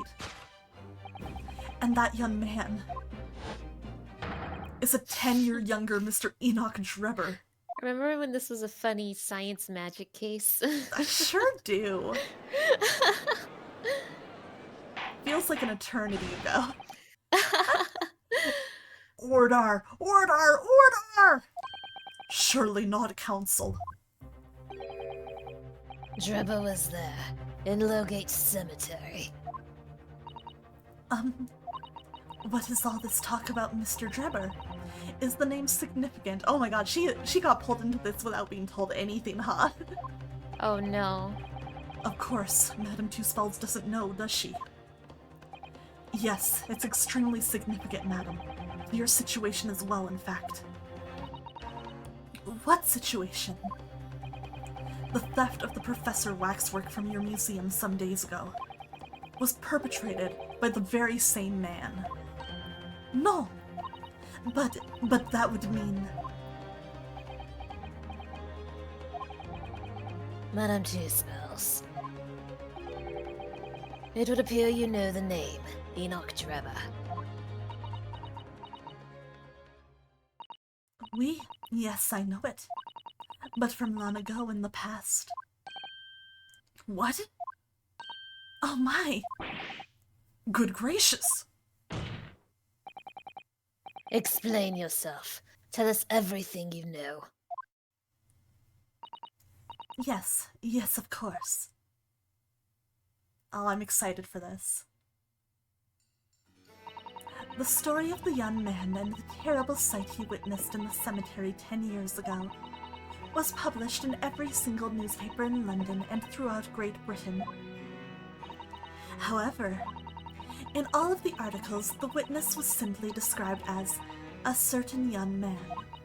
No details were published about his identity. His name was never revealed. That is, apart from in one newspaper. Ah, interesting. The Daily Circus. It is the paper from which comes the article I have already shown the court. You're saying that his full name was only publicized in that article? Goodness me. Yes, here it is. The university student who experienced this shocking event is Mr. Enoch Drebber, disciple of science at the University of London and a resident of its students' dorms. Unbelievable. When I read the article, I went to meet with the man. His discovery of the condemned criminal... Oh, yeah. It's all coming together. It sure is. Thank you for the bits. His discovery of the condemned criminal coming back to life in the cemetery in the dead of night would make a perfect exhibit for my House of Horrors, whether it was the truth or not. I see. So you went to meet Mr. Drebber in order to sculpt a waxwork of the man, did you? Exactement. He was studying science at the University of London in those days. He was just a poor student. I paid him £5 to model for the waxwork. And since that time, it has been in my museum to recreate the scene of terror from the cemetery. I can only imagine he did not enjoy passing by that waxwork Probably of not. himself when he went to kidnap the professor. That would be weird as hell. I would hate Yeah. that. Even worse, it was like his younger self when he still had his real hair color. Oh, weird. So 10 years ago, a young man appealed to the public about an extraordinary event he'd witnessed. A criminal who had been put to death, re-emerging from his grave in the middle of the night. But the public treated his claim as nothing more than an amusing anecdote that was soon forgotten. 10 years later, the same man steals a waxwork model of the executed criminal, ostensibly to use as a body double for the victim in the case we're discussing here today. Even though the waxwork's build is a poor match for the victim, and its face is obscured by a mask. So the question is, why would the man do such a thing? Which brings us to 3 days ago, when the birdcage crashed into the Crystal Tower. If the birdcage had in fact contained not the body of Mr. Assman, but that same waxwork, the coroner from Scotland Yard who investigated, Dr. Scythe, would have noticed immediately. And yet, she submitted this autopsy report for the victim, which the court has seen earlier. Why? Because the waxwork was that of the professor. Is that what you're saying? Mm-hmm. Dr. Scythe put her name to a document confirming the death of a condemned criminal who was still alive. A criminal whose apparent resurrection was witnessed by Mr. Drebber. But that misconduct was a deadly secret the coroner would do anything to protect. Which is precisely why Mr. Drebber used that particular waxwork as the body double. Makes sense? Ugh. That is actually insane. Yeah. This is like ridiculous, but I'm like, oh, it all makes sense. My lord, this court must summon Dr. Scythe to the stand. Oh, we're gonna demand it, even though Heart Vortex doesn't want it. The defense is determined to find out exactly how the coroner and Mr. Drebber are connected. But according to the missive I received this morning through the prosecutor's office, Dr. Scythe is unable to participate in these proceedings. Is that not the case? Hi, Dressmatic! Thank you for dropping by. Good to see you. She told us so herself, didn't she? Lord Von Zeeks won't be summoning me as a witness. Lord Strongheart has forbidden it. This is crazy. Oh my god, if we actually get her on the stand, the implications of doing that... Oh my god, Heart Vortex is gonna be pissed. I'm just like, oh my god, this is getting so serious. Aqua, it's making me so happy how into this you're getting. Listen, the drama's so good, and I'm like, oh my god, just like... Obviously, we gotta get her on the stand because we gotta find out the truth, but that is gonna put us in some hot fucking water. You sound just like that juror right now. Like I said, she gets it. I know her because I am her. It. I'm feeling so much joy with how into this you're getting right now. I love it. Like the drama is so good. I live for this kind of shit. I live for it. I almost feel like it was like a slow burn to get to the part where it's like, oh, so this is why Mana likes the case so much. Like, yeah, it's been a good case, but I'm like, oh. Yeah, no, like it starts interesting, but it's like, okay, what makes this case so special? It's just a typical funny little science case. But then you're like, the drama. Like, oh my god, like everything's connected. And like we're like, again, doing this will have implications not just for this case, but for the rest of the game. Yeah. Yeah. It's like that is ostensibly like our boss, you know? Like that man controls so much. Oh my god, Oh my god. I'm so excited. I love this kind of thing so much. Lord Strongheart. The Pandora's box you were warned about. It is the Professor case. And it's also just interesting how she's talked about this to us too. Like, she wasn't against kind of low-key warning us about this. Like, this didn't feel super threatening to me. At least that's not how I read it. It just felt like being like, hey, this is going to open up a lot of shit if you pursue it, so... The Professor case is kind of a big deal, it seems like. It kind of seems like, and I'm like, I want to know why. But please don't make the mistake of thinking you'll get any information about it out of me. I mean, definitely a big part of it is that the victims were all members of, like, nobility and royalty. And Von Zeke's dumb brother. But it's like, I feel like that's also interesting because, like, the fact that they are hiding the killer's identity implies there is something very inconvenient about that. I want to know why they're hiding the killer's identity. Yeah, like, you do not do that without a reason, especially I say with that as if high-profile victims. And I'm saying that as if I don't know. But no, I'm so excited. Yeah. I'm so excited. So I'm just saying, like, you have all these high-profile victims.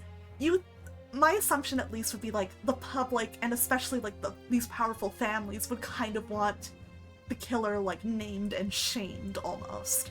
So the fact that they hid it really implies something. To the point where it's a national secret 10 years later.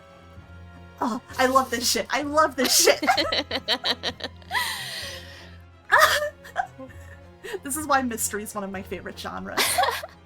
And meanwhile, the defendant continues to be the most unrelated character in this case. Just here. He's just here. something happened on the night of that killer's execution 10 years A ago. part of me really gets a kick out of me like hyping up this case, and then your first impression of it is, okay, we have a cartoon defendant. It's insane. And also, I'm still thinking about how I want the masked man to say.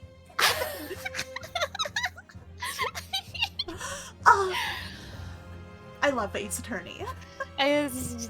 Great Ace Attorney is my favorite in the entire so good. series. Yeah. And we're not even done. We still have another case after this. Oh my, how am I gonna deal with another case? I'm gonna go nuts. I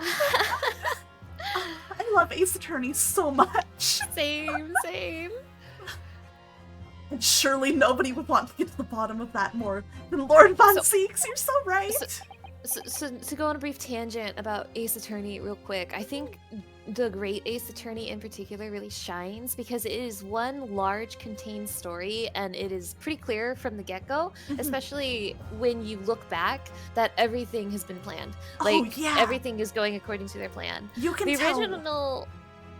The original Ace Attorney trilogy wasn't planned to be a trilogy, and you can tell. Yeah. And I'm not saying it's bad. It's also really good. I really enjoyed the original trilogy.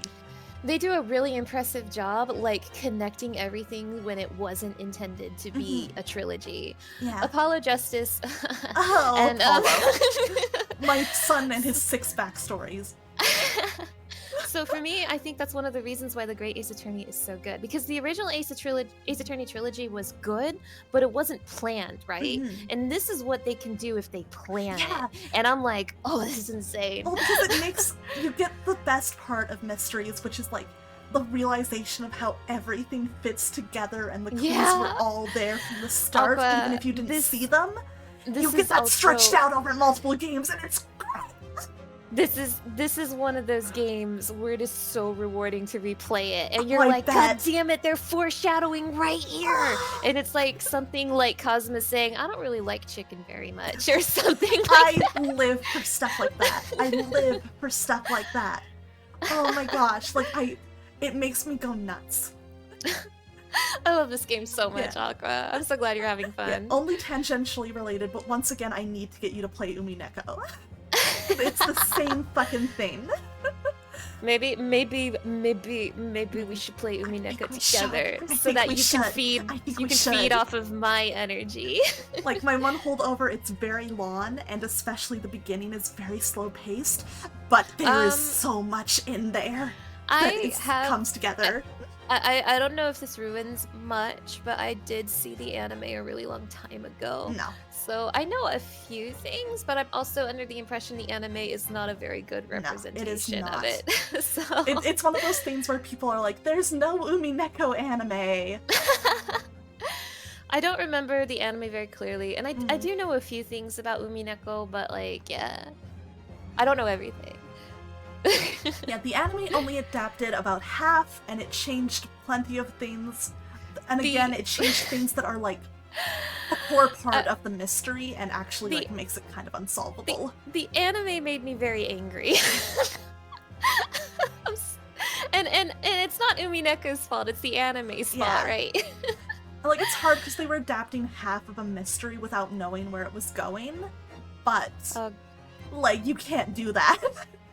And change details. I cannot stand mysteries that are actually unsolvable to like try to have a gotcha on you. I hate that. Yeah. Well, it's just because like they didn't even know what the answer was, so they thought they were making like small like changes, and then it's like, no, that's how fucking important every detail in Umineko is. Okay, hearing it explained this way, it's making a lot more sense to me why the anime was the way it was like. Yeah. I see. It was a Full Metal Alchemist situation, it seems. Yeah. But if we played it, I think you would have a lot of fun trying to piece it together. Especially because, again, you do not have the full answer. Right, I would love to play it. Yeah, I would be so down. I would love to play it with you someday. Yeah, we could definitely voice act it and everything. I'm a bit of a visual novel connoisseur myself. I like visual novels. Yeah, I think you'd enjoy a lot of the characters. Why, is there a red-haired guy or something? There sure fucking is. How did you know?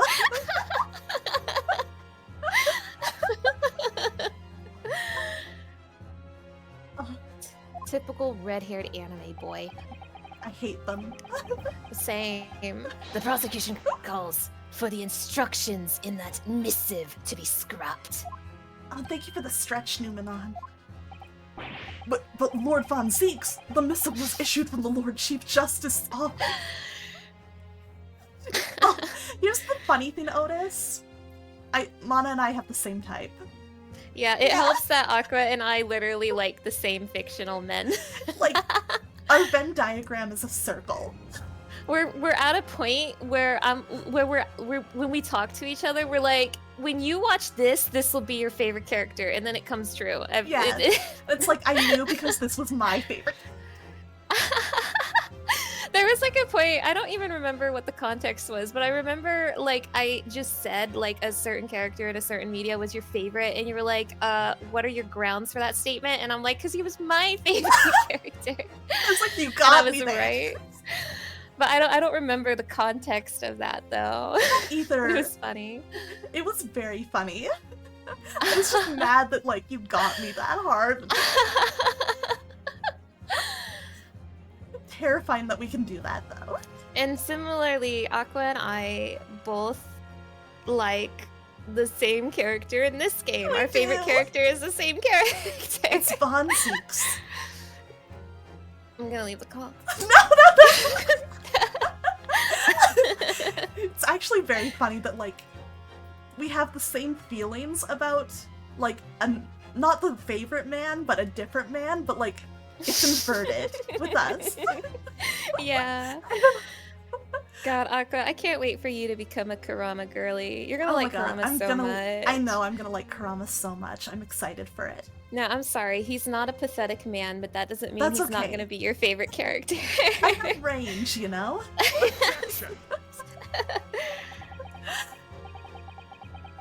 The assigned prosecutor has the final say on policy in any particular trial. In other words, me. I'm sorry, but that was so fucking funny. Yes.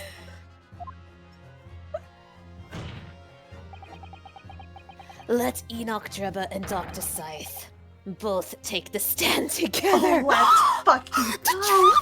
The drama! Yo, Heart Vortex is gonna be so mad! I'm gonna be so mad at both of us! Both me and Von Zeeks are gonna be in hot water! Yo, Von Zeeks, you're gonna piss off your boss! Oh my god! Von Zeeks, we're about to get in so much trouble, but it's gonna be so fucking worth it! Ordar! Ordar! Oh Very my God, well. Aqua, the drama! I will uphold your request. Bailiff, send a subpoena with immediate effect, addressed to Dr. Scythe of the Forensic Investigation Team. The woman is compelled to attend on Her Majesty's orders. Alright then, Enoch Drebber and Dr. Scythe. If they weren't colluding with one another, this crime could never have been committed. I'm just a stone's throw away. I can feel it. The truth behind all of this is about to come out. Oh, let's go. Von Zeeks W, let's go! Oh my god, all of the best character designs from this case on one witness stand. We are being fed. Excited to watch this VOD? Oh, it's gonna be a good one to watch. Thank you for your attendance at such short notice, Dr. Scythe. I'm disappointed in you, Lord Von Zeeks. You've completely betrayed the agreed policy of both Scotland Yard and the prosecutor's office. He sure has. Let's go. I did it for the drama. Betrayal is not in my nature, as long as the truth isn't compromised.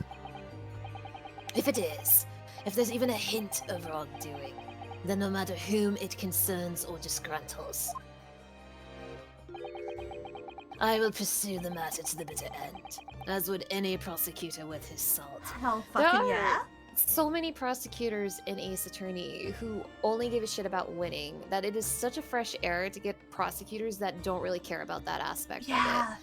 It's fun because they've kind of been like this since the beginning. Von Zieks, I don't think has ever given a shit about winning Yeah. his cases. He wants justice. That's always been Yeah. his thing. And it's extremely interesting. Yeah, like he's a really good character, and he has a pretty big character flaw, but he's still a pretty big character. It's a pretty big flaw. It is a pretty big flaw. It's not one that I excuse as much as I talk about. But nor how does I the like game. Him. Yeah, it's the true. thing is that it's an intentional part of his character. It's an important part of the story. It's not like this is something you're supposed to like about him, you know?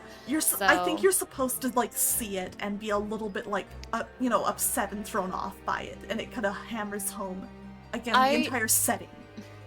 Now, don't take these words out of my mouth. Don't take these words without context, but I do genuinely like Von Zieks' writing.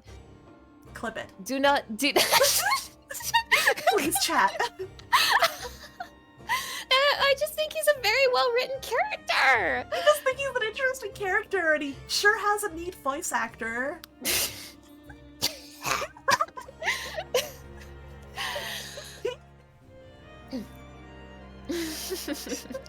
I will pursue them out to the very end and all that. Yeah. I think I read that already. Did. Yeah. We just got so caught up in Von Zieks. Yeah, you're right, and you should say it. Mr. Drebber, you took the victim's life by means of a machine that you constructed in your workshop. We're kind of thirsty. We're also kind of like far enough in the story right now to like understand why Von Zieks is the way he is. Yeah. Like why he gives like so much like values justice as much as he does. Like it's kind of like what keeps him going, you know? Yeah. It's like, it's very easy to assume why he feels so strongly about that, considering even just the little we know of his backstory. He doesn't even give a shit about the bad reputation he has, like the whole Reaper thing. He doesn't care because it helps him in his fight for justice. Yeah. So I'm like, that's a really interesting character. That's so cool. He's a very well-written character. I don't like him or anything, but you don't like him at all. Not even I don't a like little. him or anything. No, not at all. Also, hi Cube, hope you're doing well. Oh, hell yes. Hell yes. It's not like I like him or It's not anything. like I like him or anything. Baka. Baka. Google Tsundere and I'm like the top result. You're right there next to Rinto Saka. Yeah. I still can't believe she was the first result when I googled Tsundere. That's really good. Yeah, literally while we watched Unlimited Blade Works, Mono got curious and googled Tsundere to see if Rin was there, and she was like the first image. She is literally the first image. Oh, it was funny. And Dr. Scythe, as the investigating coroner, you were the first on the scene to examine the victim's body. It is the belief of the defense that you collaborated with each other and were both complicit in this crime. And where's your evidence? At present, we have no definitive evidence, but we do have a very significant clue. No evidence? Okay, why? What are you talking about? I'm talking, of course, about the waxwork. The one in the middle of the room. I'm pointing at it right now. You see it. I know you see it. This model of the killer known as the Professor, who was sentenced to death 10 years ago. You don't need to tell me. I witnessed the man's execution with my own eyes, and officially pronounced him dead. Yeah? Did you? That remains to be seen. Is that so? According to newspaper reports from the time, on the night following his execution, the killer came back to life. Don't waste my time. And the sole witness to that mysterious event was you, Mr. Drebber, wasn't it? If what you saw in the graveyard that night 10 years ago wasn't some chilling fiction, but reality, it would make you privy to a very great secret of Dr. Scythe's. Wouldn't Drebber be like in his 30s, and then Scythe in like her 40s, maybe. Let's Like take a I'm look at thinking their about that right ages. now. Because he was a college student 10 years ago. Yeah. Okay, so she's 39. That checks out. 35. Okay, they're closer in age than I thought they were. Interesting, Okay. yeah, they are. I figured she was older, but I thought like the age gap was bigger. Yeah. I don't know. It was just Only 4 years, that's not huge. oh, it was a stray chain of thought just now. No, yeah. Because It's interesting Trevor to looks check that pretty stuff. old. He does. It's the sunken-in cheekbones. Yeah. Yeah, those give him like a much older look. Yeah.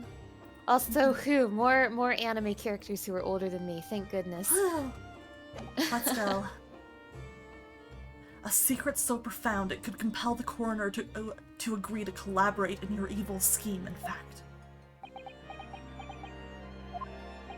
Mr. Drebber, tell the court. Tell everyone the truth of what you saw that night in the Lowgate Cemetery.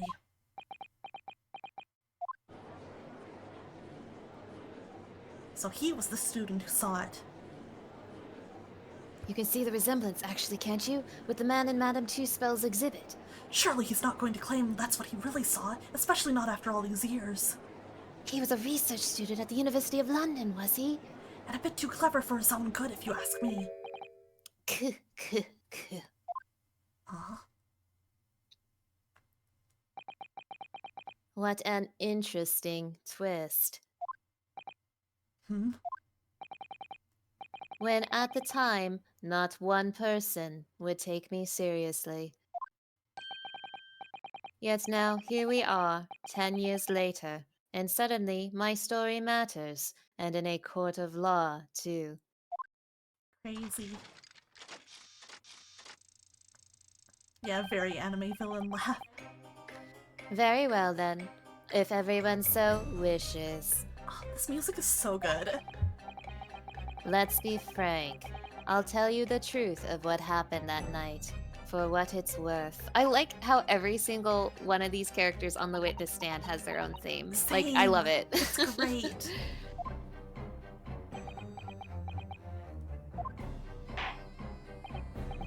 So, Mr. Drebber, your testimony, please, about the events of that night 10 years ago.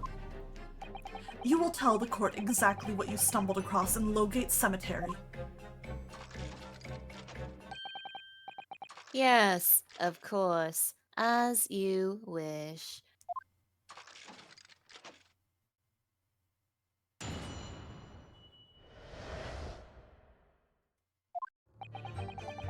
The reason I was in Lowgate Cemetery at all 10 years ago was for a spot of moonlighting, shall we say. Yes, the illustration in that newspaper article was based on what I witnessed that night.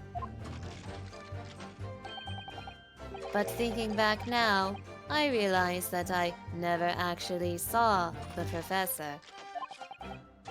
Soon afterwards, I was visited by a young woman who sculpted a model of me from wax. Then I gave up on my dream of becoming a scientist, and it was all because of that newspaper article.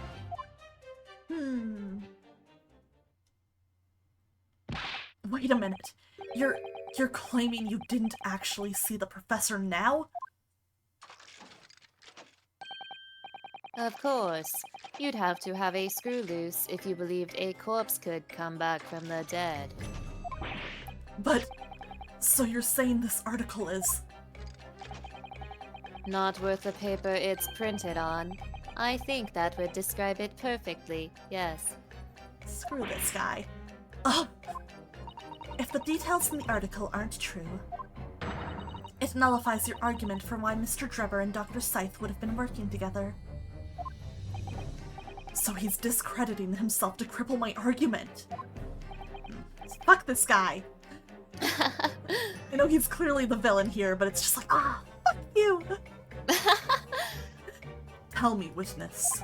You claim to have been in the cemetery on some auxiliary business. Can you elaborate?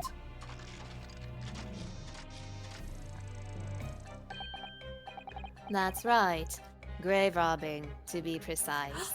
The witch! I wanted to sell bones on Tumblr. As you know, Lowgate Cemetery is at the rear of Barclay Prison. So among students at the university, it had a reputation for being haunted by the ghosts of condemned convicts. Grave robbing, you say?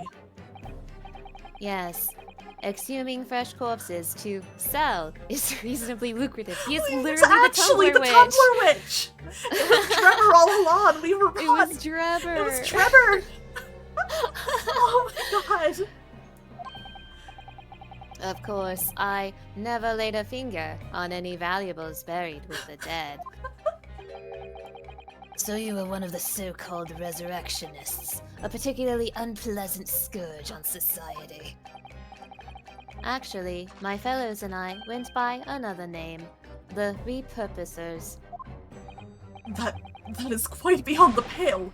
You would invite divine retribution, sir. And Tumblr discourse. Tumblr discourse, you're gonna get hate mail, sir. Yes, well, I think I suffered retribution enough. The Daily Circus eventually unearthed my name and put it in print. It caused me a great many headaches. In the end, I had to leave the university. That was the only paper with the bad grace to identify me unambiguously, I might add. I see. Out of interest, who drew the illustration for this article? I know.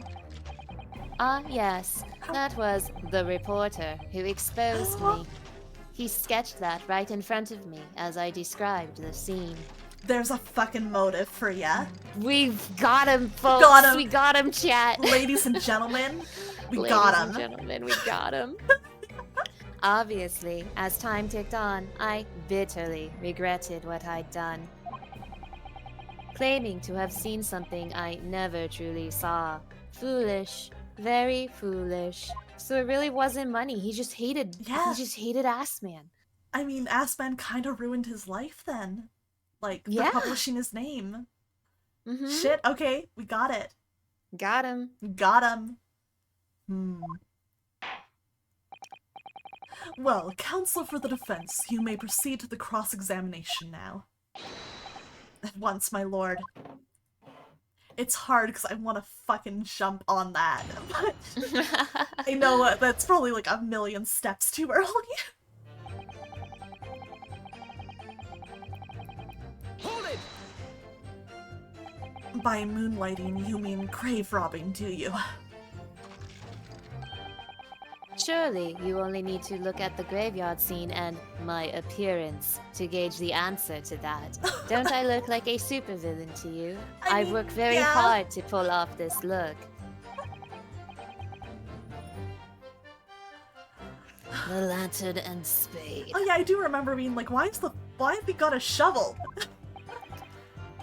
But who on earth would want to buy a dead body? Any major hospital. A hospital? In order to better understand the human body, the study of anatomy is crucial to medical science. But there isn't a hospital in the world that has enough specimens to work with. Though obviously they can't openly express an interest in obtaining more by dubious means. As aspiring scientists, we young research students had no money to work with, as I'm sure you can imagine. Amana's scythe voice is so good. Oh, thank you. Thank you. So we made superstitious arrangements with a hospital via some of our medical student acquaintances. I learned another new word. Wow. We would never take anything of value from the graves. This was all for the furtherance of science, you see. That's what we all told ourselves every time we stole into the graveyard at night, spade in hand. You realize body snatching is a serious crime. Von Zeeks is sending the Tumblr mail. Von Zeke says he's standing next to a corpse. If you were caught, you could expect the gravest of consequences. Took me a second for that to click.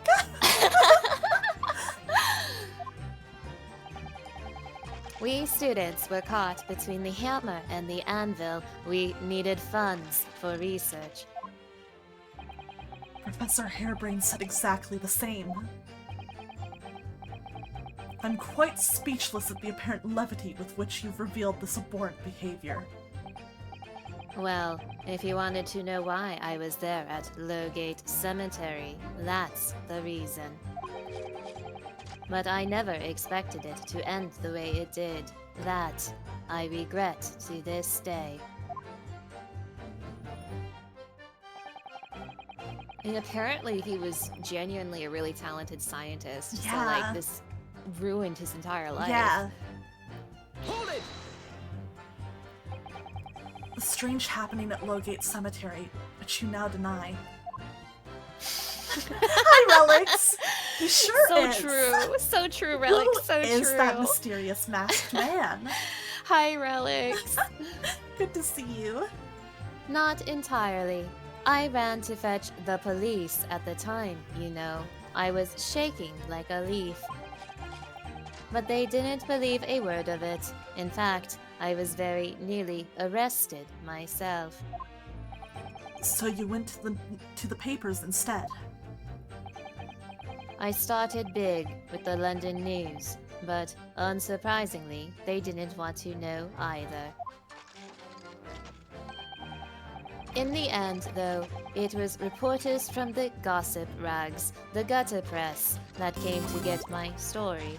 Dr. Grambo, thank you so much for the raid. Hello and welcome to the stream. How are you doing tonight? Let me just give you a little shout out. Hello, Dr. Grambo and Blinded Otaku. Good to see you. There we go. Hello, for anyone who does not know me, my name is Aqua Sereni, and I am a mermaid VTuber who traded her brain cells for legs. And tonight I am playing the Great Ace Attorney for the first time with my friend Mana here. Hi! We are having a good time. We're in a really exciting case here. How was Persona 3 Reload?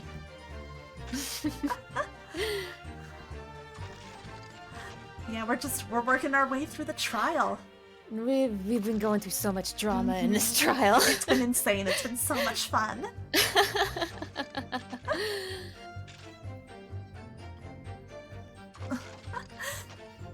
It's big and valuable. Great, you're about to go on the Yakushima trip. Oh, nice! I really enjoyed the Yakushima trip. I hope you had fun with it. Oh, did you see that they announced DLC? Yes, I saw! Yeah. I'm excited. I need to get Persona 3 Reload, but I could only afford one video game and I picked the cloud game. No, that's so. fair, that's fair. Not having a PS5 made it an easier pick for me, but I really need to definitely play more. Reload. Oh, thank you for following, Mana. Thank you so much for the follow. I really appreciate it. Her solo streams are really good too, so definitely check her out. I'm gonna be finishing Final Fantasy IX tomorrow. Like, I'm gonna beat the game. Oh my gosh, that's so exciting! Yeah! Yeah, my co-host is Miss Mana Scarletify. She's a super good friend of mine, has wonderful taste in games and characters. Big Final Fantasy fan, also a Persona fan, and an Ace Attorney fan. And just, yeah, she's hanging out with me as I go through the Great Ace Attorney. She's played it before, but...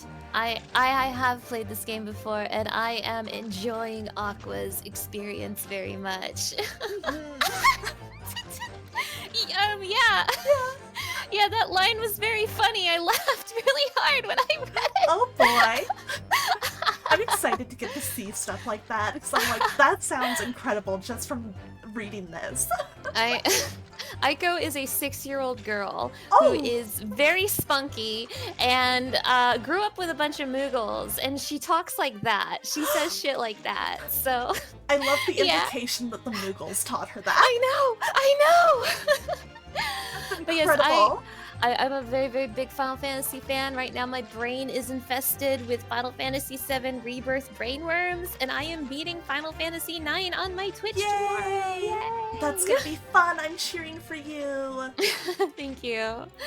But more importantly, I'm also going to be fighting Final Fantasy IX Super Boss Ozma, which I've never done before. Ooh, that's exciting.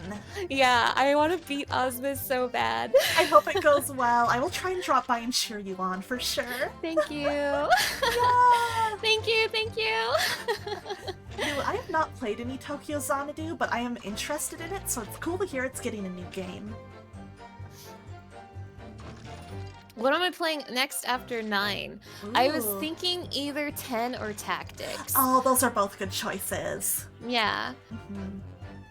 I've played 10 before, but I've never played Tactics before. Ooh. So that's why, like, Tactics because of stuff that happened in Endwalker, and 10 because of stuff that might happen in Dawn Trail. That is my thought process. Okay, there. okay.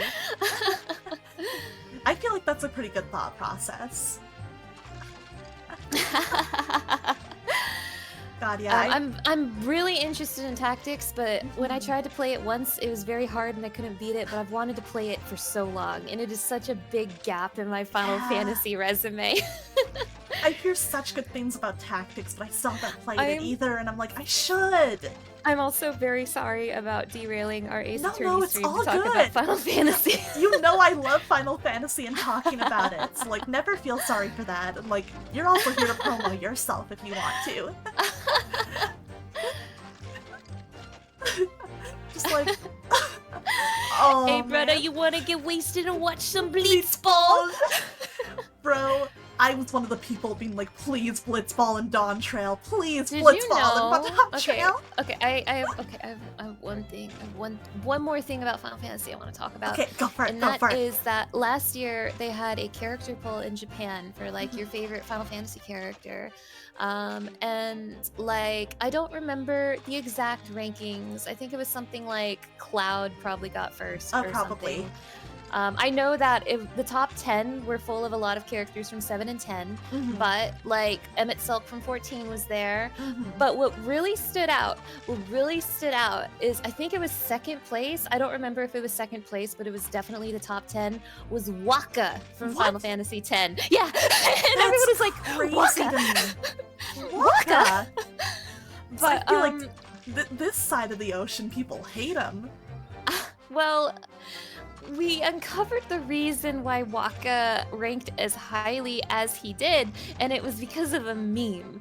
There was a meme in Japan, and it's a very crazy video about Waka and Tidus, and oh boy. Yeah.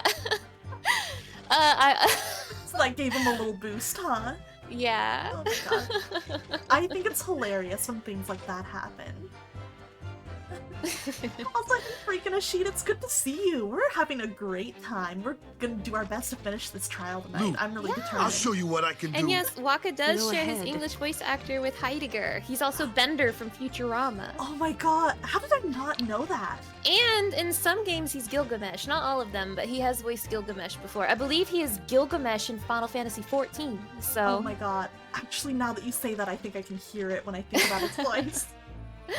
Oh, that's so funny. John DiMaggio has actually voiced a lot of Final Fantasy characters, and I still think of him as the Bender guy. That's so Yeah, funny. he's Jake the Jake dog. the That's dog, true. yeah.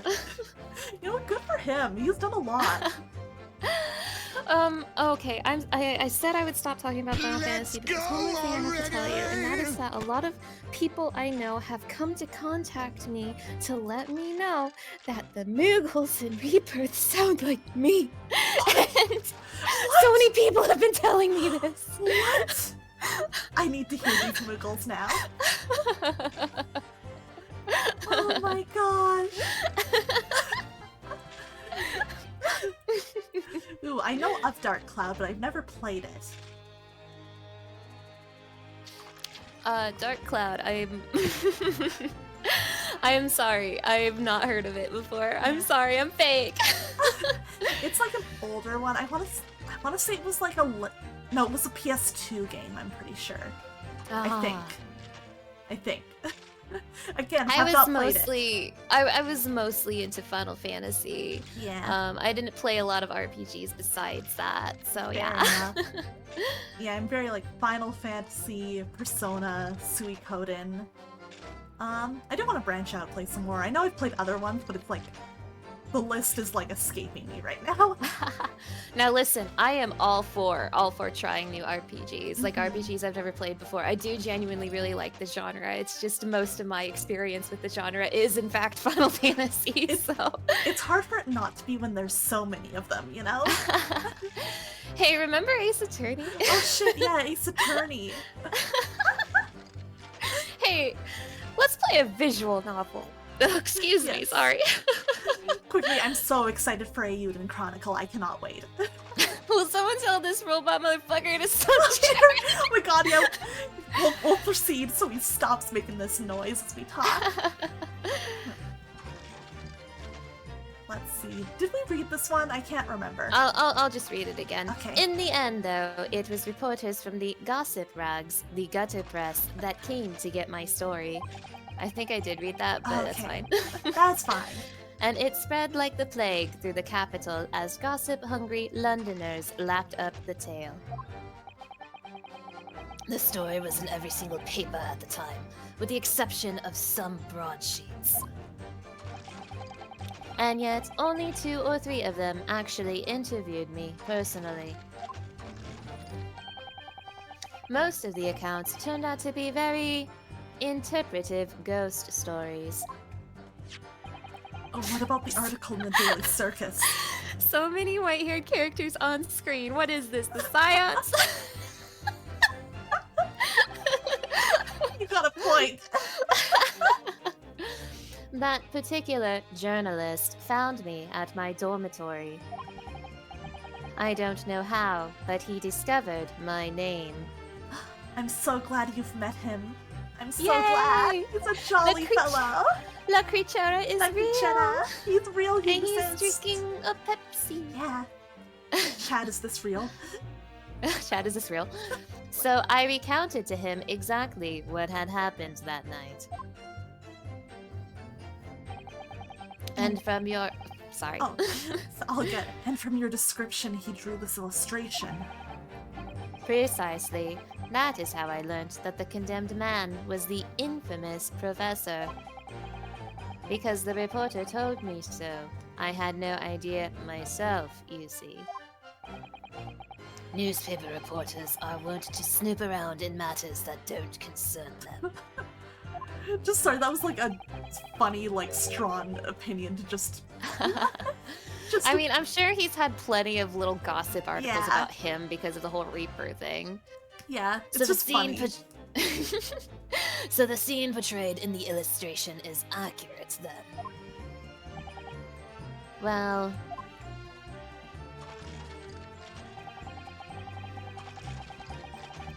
Hold it! What are you talking about? I think I explained already, didn't I? Lowgate Cemetery is at the rear of Barclay Prison. So it was renowned among us students at the university for being haunted by the ghosts of the condemned convicts.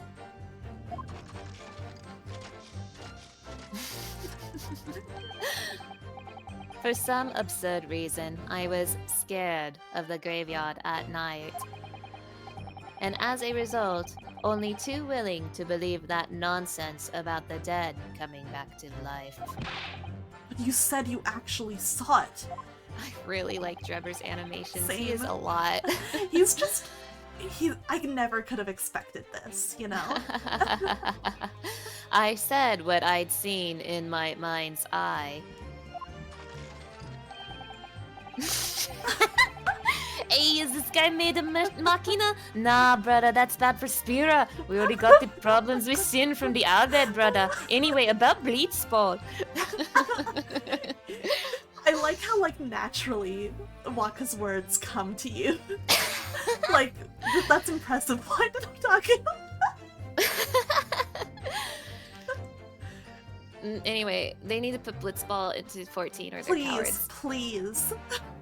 After all, resurrection is impossible, isn't it? You'd have to be unhinged to think otherwise. I am a little bit unhinged, Trevor. Yeah. It's true. No, we're normal.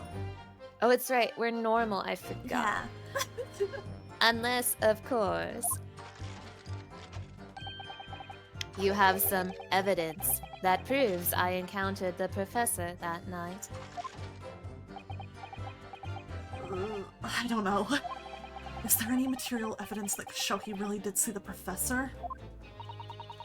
If we have anything at all, Mr. Naruhodo, you know, I need to present it against that irritatingly backtracking statement of his. The point is, that night was a pivotal moment in my life. Oh yeah, this is so far in that if you know nothing and you are good at forgetting that stuff, I'm sure you'll be fine. You'll just be like, there's a funny robot man, I think. I'm very funny. Ha ha ha ha. I don't think we have evidence quite yet. I'm gonna press the rest of the statements and see if anything comes from that. Get more words out of the funny robot man. Yeah. That young woman being Madame Two Spells, of course. Precisely. I must say, I didn't expect to run into her again like this 10 years later. As I have explained, I went by the name published in the article and comme ça I found the man. Yes, the article in the Daily Circus, I think you said. I was a poor student with barely a penny to my name at the time. And the young lady put £5 in front of me. So you readily consented to having a waxwork of yourself made and gave permission for it to be put on display. Yeah, this is quite a combo to have on screen. I love it. I was saying it's the 3 best character designs in this case, all in one place. Nightmare blunt rotation, honestly. And I also like how, like, Dr. Scythe has, like, nothing to say, but whether we're talking, like, Drever or Two Spells, we still see, like, half her face. Yeah. Oh my god, she has, like, a snake charm wrapped around her glove. That is so she cool. Does. I like that. That's Oh my sick. god, I'm in love with her. She's so I cool. did. I should sell what little I had to sell, I concluded. Ah, oui. I remember now. I purchased something else from you that day, n'est-ce pas?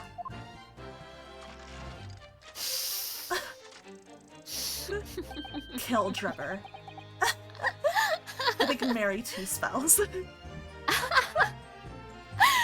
Aqua, I'm going crazy. You gave my answer for me. We're the same. Did you? I can't say I remember. What was it, madame? His camera. Ah. Oh, yes. I made a point of taking it with me whenever I made an excursion into any cemetery. Wait, does that mean that's the real camera? Oh shit, it might be. I remember thinking that was weird. You took a camera with you, sir. To what end? To record the details of the bodies I disinterred. There's a sexy witch because she runs a waxwork museum and it's Because actually very relevant. Because she's out here living her best life. Yeah. Can a woman not just be a sexy witch? Can't women have hobbies? But I had no intention of ever visiting a graveyard again after that night, so I sold it. I see. But I still have it, Monsieur. It is part of the special exhibit in my House of Horrors. I am very meticulous about such details. It is the Two Spells way. They needed a magical range DPS. They already had a healer. God forbid women do anything. It would seem then.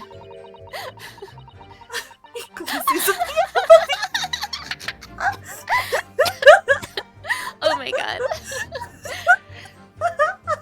Oh my god, that got me. That was really good. That was really, really good.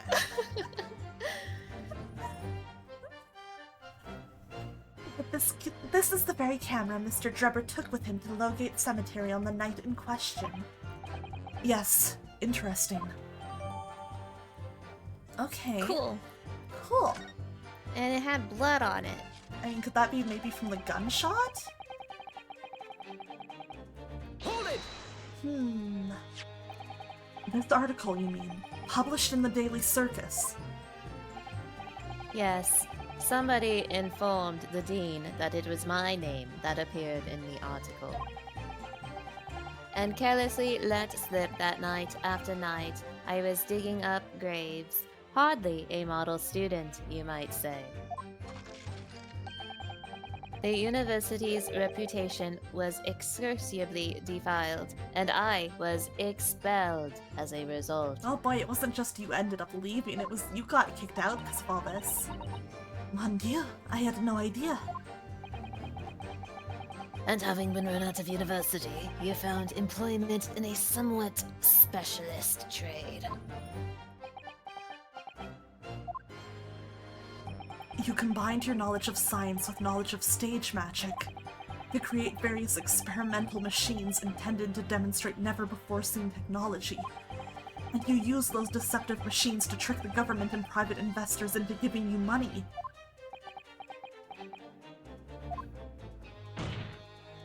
Professor Albert Harebrain was just your latest victim, wasn't he? He has nothing to do with this. Whatever are you talking about? I have no recollection of doing anything of the sort. Don't get me excited, Scythe. I thought I was gonna get to say stuff. Yeah. What's Drebber up to? Why would he suddenly change his tune and recant his claim? I wonder if perhaps it's because his circumstances have changed now. You're so right, Otaku. What circumstances?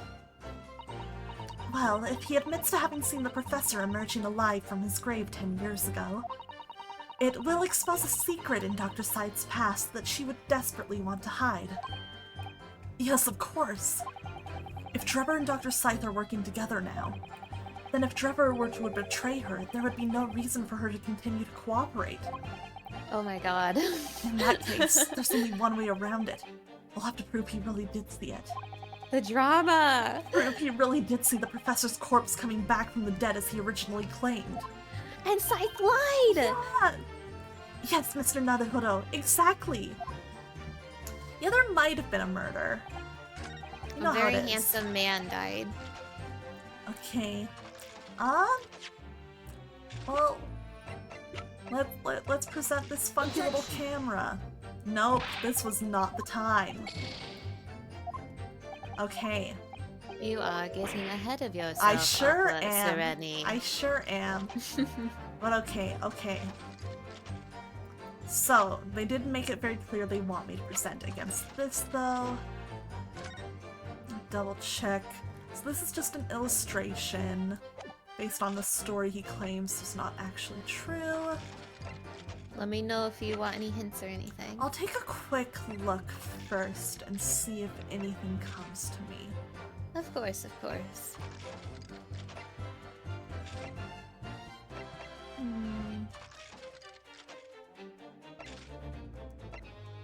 Balloon. Okay, screwdriver. This is all stuff about the exhibition. Let's see. One more look at this.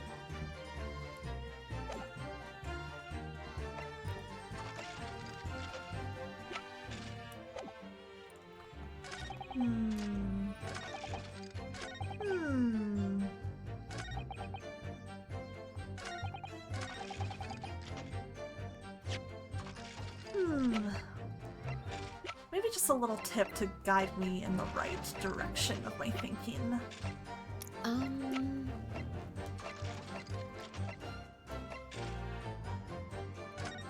know we've got this, but I don't. He's saying that he did not see the professor. Yeah. So is there anything that would suggest that he had to have seen him? Let's see. I'm kind of between a couple things.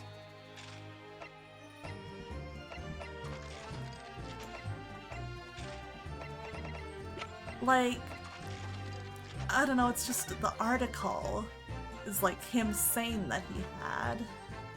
He said that this picture was made by his description of the scene. Yeah, that's true.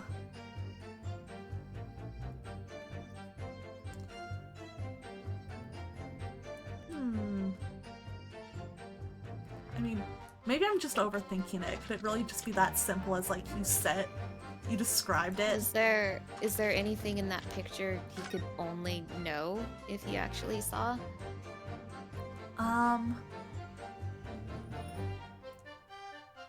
Let me see.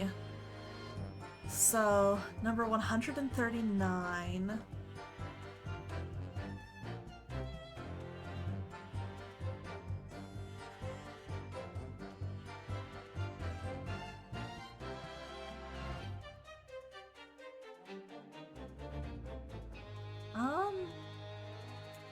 There probably is something, but I'm blanking trying to see it. Well, don't worry, because after a great many years, Parliament has at long last resolved to relieve the citizens of London of the horrifying stench that carries on the slightest breeze.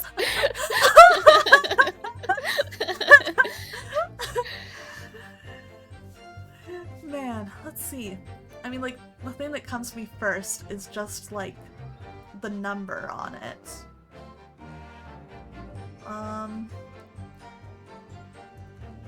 Oh. We'll present it all, and I'll see if it comes to me. maybe if I get a second to think about it as the characters talk. Sorry, Mr. Drebber, but I don't believe that. The Great Stink was 100% a real historical event? Oh my god. Ew. Don't believe what? Your latest claim. You did see the professor on that night 10 years ago. Oh dear, we seem to be at odds. But I was there, and you were not. I know what I didn't see. The illustration with this article was drawn based upon what you told the journalist that you witnessed. A figure emerging from a tomb, wearing an iron mask. Oh, you know what? That feels obvious. But I was just like, oh, is that just the artist's stylization of not knowing what the professor looks like? I do think this one was kind of tricky. Yeah, this was a little tricky, but that does make a lot of sense. Let me take a quick look at this article. What? Huh. The Great Stink was an event in London. What? Wait, that doesn't make sense, because this is supposed to be, like, early 1900s, like 1906 or something. And if this was 10 years ago, you know, that would have been like 1890 something. Let's see. I'm curious, like, how long did the stink last? Oh god.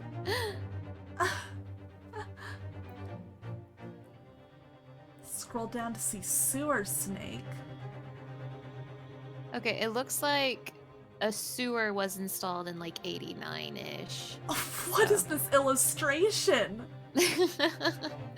I did not know this was a real thing. This is crazy. The Great Stink. The Great Stink. That's wild. I'm gonna have to read more about this. Yeah, later. like I shouldn't read all about this on stream, but this will be a fun little Wikipedia dive for later. Thank you. London was just like that. It sure Yeah, was. they had like window taxes in the Great Stink. Yep. Crazy. Yes, when the killer was tried 10 years ago. It was decided in the closed court's ruling that the man would wear the mask to hide his identity. So that's not just a waxwork thing. He was really wearing that mask. Yeah. It wasn't to be removed even during his execution and subsequent burial. Not even the prison wardens were to see the man's face. But obviously, the provision of this mask was not public knowledge. So, Mr. Drebber, as you've just heard, a lowly student of the University of London certainly wouldn't have known about the condemned man's mask. So unless you'd actually seen the professor that night... I can think of another guy in a mask right now. I sure can. It's inconceivable that the artist would have included the mask in that illustration. Ah. Ordar! Ordar! Well, Mr. Drebber.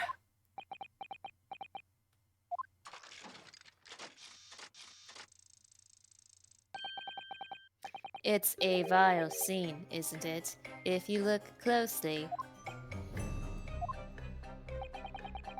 And as I've already been at pains to point out, I was utterly petrified. Which is why I had it in my head that I'd seen such a blood-curdling sight. But afterwards, I came to my senses and realized that I'd been mistaken. Sure. You're still saying you didn't see it. If you're stubbornly sticking to that story, witness, then amend your testimony to explain exactly how you think your eyes deceived you. Thanks, Fonzies. Of course. Only too happy to oblige. I can't believe he's still not going to concede the point.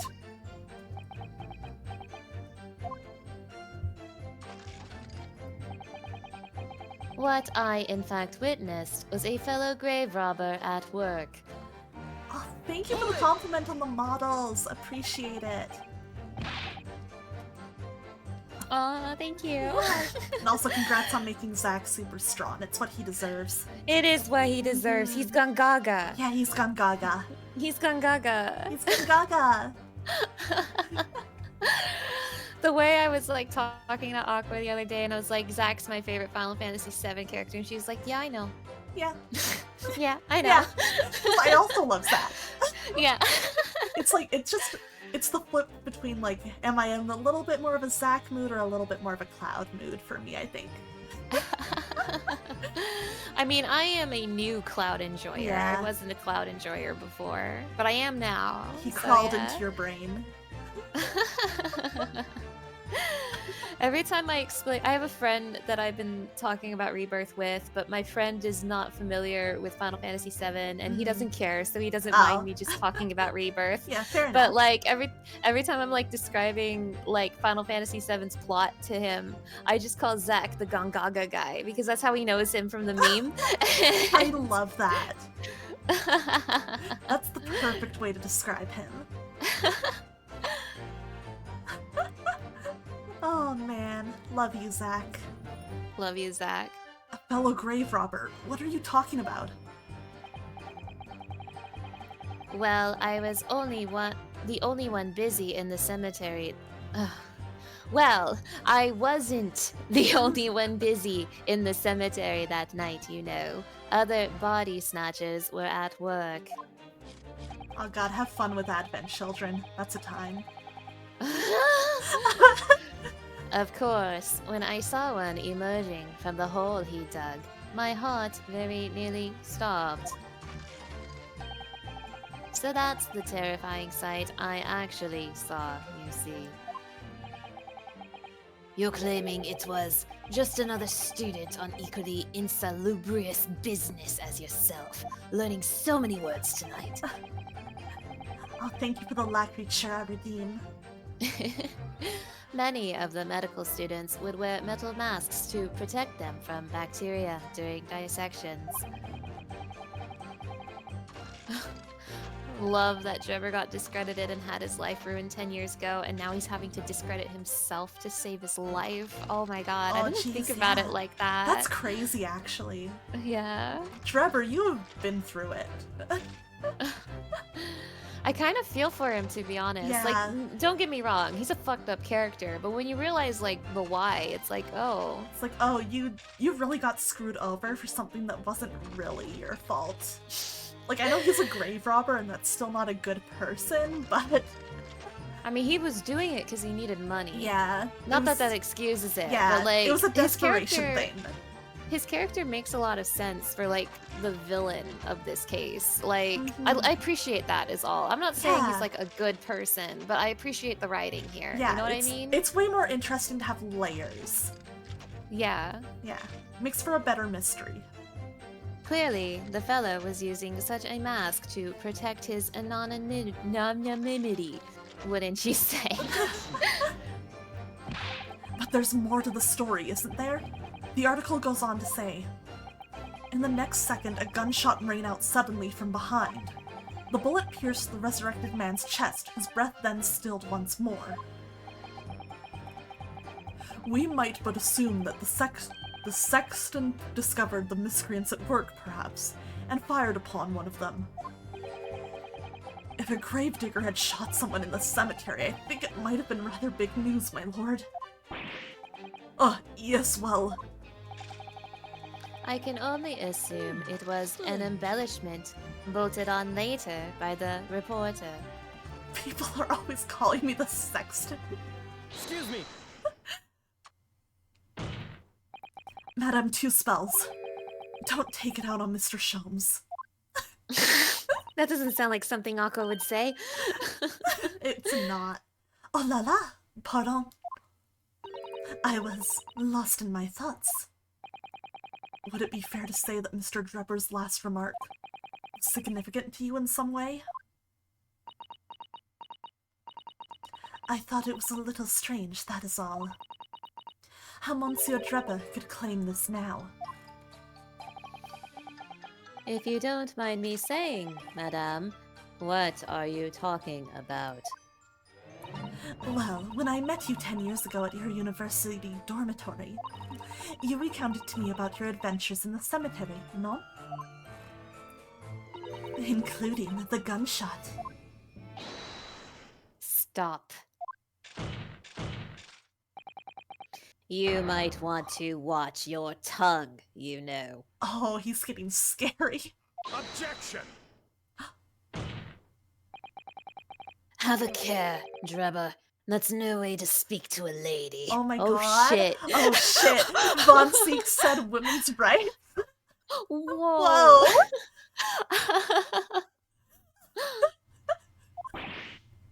Ugh. Please, Madam, 2 spells. Carry on. How is he so fucking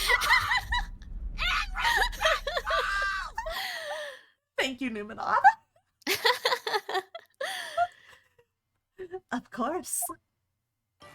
According to what Monsieur Drebber told me at the time, he did hear a gunshot from behind him, and the bullet hit the condemned man. You better drink your respect women juice. I said nothing of the sort. No, you were very explicit about the details. About the mask that the figure was wearing. And the blood that splattered over you when he was shot. Oh, there it is, there it is, there it is.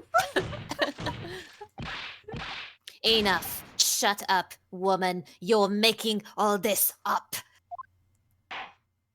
Well, he's getting angry. He is a little angry. That will do. Mr. Drebber. Huh? Yes. You refute the account just given by Madame 2 spells. I have no recollection of ever saying those things. Come on! Do you really expect us to believe you? Control yourself, counsel. I will not permit baseless accusations in my courtroom. Right. Under the circumstances, think it best that you supplement your testimony with a statement to clarify your position on this, witness. Alright, here we go. All right. Very well. Get his ass. Ladies and gentlemen. There was no gunshot from behind me at all, nor any spattering of blood. Wow, that's crazy. That's wow, crazy. That's crazy. That's crazy. That's crazy. Mr. Drubber, do you remember this camera?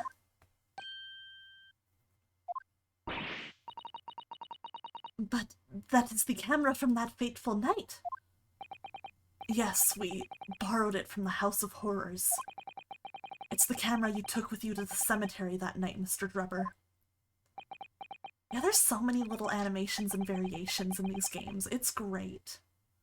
And is that supposed to be significant? I'm sorry, I'm gonna go on a little tangent, but I remember when like visual novels like Ace Attorney, but like I think the first one I saw it happen with was Professor Layton, started like shifting from like 2D to 3D for like their character models.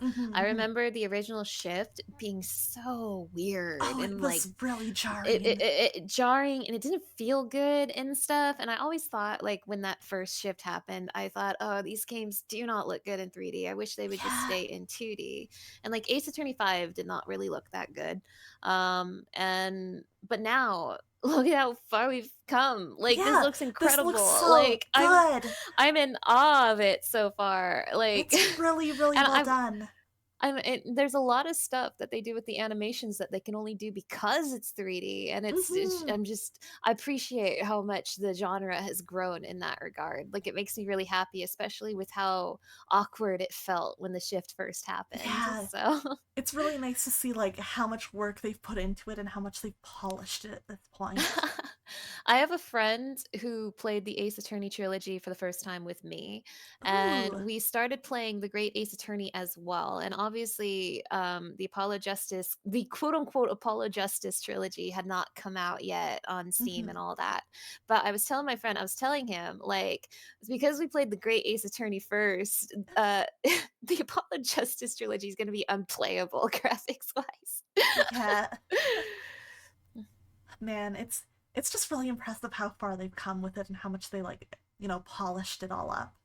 I did think Phoenix Wright versus Professor Layton looked nice. I did think that. It was specifically like Dual Destinies I didn't like very much. I don't really remember Ace Attorney 6 well enough to comment on that. I don't feel like I remember. I have vague memories of 6. It didn't really stick with me. But yes, Versus was carried by some really good character designs. I have actually never played Versus, but like the character designs I've seen have been great. Oh god, we have to play. I will learn. I tried to start it once and I struggled with the Layton puzzles, which is why I never continued. Unfortunately, I love Professor Layton as well, but unfortunately in Professor Layton versus Phoenix Wright, that game, like the court stuff is the fun stuff and the puzzle stuff isn't fun, which is unfortunate because I like Professor Layton, so yeah, it's like, man, I would like to play it because I've heard it's also very good. I want to get through it, and I've heard there's a lot of characters I would love. It is excellent, and the whole idea of like witch trials is just so fun. Yeah, that's so cool. I'm just like, maybe I might just have a little guide open for the Layton. One of Wright's first 3D appearances was Marvel vs. Capcom. Oh my god, I always forget about that. I always forget about that, but it's great. But no, I feel you. Like, I do like Professor Layton a lot, but I did not think the puzzles in Versus was the strong suit of the game. So I don't blame you for being kind of like deterred because of that. It's good because I was just like, man, am I just like not meant for Layton? Yeah. Professor Layton, the reason I like Professor Layton so much is because the plots in those games are insane in a really good way. And yes, and in Phoenix Wright versus Professor Layton, it gets an insane Layton plot, which is really good. I mean, I do always love an insane plot. So. Wait, have you not played the Professor Layton series? No, before? I never have. Oh, Aqua, I'm like rubbing my grubby little hands together. Ooh. I mean, I I could definitely be interested. So I think you would like the story, but I don't know how you would feel about the puzzles is the thing. And the puzzles are the central gameplay mechanic, you know. Some of the puzzles are some bullshit. So um It's tempting. It's hard because, like, yeah, the versus puzzles just did not click with me. I really struggled to solve them. But I don't did know if that think really says a lot. I do think that if now keep in mind it's been a very long time since I've played all of these games, but if I recall, the versus puzzles in particular were like less fun than Layton puzzles usually are. Okay. But again, I can't really say that for certain because it's been a very long time, probably at least 10 years since I've played any of these games. So, yeah. I could definitely see it being something I at least give a shot and see if I'm like struggling with it or not. I think you would really like the story. So, yeah. I could see that because I know at least aesthetically I've always liked Layton what I've seen of it. Yeah. Yeah. What about the Funyarimpa? Oh, the Funyarimpa is wonderful. Funyarimpa is wonderful. Yeah, that is like practically my god. Alright, this kind of camera is rarely seen in our homeland, so my colleague and I were keen to examine it closely. We noticed that the lens extends forwards on the ends of some bellows. Like this. Hold it! What's that? There, just on the bellows.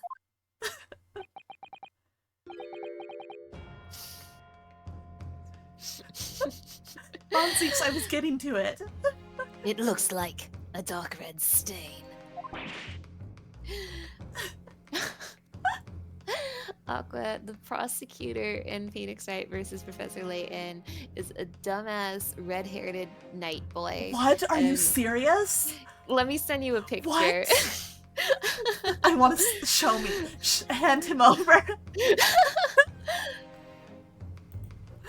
Hand him over. Hold on. Okay, nah. This is worth waiting, don't worry.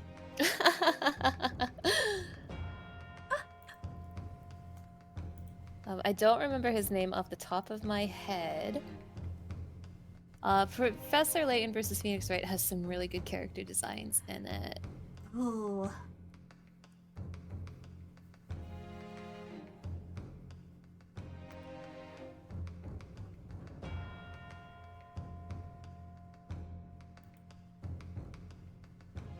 Why is it so hard for me to find the name of the main prosecutor in this game? You'd think that would be a pretty easy one to, like, you know, show. Yes, she's gonna show me the night. I love that Relics, like, knew. Love that Relics was like, oh, this guy. Oh, there we go. I found him. Okay, hand him over. Okay. I want to see a guy. This is the prosecutor in that game. Oh, he's got such spiky hair. It's funny. I'm gonna show him to chat. Let me.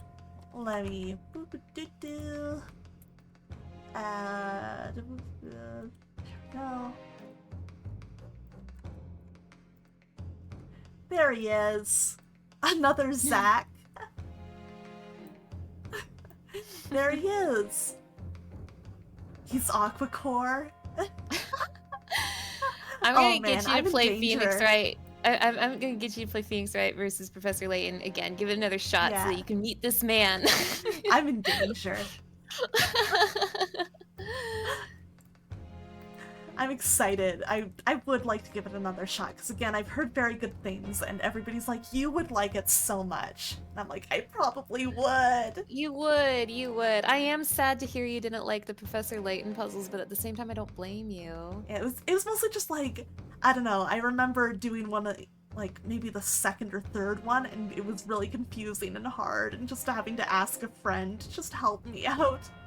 And I was like, man, is the whole game gonna be me struggling like this? Okay, if you ever want to play Professor Layton versus Phoenix Wright or like any of the Professor Layton games, I would absolutely be that friend who helps you with the puzzles. I just Google the answer for you. Honestly, that might be great. The original Professor Layton trilogy in particular is really, really good. Okay. So I need you to understand the plot in those games. I can't even describe them to you because that would ruin it. Like, they're just Okay. insane. They're insane. They have like really fun twists that you Okay. genuinely are like, wow. Wow. Wow. No, I'm always into that. That is always fun and always something I enjoy. Good night, Xander. Thanks Yeah, for being. thank you for Thanks hanging for stopping out. by. It's good to have you here. I appreciate it. But yeah, because Professor Layton has those really crazy twists in it, Phoenix Wright versus Professor Layton brings its own crazy twist. Okay. It's excellent. That It is sounds so like a good. great time. That sounds like It something is I would have so a lot of good. fun with. Yeah, I could definitely be down. I could definitely be convinced for that. Sounds like it'd be a lot of fun. That's right. It's a rather conspicuous mark here on the bellows, in fact. Good lord, are you suggesting? Yes, my lord. It would appear to be a spatter of blood. Something that could be confirmed with a simple chemical test. I know what name freaking Ishita's talking about. Me? Gungaga. There's like, there's a character at the start of the game who like dies in like a car accident, and his name is like Car Accidenti or something like that. Oh my god, that's ridiculous. Kotomi and Accidenti. Yeah. What a pick for a name. Incredible. It's Absolutely almost as good. incredible. Aqua, you haven't played Ace Attorney Investigations, right? No, I also really need to play those. Okay, well, one of the victims in that game is called Dead Man, just so you know. I love that. Love that. It's spelled That's like great. DEIDMANN, Dead Man. That's incredible. That's actually incredible. I love that. Did men. Oh my god. Isn't that right, Dr. Scythe? It would be difficult to determine if it was human blood and not the blood of some animal. But yes, to test whether or not it's blood at all is simple enough. Oh my god, yeah, the Death Stranding name too.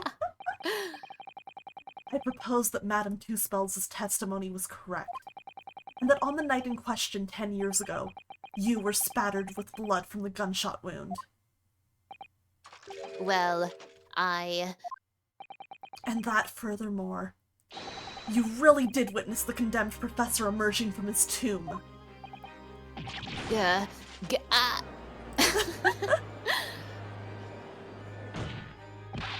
There's simply no way you could have forgotten such a traumatic experience. In other words, the only explanation is that you're trying to hide the fact that you saw the professor that night. Objection! But why? Why would he want to do that? Well, not for his own gain, it would seem. For whose, then? Who could benefit? Mr. Drebber is obviously lying in order to protect somebody. My goodness, he's shielding someone. Don't look at her, dude. Idiot. Like, I knew, but still. Yes, my lord, and clearly. It's someone who doesn't want the truth about the professor coming back to life to be exposed. Well, counsel, who is it then? Who is this witness trying to protect by lying about what he saw that night? The person who has the most to lose. Take that! The obvious answer is Dr. Scythe. Scythe. Whatever do you mean? Imagine if the convict who'd been sentenced to death was not in fact killed. Imagine if that was to come to light. What are you insinuating? And imagine if the convict in question was the country's most hated mass murderer. If it was the professor, that would be an unprecedented scandal. Objection! This is beyond a joke. Need I point out that the dead cannot come back to life? What you're suggesting would mean that the execution never actually happened. That'd be fucked up, huh? Yes, that's exactly what it would mean. Objection!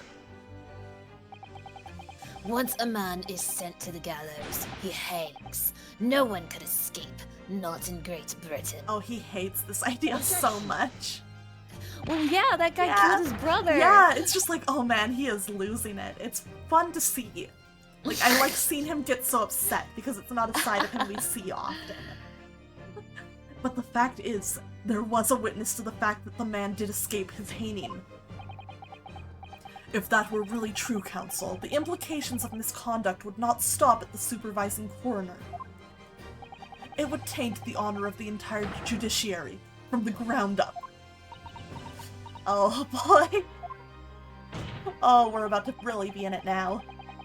It's exactly because of those monumental repercussions that Dr. Scythe would consent to any demand made of her by someone who threatened to expose the secret. Me too, Gossamer. Even if that meant being complicit in a crime. You mean...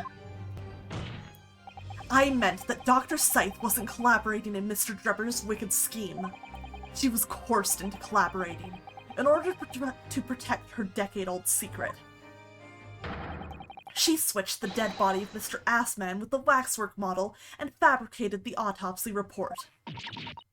Ugh.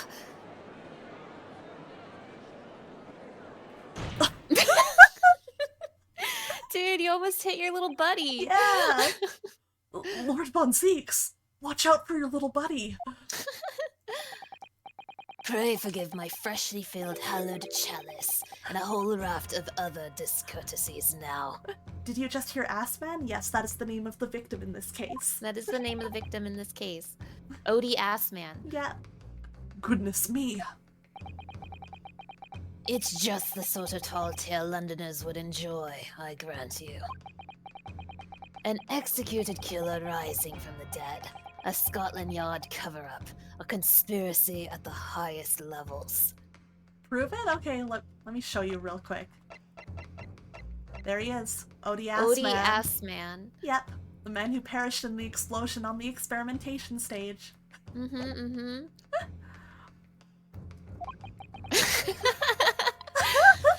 So let me ask you one thing. What's that? If the condemned man really did emerge from his tomb that night, only to be shot in the chest, who pulled the trigger? And disposed of him forever? I want his autograph. Little buddy no get a sippy. Aw, poor Let the guy. little man get a sippy. Yeah, give your little buddy a sippy. Somewhere in London there's a tip man. Oh, well, I have no idea at the moment. We have too little information to work that out at present, I think. I couldn't agree more.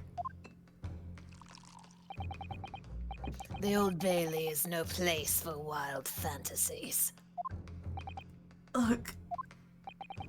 Let little guy have a sippy. Yeah, give little guy a sippy. And have you considered this, my learned Nipponese friend? Oh wait, I have an idea. Sip, sip, sip, sip, sip, sip, sip, sip, sip, sip, sip. There we go. Okay, I'll return it back to its place. Oh my god, La Creature is gonna have a secondhand kiss with the masked man. An indirect kiss! An indirect kiss!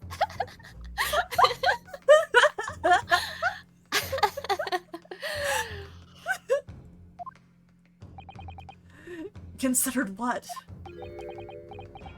Do you realize just what a dangerous endeavor it would be to coerce this woman into such criminal activity? It's tantamount to declaring war on the entire British police force and judiciary. Quite hard to imagine any sum of money being offered for research could warrant it. To rely on some stage deception when so much is at stake would be madness. Well, I suppose. And this was no petty crime either. The victim was murdered. People die when they're killed. A man who'd already invested money in the venture and would be instrumental in future profits too.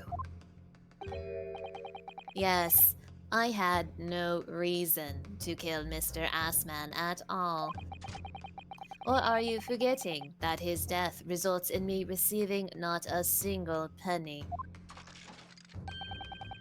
The court is already aware of the contract between myself and the victim, no?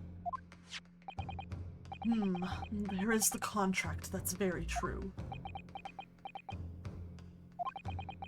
The motive for this case runs deep, though. I can feel it. Braided out Austin Powers mixed with Sephiroth. You're right. Using threats of force to force the head of the forensic investigations team to cooperate is extreme. Especially for a government grant he had no guarantee of receiving in the first place. If the research grant was the aim, taking Mr. Assman's life would have made no sense anyway. Which means, Mr. Drebber's motive wasn't money at all. He was just trying to kill Mr. Assman. But why? What was his motive then? I know! Your time is up, my learned friend. I'd say you have one last chance before the jury lose their patience with this charade. Let's see if you can back up your heady proposal, shall we?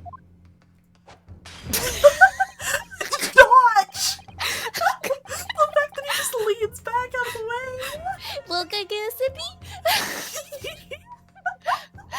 How do you explain why this engineer would throw all caution to the wind and threaten his own country? Genuinely love that the masked man hasn't done shit in this trial. It's actually making me insane. I feel like I need to go chew on a stick.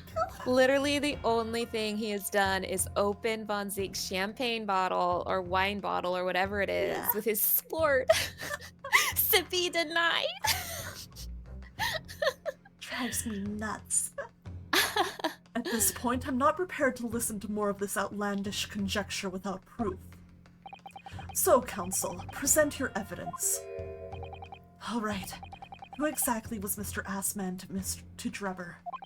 I think we've already figured this out. Yeah, there's a connection there that no one's seen yet. I'm going to have to present 2 pieces of evidence to show what it is. I like that they gave Assman a really pretty signature so that you'd remember it. Yeah, it's really funny. He learned fast after the first challenge shattered on impact and gave him more amnesia. That's my emotional support mystery boy.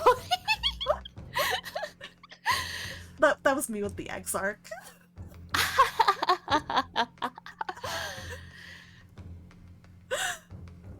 Yes, my lord. We love hooded men with obvious secret identities. Oh my god, we do! Oh my god. Anyway, where's the evidence? I know you haven't played Grand Blue, Mana, but the Grand Blue man, who I think you'd really like, does it too. Oh, thank god. Oh, god. Take that! Okay, this one... It's this newspaper article, my lord. That was written 10 years ago, and every detail has been examined already. What can it possibly tell us? That drivel should never have been written.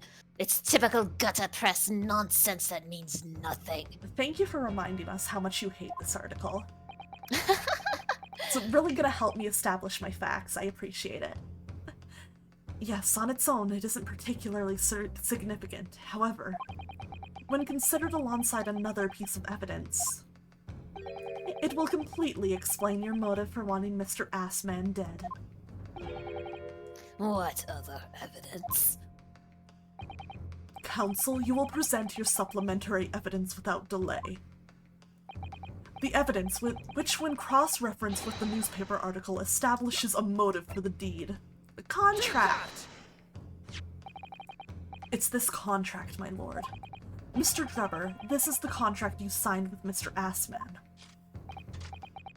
Yes, that's right. The very document, in fact. That proves I had no reason to kill the man. Nuh-uh. No, I'm afraid not. Nuh-uh. Nuh-uh. What? There's something very significant that this newspaper article and the contract have in common. Really. And it's that common link that shows very clearly why you were determined to kill Mr. Odie Assman. It seems the defense has uncovered something the rest of us have missed. How? It's How? a very pretty signature. It's literally the first thing Yeah. you notice. It's very, very noticeable. So, my learned friend, point out what these two pieces of evidence have in common. Thank you for the thirsty redeem, Lucien. Where exactly is the link between this newspaper article and the contract? I thought you were gonna have to point it out on the contract. You're like, Yeah? the only thing to point at is the signature.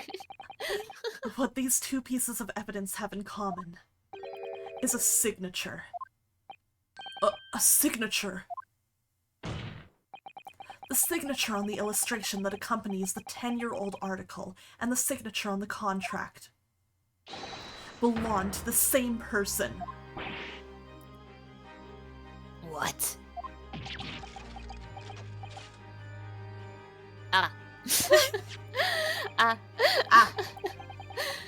As the court has heard, this illustration was drawn 10 years ago by the newspaper reporter who found Mr. Drebber and interviewed him about his ordeal.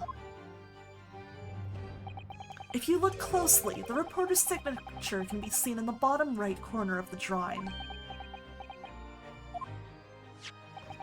And if you look at the contract here, which was signed between the witness and the victim last year, you can clearly see Mr. Assman's signature at the bottom. I am genuinely impressed he kept it consistent for 10 years. Yeah, good for him. Good for him. Let me see now. Good My Lord, signature yes. is literally chicken scratch. Identical. I guess he was really proud of that signature. He really liked it. I don't blame him. Yeah, it's a nice one. In short, the journalist who drew the illustration and wrote the article published about Mr. Drebber 10 years ago was the victim of this case, Mr. Odie Assman.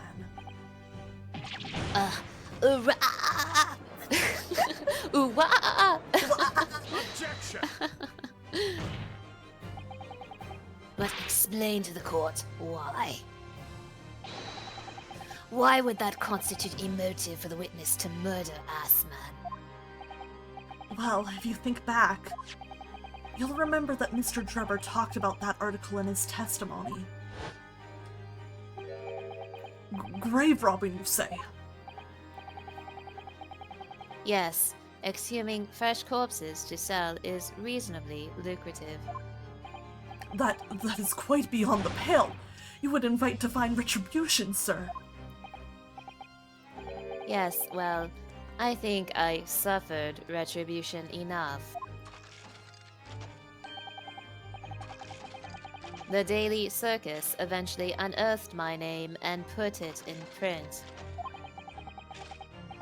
It caused me a great many headaches. In the end, I had to leave university. That was the only paper with the bad grace to identify me unambiguously, I might add.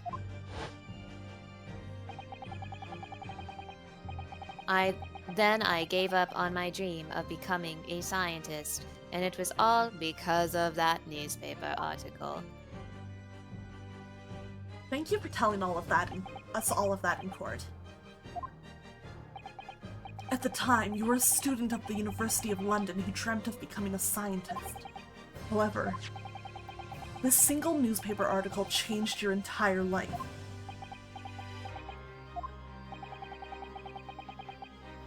So Mr. Assman used to be a newspaper journalist, did he?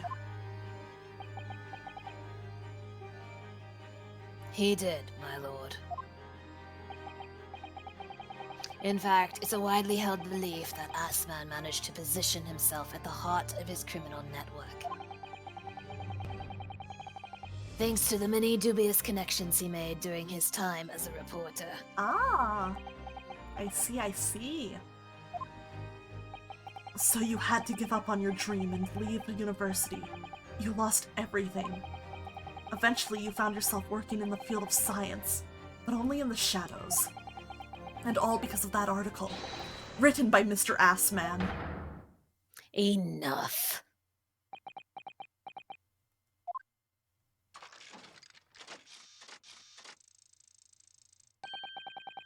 Stop this endless drivel about my life. What? Explain yourself, Mr. Drebber. Yes, it's true. I had to leave the university as a result of that article. But it was just the straw that broke the camel's back. What do you mean? Almost every student of science in the faculty was too poor to actually conduct any research. But they struggled on with their hypotheses anyway. We all did, only to have them taken by vultures. Sooner or later, you knew your ideas would be stolen and patented by some wretch or other, after all. Good gracious. Making a name for yourself as a scientist in a climate like that was a miracle only a select few geniuses could ever hope to achieve. Personally, I wasn't one of those geniuses, so it was hardly a wrench. Being forced out of the university because of Lowgate was the best thing that could have happened to me. Objection! Oh boy. Mr. Drebber, do you genuinely believe that? Of course I do. Who's better placed to know whether or not I possess a talent for science than me? Oh boy. I'm sorry to say that your words don't ring true at all. How dare you? And I have evidence to prove it. How are you in a position to say anything about me? I don't know you from Adam. Fine. If you think you have evidence, go ahead. Show it. What could you possibly have to disprove the idea that I was happy to leave university because I lacked talent? Well, you had this really neat trophy and you still kept it around. Take that! Do you remember this, Mr. Drebber? We found it at your workshop. Is that a Royal Society trophy for excellence in science? What exactly is this trophy, Council? It's the greatest honor that can be bestowed on a young scientist, my lord. So you were real good. You were lying. There is no higher accolade. It recognizes emerging talent and promises a bright future. Good gracious. Your prospects for the future were excellent, weren't they, Mr. Drebber? Because even then, you were a genius in your field. But you lost everything. You had no more future. Your talents would go to waste. All as a result of this one newspaper article. I don't know when you realized who Mr. Assman was, but when it dawned on you that he was the same journalist who 10 years ago ruined your life. It's abundantly clear that you had no intention of forgiving the man.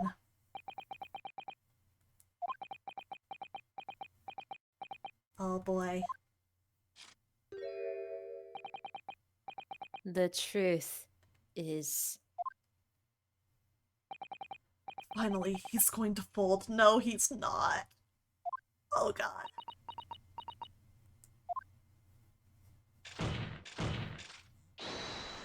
Huh? Who? Who? Oh, of course. Oh, fuck. Fuck. Fuck. Of course she would, but fuck. Fine.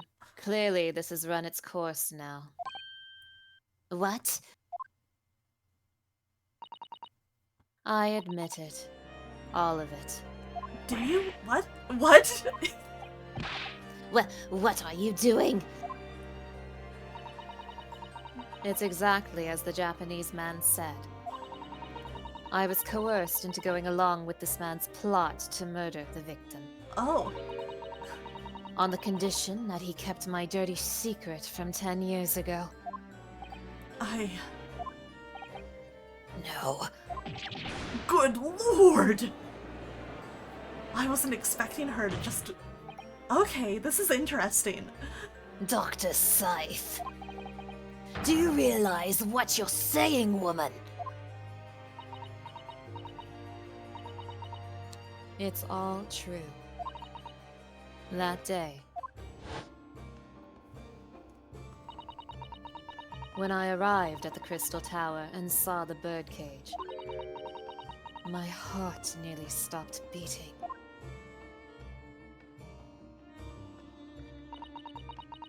That memory from a decade ago that I'd done my best to bury deep inside myself. It was the professor again, staring me in the face. Gark, we are winning. One of our like witnesses here is confessing to everything.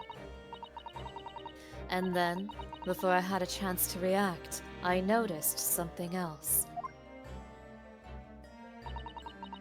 There was a note tucked inside the model's jacket. Dr. Scythe, you will go along with my plan. From someone who knows the truth about what really happened that night 10 years ago. Oh, that explains. Yeah. That is definitely an effective way to, you know, catch her attention and pressure her. Yeah, it's very cool. This has been a very fun case. All the instructions were there in the note. Every detail was meticulously written out. I had no choice but to do what it said. I made the necessary alterations to the scene and fabricated the autopsy report as instructed. This is the third case of the second game. There was really no other choice. It had to be done to protect the judiciary.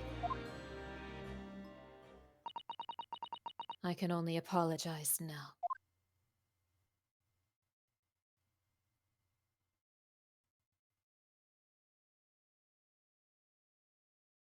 No problem. It's the second last case in the game, too. Why on earth would you buckle now? Well, there's no point trying to hide it anymore, is there? I would have done anything to stop it coming out, even collaborate in a murder. But the great lie about that execution 10 years ago has been exposed. Whatever happens, I'm finished. Well then, Mr. Dripper, what do you say to that? Your accomplice has admitted everything. We are gonna finish the trial, so however much longer that takes. I would maybe about an hour-ish, maybe a little Okay. less. We are getting pretty close to the end. That makes sense. I can't give an exact estimate, but I feel like around an hour. I feel like that's probably a good estimate. To be honest, probably less. So, as long as we don't get caught in another tangent. Let me tell you about Cloud Final Fantasy. Oh my god, I would love to hear about Surely Cloud. it goes without saying. You admit your part in it too, then. I admit nothing at all. Oh, fuck, this guy's just digging in. Whoa! Wow! Oh my gosh, Kuri Raid! Hello, Kuri, guys. It's my friend Ichinose Kuri. She's a super wonderful streamer who plays many, many cool games with some cool friends, including Yuzuki, who's here. Hi, Yuzuki. Yes, please look away if you're planning to play Yuzuki, but you need to play this game. I'm begging you. Yuzuki, you would love this game so much. And Dreamy, hi, Dreamy. Yuzuki. Hi, Dreamy. Hi, Raiders. No, don't come into my room. I'm shouting you out. Just so everyone knows, we are at the very end of case 3 of the second game. So Yes. big spoilers right now. Yes. Yes, for anyone who does not know us, hello, my name is Aqua Sereni, and I'm a mermaid VTuber who traded her brain cells for legs, and I am playing today with my friend Mana Scarletify. Hi. Yes, Mana has played this game before and is helping me through. Ren, thank you for the raid, and Bunsenberry, thank you so much for the follow. I hope you guys had so much fun on your stream and collab tonight. I hope it was a good time. I know it's late, so I won't force you guys to stick around, but it's good to see you. The Great Ace Attorney is one of my favorite video games of all time, and I cannot emphasize this enough. We are in major spoiler territory right now. It's really, really good. But yes, if you're planning to play, I do not blame anybody who does not want to stick around, because as someone who's playing it for the first time, this is so worth seeing for yourself. It's been crazy. It's been so fun. And Pretty's right. Scythe is so pretty. I love her. Scythe is gorgeous. Oh my god, she's so pretty. I'm in love with her. Same. She's so great. Thank you for the raid, though. I appreciate it so much, and I hope you're having a really, really great night. Some guy named Assman was doing stuff. It's true. Yeah. Well, not anymore. Oh, true. He's super dead. I don't think that's a spoiler when it's the victim of the case. No, it's just the victim. Yeah. Like, you didn't know him beforehand, so... They couldn't let a guy named Assman live. Oh, enjoy your lurk, Ren. Thank you again for the sub, and have a good night. It's good to see you. But yes, we are in, like, witness breakdown territory, you know? Yes, So- we are in witness breakdown Yes, territory. the- This case is almost over, and it's very big, not just for this case, but for the whole overarching story. Yeah, so this case is gonna have insane ramifications for what's about to happen in, like, the next one. yeah, yeah. It's so good for that. Oh, man. What? Have you forgotten that the kinesis machine was ripped to shreds by an explosion? Short of me admitting to a crime, there's really no possible way for you to prove I did anything wrong. Fucking guy. Oh! Tis man and thy man. If we get Scythe to testify more, like we can get him. Exactly. Order! Order! Whatever this man says, I admit to everything. He threatened to expose my secret, so I went along with his plan. And Lord Von Zeeks. Yes. I hope you'll accept my apologies. What happens next is in your hands, of course. What? Oh, that's such a raw line. Oh, this is getting so crazy. I've heard more than enough now. I hereby present the final findings of this court. This trial is not the proper forum in which to pursue the alleged wrongdoings of Mr. Drebber. What? The defendant is Professor Albert Hairbrain. Oh yeah! Oh yeah! Hairbrain! Very true. So true, for real. It had slipped my mind. It had slipped mine too, honestly. Oh yeah, Hairbrain's in this case. He's here. Isn't he one of your closest friends? Oh, we were more than that. As the court has heard, Dr. Scythe has admitted to the allegations brought by the defense, thereby absolving the defendant of any possible guilt. We won! You mean... At the present time, it is the conclusion of this court that the defendant was not involved in any wrongdoing. We won! Okay, look, that's good, but there's so much more happening right now. I don't want to stop here. I don't want to stop here. Does the prosecution have any objection?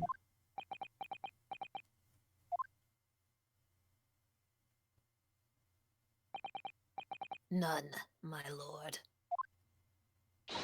Oh, congratulations, Mr. Naruhodo. You've proven Professor Hairbrain's innocence.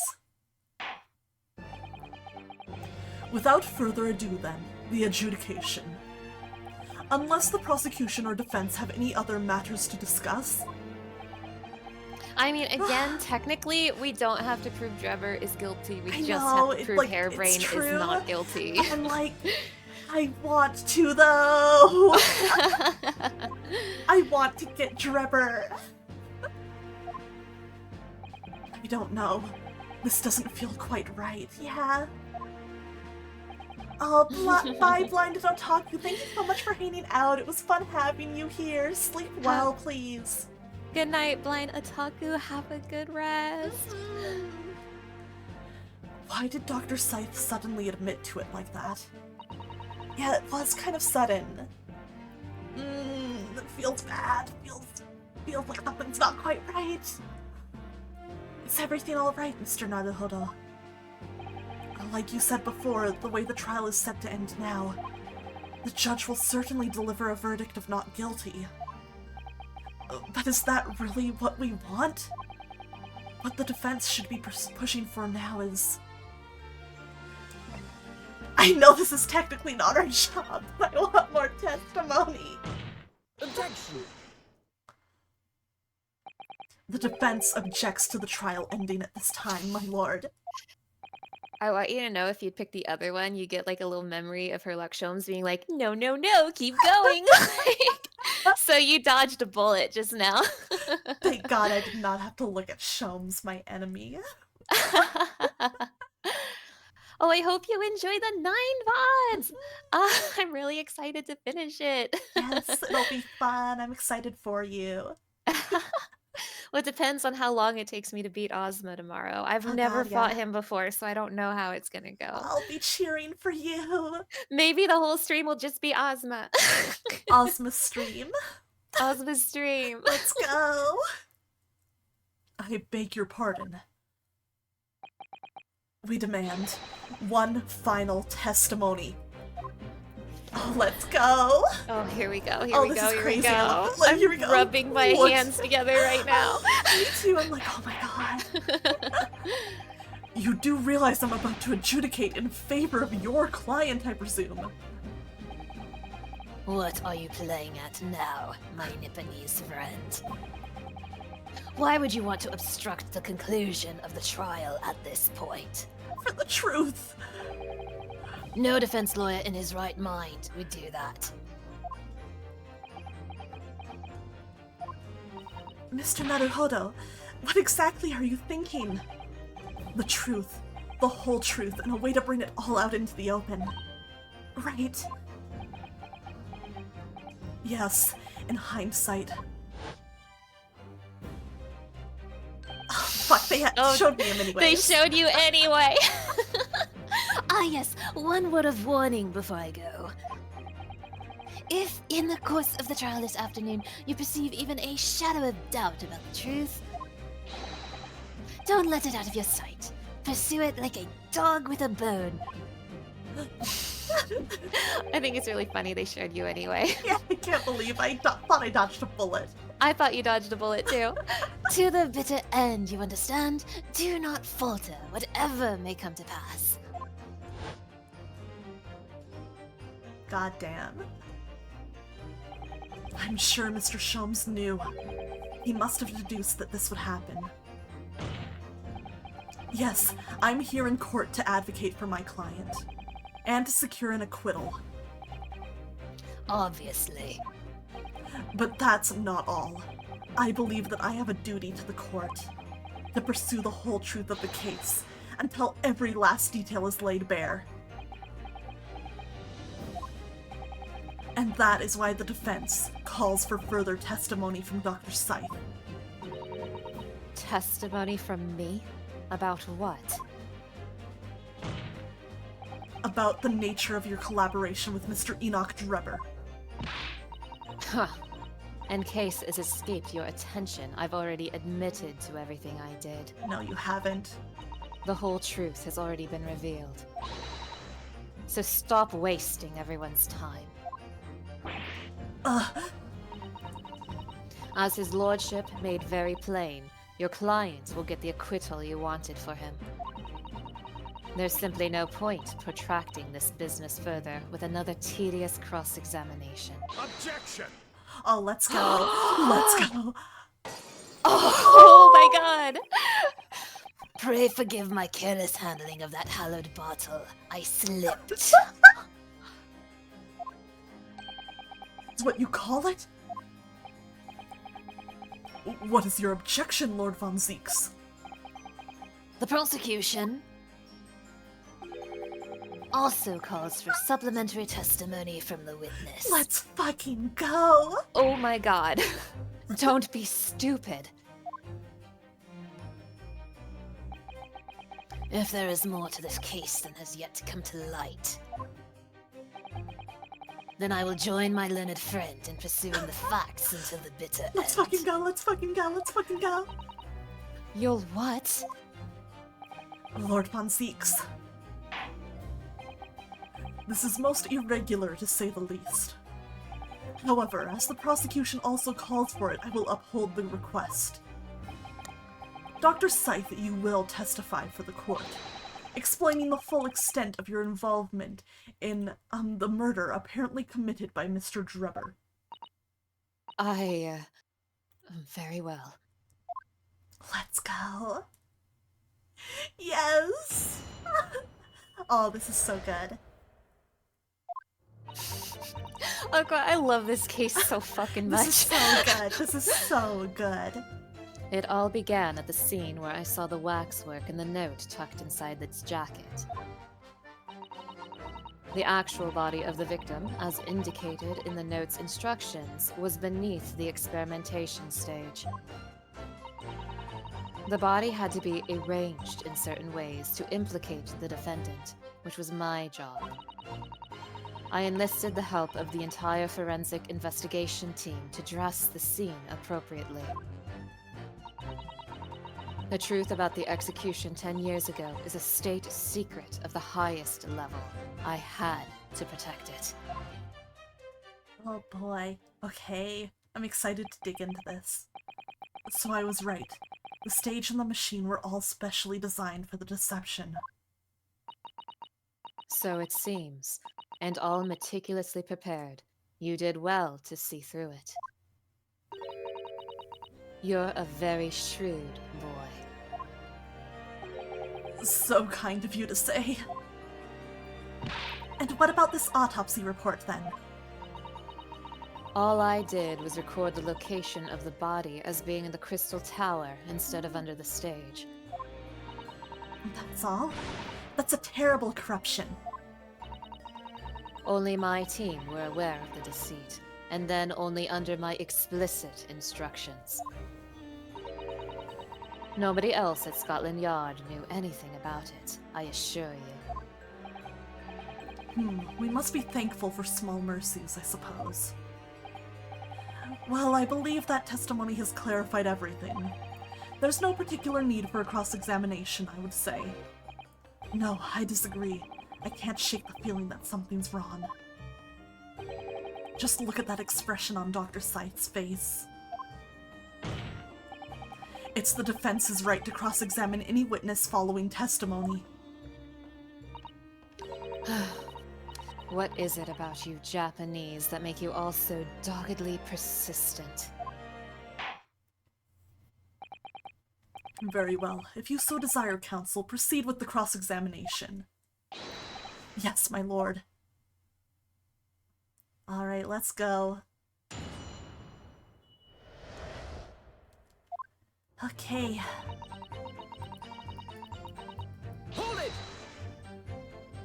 From what you described before, it sounds like the note was anonymous. Did you have any idea of who was behind it? There are very few people in the know about what really happened 10 years ago to start with. But anyway, I'd never heard of this engineer, so no, I had no idea. Yet despite not knowing who was behind the plan, you went along with it. I had no choice. Protecting the professor's secret was my only concern. Fair enough, fair enough. But the horse has bolted now, and the stable door will never shut again. That's deep, dude. Did you practice that one? Scotland Yard's reputation will be immeasurably damaged as a result of all this. Yes, thank you, Lord Von Zieks. I'm well aware of that. So as I understand it, what you found in the birdcage was the waxwork model. Where then was the victim's body?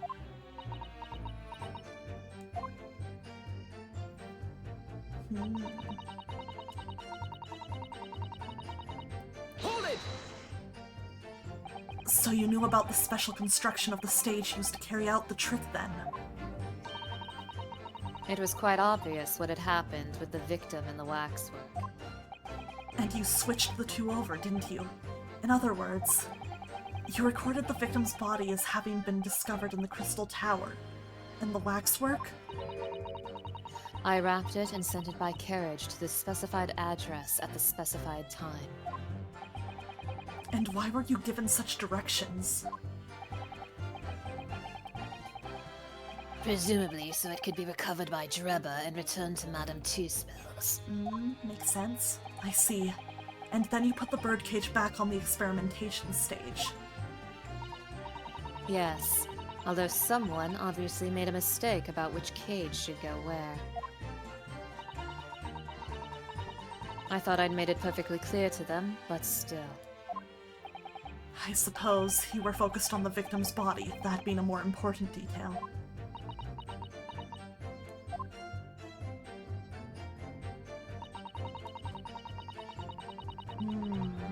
Hold it!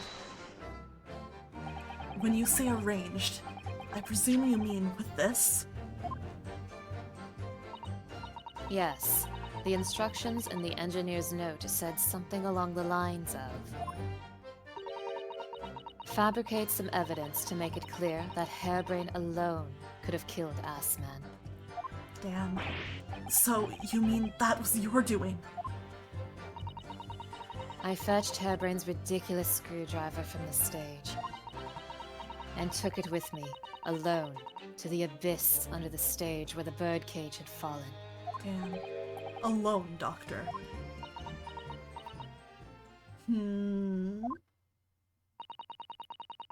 I didn't feel it would be appropriate to involve anybody else in that particular part of the deception.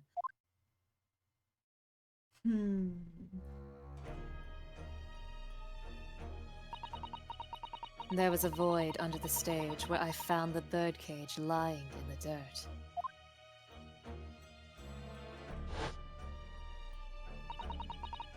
I approached it, leaned down, and slowly opened it up. Then, I took the screwdriver in both hands and plunged it into the man's chest. Damn.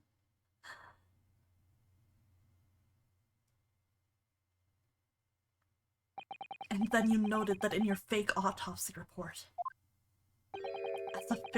as a fictitious cause of death. Exactly. So, the actual cause of death was... the trauma resulting from the 30-foot drop. My word. What is it, Miss Susato? Something about Dr. Scythe's last statement. It's playing on my mind, that's all. Yes, mine too. Mine 3. Dr. Scythe. There's really no need to shout. I can hear you perfectly well. The defense calls for you to add what you just said to your formal testimony. Oh? Which part? What I want her to supplement her testimony with is...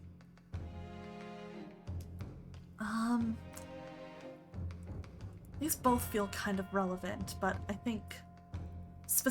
they specifically talked about her bringing up what the real cause of death was. So we're gonna explore this more. The real cause of death being the fall of 30 feet. That part. Fine, if that's what you want. Just stop yelling, please. Sorry. The prosecution concurs. Shut the fuck up. Get so sick of it. Very well. You will supplement your testimony now, witness. If you wish, my lord. The actual cause of death was the neck trauma Asman suffered from the 30-foot fall. Hold it! You're quite sure of that? It was as a result of a broken neck. Yes. As a professional, that was more than apparent. You'd never know just by looking at the photograph of the victim, though, would you? No, that's very true. Obviously not. Which is precisely why coroners are needed to determine the actual facts. Yes, assuming they can be trusted. Oh, shit. There's no point calling her assessment into question without evidence. Let's get back to the testimony. Very well.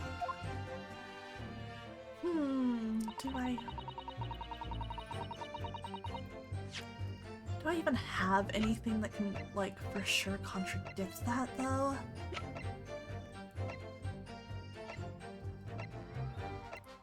I honestly don't know if I do.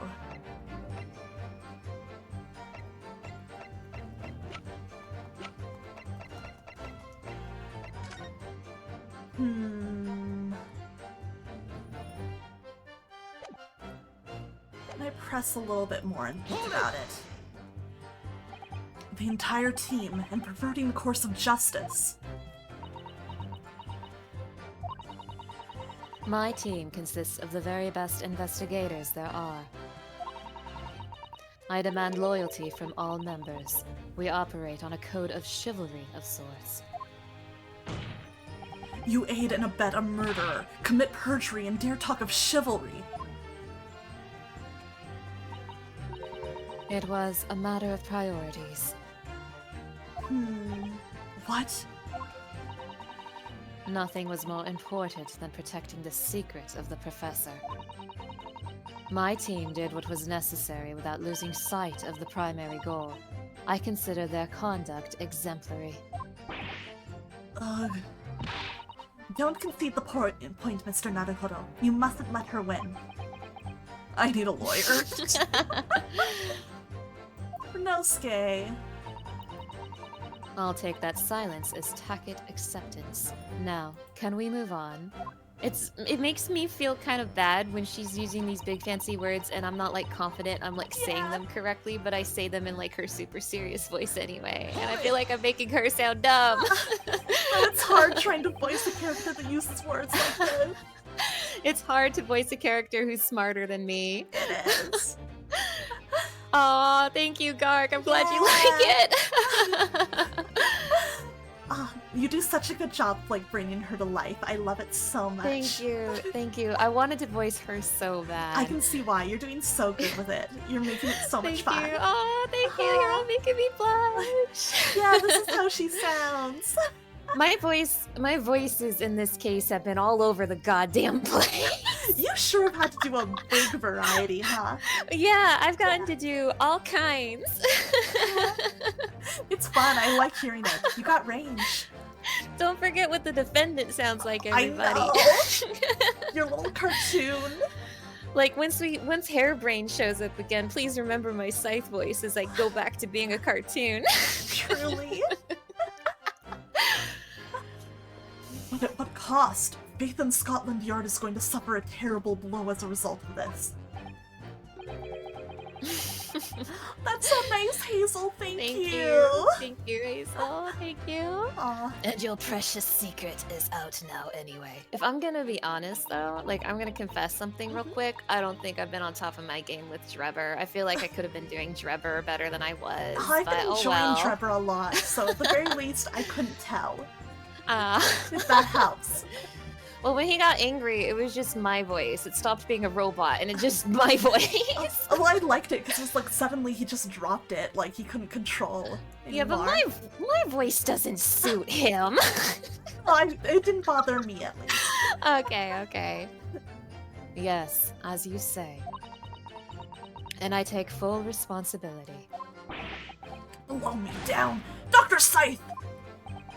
Surely there was some other way you could have protected the secret. No, there really wasn't. I've done my utmost, believe me. In many ways, I respect your determination. I nearly froze under that cold stare as she said that. I do believe she was being genuine though, Mr. Naruhodo.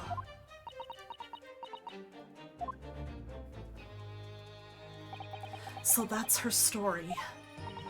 She's admitted everything and revealed her full involvement in the crime. I do wonder if there could really be much more to it. Well, I don't know, but I just have a feeling. Do you, Mr. Naruhodo? The truth is, I find it strange too. How those two are reacting to this in completely opposite ways, I mean. Yes, exactly. For some reason, I feel sure they're still trying to hide something. Okay. I have a feeling, though, I'm going to go back and change what I have her testify on with this. So I don't think I can actually pursue the cause of death. I'm gonna get more details about what she did and look more into that and see where that takes me, I think. Okay. That's at least my train of thought here. Is there a fast forward button? As far as I know, there is not. I'm trying even like holding down A and C or A and B and stuff, and it's like, nope. Okay. It would be nice if there was. Like not even like one of the L or R triggers or anything? Nope. Oh.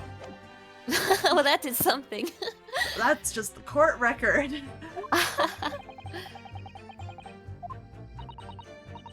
Okay. Let's see. It's a good thing I forgot how to solve the cases.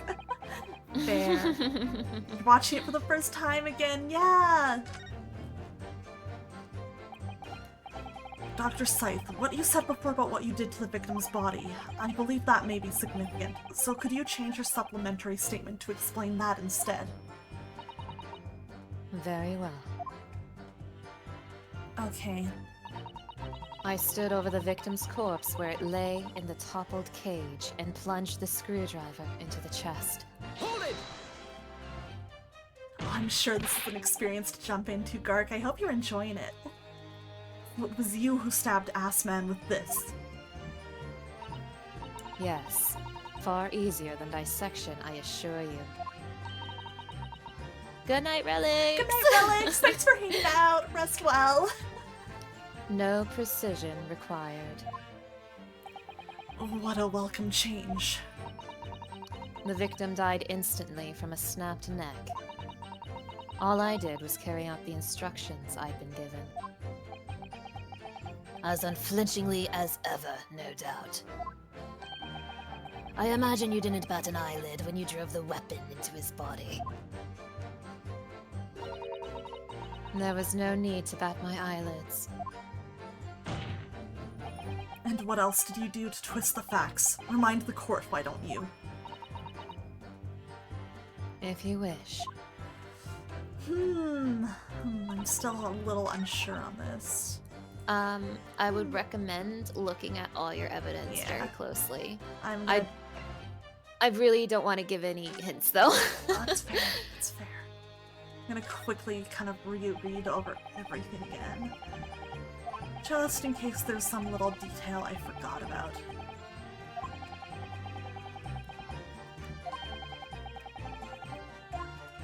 Okay. Good night, Hazel.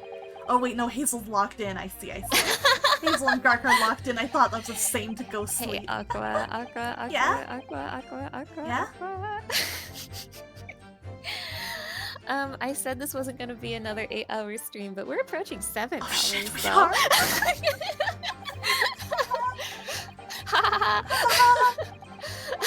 Hee. Ace Attorney's just so good.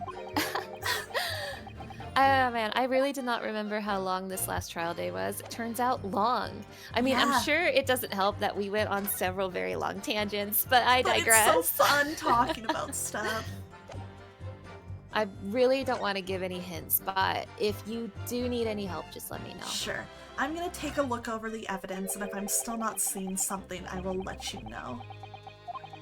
Okay. Yeah. I'm just double checking everything to make absolutely sure because I don't want to, like, disregard something as irrelevant if it's not. Mm-hmm. Fair enough, fair enough. Let's see. Yeah, here's the crossbow. Funny crossbow. Such a... Trevor really popped off with this. He really did. Okay. Stab wound to the chest.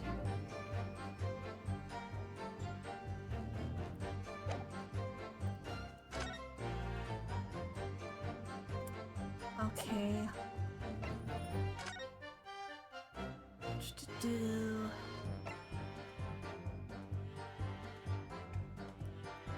Let's see. Okay. Not Andrew. Not Andrew. It's his blood, Mr. Assman's. Let's see. The handle. The shape of the handle. Yep. For Andrew. Hairbrain, you are such a strange guy. I keep forgetting he's in this case. He's literally the defendant. Okay. Bird cage. With, yeah. Yeah, the wood cracked from at the bottom.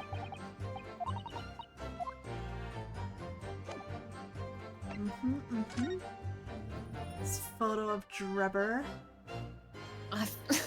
As if we haven't seen enough of this guy. Yeah. Let's see. The crystal tower glass.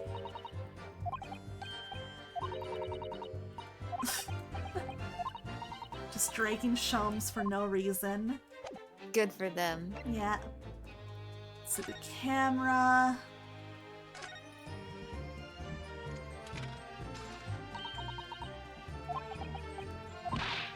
Yeah. Let's see.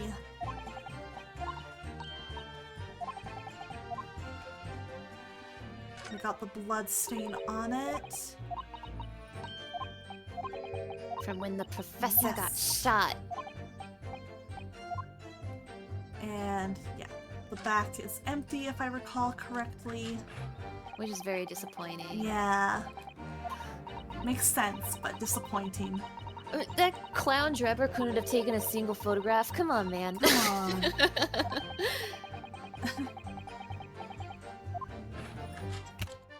Okay. Got that. Science trophy. Big award. The science trophy says Drebber's been a very good boy.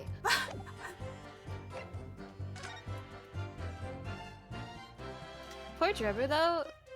Not actually because he sucks, but like, yeah, but still. Poor Drebber in that he was so attached to his past when he was like still living in a promising future with promising prospects that he held on to that statue for like over a decade. Not that statue, that trophy. Yeah.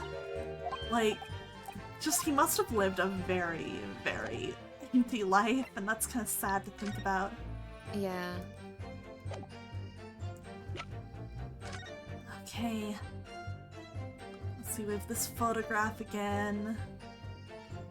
everything here, double checking there aren't any other details I'm missing in this one. So it's like, it was relevant, but we still never actually presented it. No, Ryunosuke presented it for Oh, us. yeah, he did. Okay. I mean, that photo still helped, you know, give us the idea that, hey, there's a hole in the stage. It's true. Let's see. I was trying to find a picture of Assman's signature in Japanese because he's not named Assman in Japanese. Yeah. I don't remember exactly what he was named, but I do know it was a pun on, like, criminal. So I was just curious and I wanted to find his Japanese signature, but I couldn't find one in, like, a quick search. So it's not that big of a deal, but yeah. Right, I've gone through all my evidence and I'm still a little unsure, to be honest. Do you want any more hints, or do you want to think on it? I don't want to pressure you or anything. No, it's all good.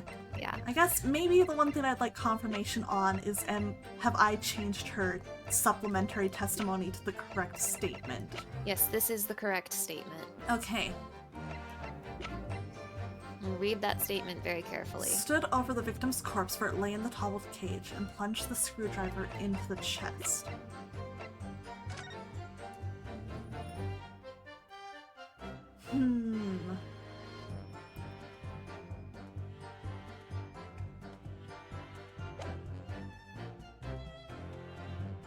Objection!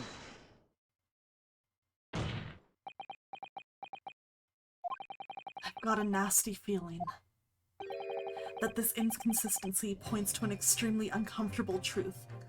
Ooh, I don't know if I've heard this track before. I like this. What on earth is the matter, Counsel? Have you lost your ton? I apologize, my lord. Dr. Scythe, in that last statement of yours, there's just one point that seems to defy explanation.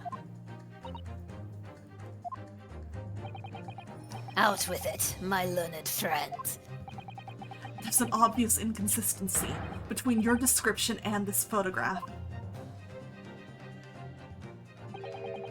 which shows the victim in the birdcage following the events that led to his death. Objection! The court has already examined that photograph in depth. There's nothing new we can learn from it. Objection! Yes, we have already considered it, that's true. But we now know the facts to be different. What do you mean? I believe we should let the defense explain. Where in this photograph would we see the alleged inconsistency with the witness's statement? So, I chose this evidence without really knowing how it connects, so now I'm figuring it out. That's why I didn't say anything. I was like, alright, explain for me, Ryunosuke, and then he didn't. No, you're not gonna walk your way out of this one, Aqua. Yeah, that would be way too easy. It's his beautiful lips. His beautiful handsome lips. I love that this handsome photograph is like the climax of this case. It's so funny. I mean, the main thing that makes sense to, like, you know... Do you notice anything about that bloodstain? Okay, so I'm looking at it. It looks like... kind of, you know, splatters out. There's a really dark mark going down further. Almost in a line. Well, that is still on his chest. And the blood is trickling down his chest. Oh wait, he would have to be standing up for it to do that. Yeah. Gravity. That makes so much sense.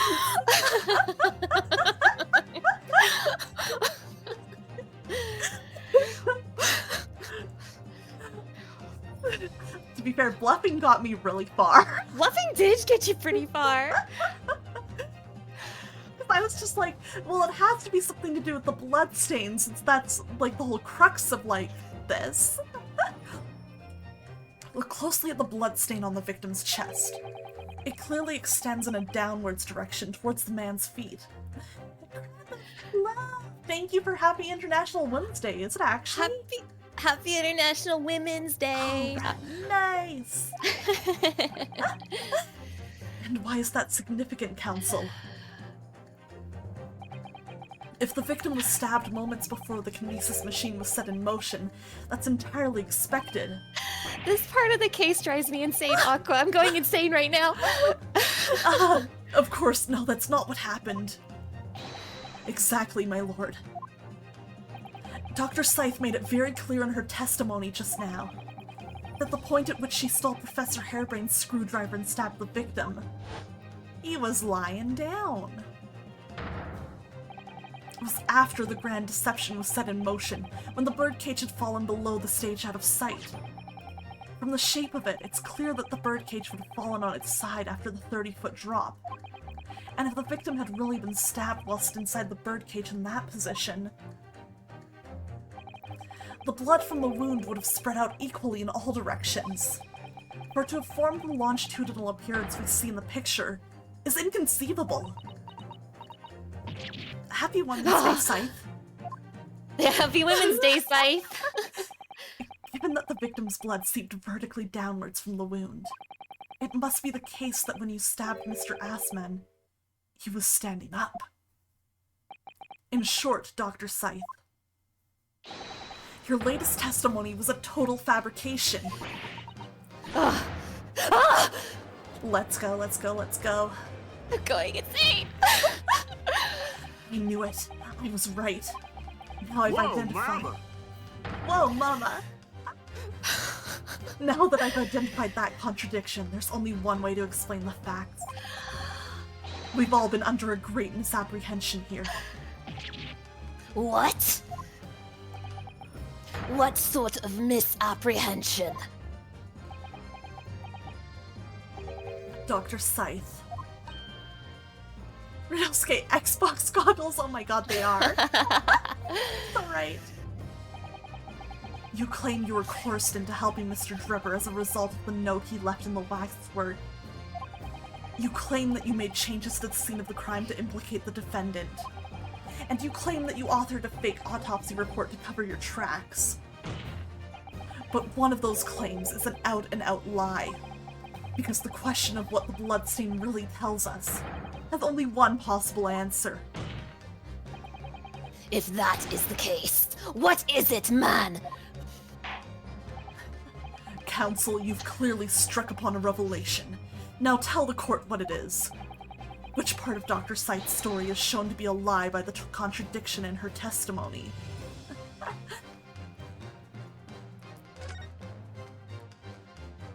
The answer is very simple if you consider the sequence of events. Spit it out! If, when the victim was stabbed, the blood from the wound seeped downwards, as it did, we could be sure that the victim must have been either sitting or standing upright at the time. But as you rightly pointed out, the birdcage would have fallen on its side when it fell beneath the stage. Yes, it would, which tells us that the victim must have been in that position of his own accord. Objection! This song is so good. That's impossible! The man was dead, remember? No, that is misapprehension. Oh man. Oh my god. When the birdcage fell from the stage into the void below, it must have hit the ground with considerable force.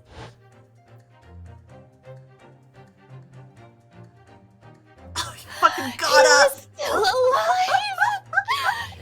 But Mr. Assman didn't die in the fall. Oh my god. Oh shit. He probably lost consciousness for a while, but when he came round, he got to his feet to climb out of the cage. Just as Dr. Scythe appeared. This is nuts. This is nuts. Oh, oh my god. If the victim was in fact alive at that point in time, it changes everything. So much is going on.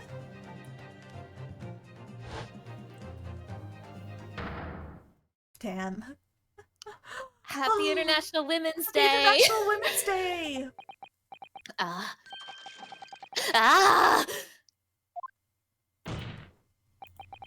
Mr. Odie Assman's killer wasn't the defendant, Professor Albert Harebrain. Nor was it the mastermind behind the stage trickery, Mr. Enoch Drebber. It was you, Dr. Courtney Scythe. You know what? Good for her. I support women's wrongs. Her. Oh god, this case drove me insane when I got to this part. This is nuts. I want you to know one of the reasons I like this case so much is it is one of 2 Ace Attorney cases that I did not figure out the killer until the reveal happened. I didn't either. Yeah, this case is insane. This is great. I love when they manage to do that. I adore it. It's so good. Maybe women deserve to stab an ass man. We support women's wrongs. Oh, what you realize, Gossamer? It's good. Oh man, Ordar! Can this possibly be true? And that's why Scythe confessed so that she would stop the trial and you wouldn't figure out it was her. Oh man. Have you been taking me for a fool? It was you, was it? You killed him. Oh man. That's so good. That is insane. You hoped that by admitting to being an accomplice in Mr. Drebber's scheme, the trial would end. Oh, he was killed and then he got up to get away. Wait, that never occurred to me. You're actually so right about that. Fucking incredible. Oh my god, that's such good writing.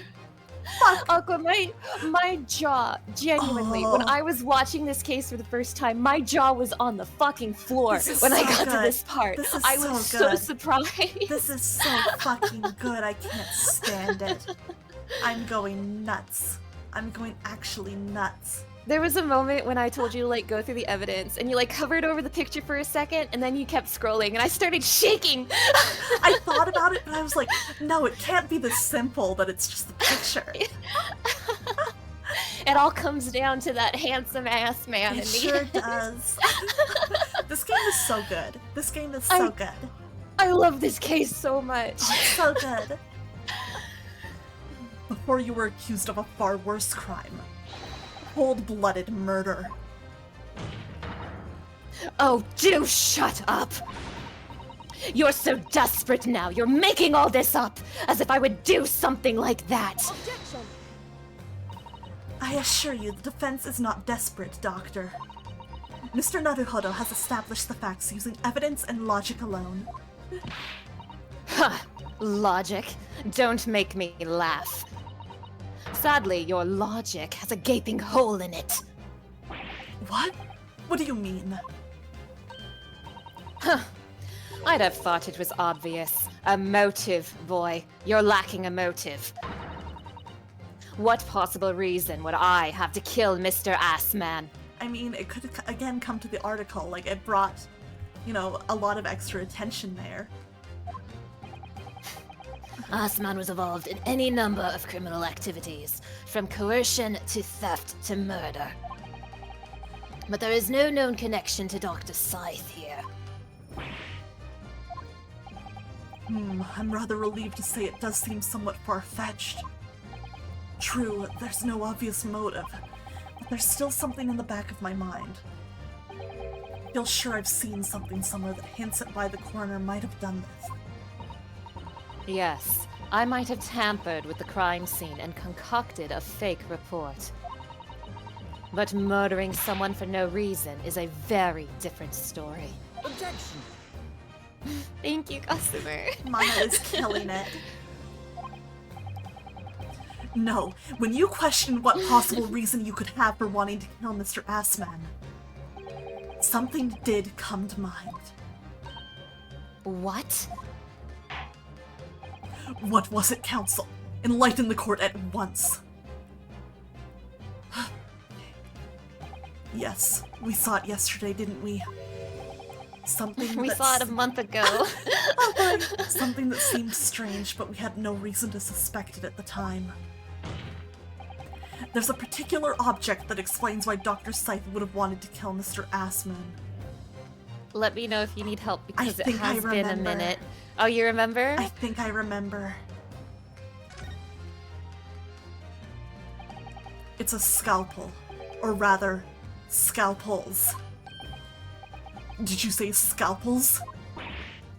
Oh, It would appear that word has struck a chord, Doctor. You. Come on, out with it! It was yesterday when we visited your laboratory.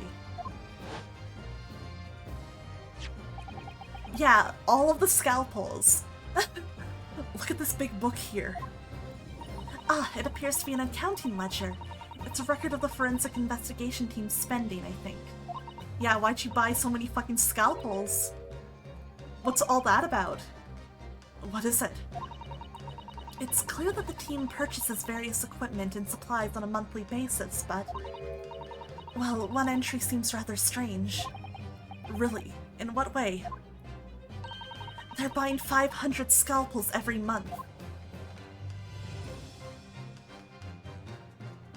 Yeah, what was all that about? good job remembering Aqua, like, Yeah. genuinely. Yeah, I was... like, I wasn't entirely sure until I saw it in the list, and then I was like, they are ordering a lot of scalpels, and we don't know why.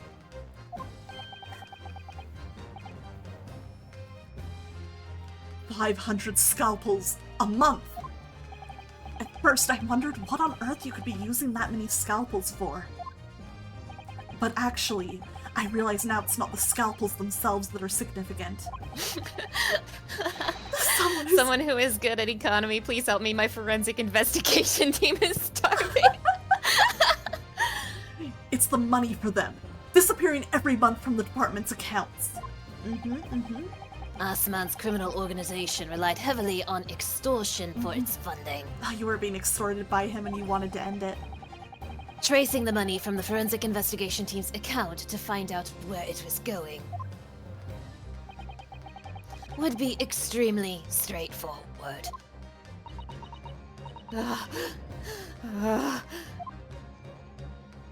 10 years ago, when Mr. Asman was still a journalist and wrote this article about Mr. Drebber, he may well have stumbled upon information as he was researching the story. Information relating to Dr. Scythe's darkest secret that he would use to rack money from her for the next decade.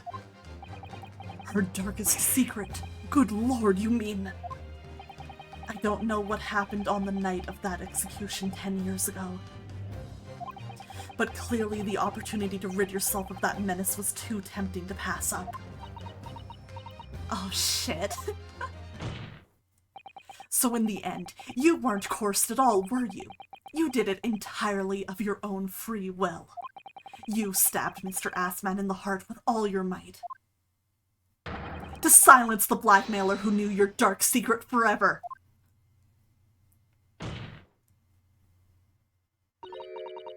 You'll never understand. None of you. What we've had to keep covered up all these long years. Oh shit.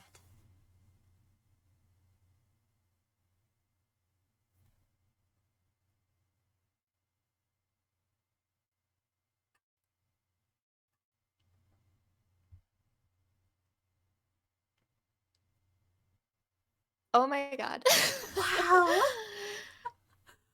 Oh my god, what a fucking conclusion to this. As very little of the machine remains after it was ripped apart by the bomb. The truth of this case can never properly be established unless you speak it out. And if you decide not to, it's very possible that Courtney Scythe will escape punishment for her crimes. Please, sir, own up to what you've done, and tell the court the truth about what happened.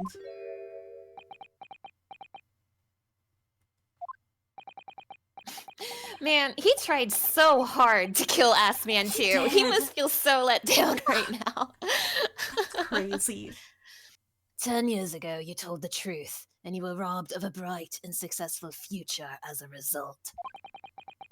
I can certainly understand your bitterness and your consternation now. However, This is surely the chance you've been waiting for. Sever the hold that fate's had over you all these years.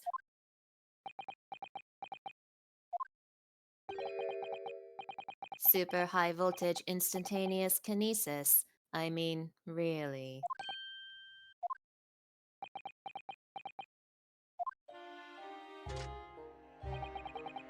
It's the addle-brained mock scientists that are the worst, you know. They don't recognize the fact that they don't have talent. They can't even get that right. And so they end up chasing impossible dreams, having unbridled faith in their abilities. They go on and on about their wonderful hypotheses, their stupid eyes shining like a little child's. They make me sick. I can't abide their foolishness. Careful, Mr. Drubber.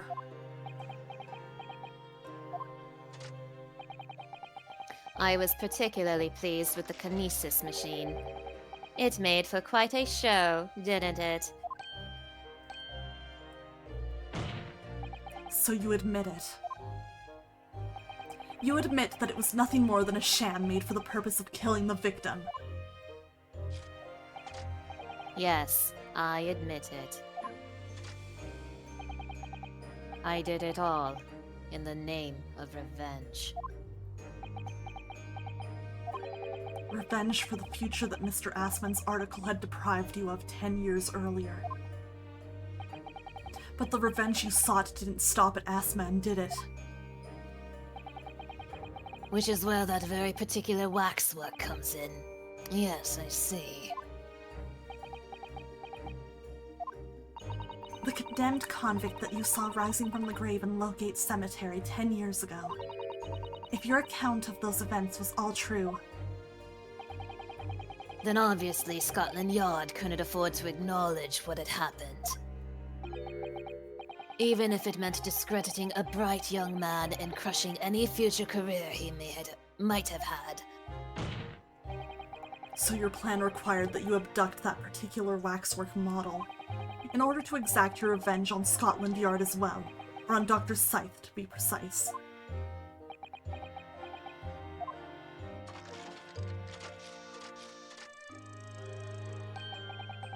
It was a year ago. By some extraordinary twist of fate, Assman turned up at my workshop. He didn't remember who I was, of course. He just wanted to employ my services as an engineer. And he happened to have a paper with him. An article on the front page caught my eye. About the coroner who handled that bogus autopsy being appointed head of a new forensic team. Damn. When I learned that news, my cognitive processes started to devise the plan. What a horrid tale. He robbed me of my future, so I wanted to use the man's own wiles against him for revenge. And have that rotten Scotland Yard eating out of my hand at the same time. I wanted them all to suffer the same humiliation I'd had to suffer. Oh shit. I mean, that is a good motive.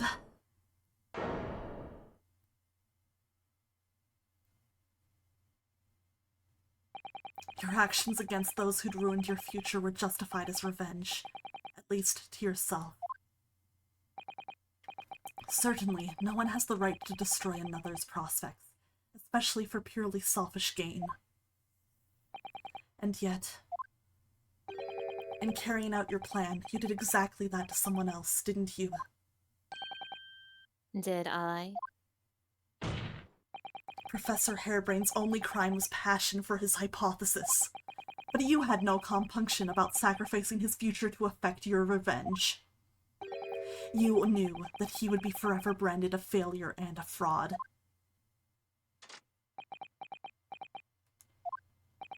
Perhaps life treated you unfairly 10 years ago, and others' misconduct left your life in tatters. But remember this. Your own actions resulted in exactly the same thing for another perfectly innocent young man.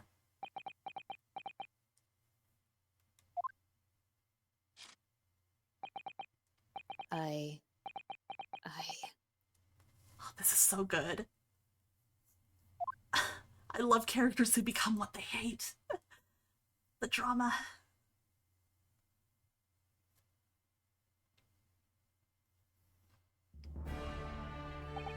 Lord Von Zeeks, what of Dr. Scythe? An immediate warrant for her arrest has been granted, and she's been remanded in custody, my lord. I presume she will face trial in the coming days, along with Mr. Drebber. A most regrettable situation indeed. She's made great contributions to her profession over the years. It really is a hard truth to swallow. However, that is a topic for some future occasion. For now, Professor Hairbrain. Oh yeah! Oh yeah, you're here. Yes? It seems there was a great deal more to your experiment than you realized. However, I think we can assume now that all the sordid details have been brought to light. This has been a very long and profound trial, but I'm pleased to say you are absolved of all guilt. This whole experience has taught me a very great but painful lesson. Me, this dedicated scientist, this devotee of natural philosophy.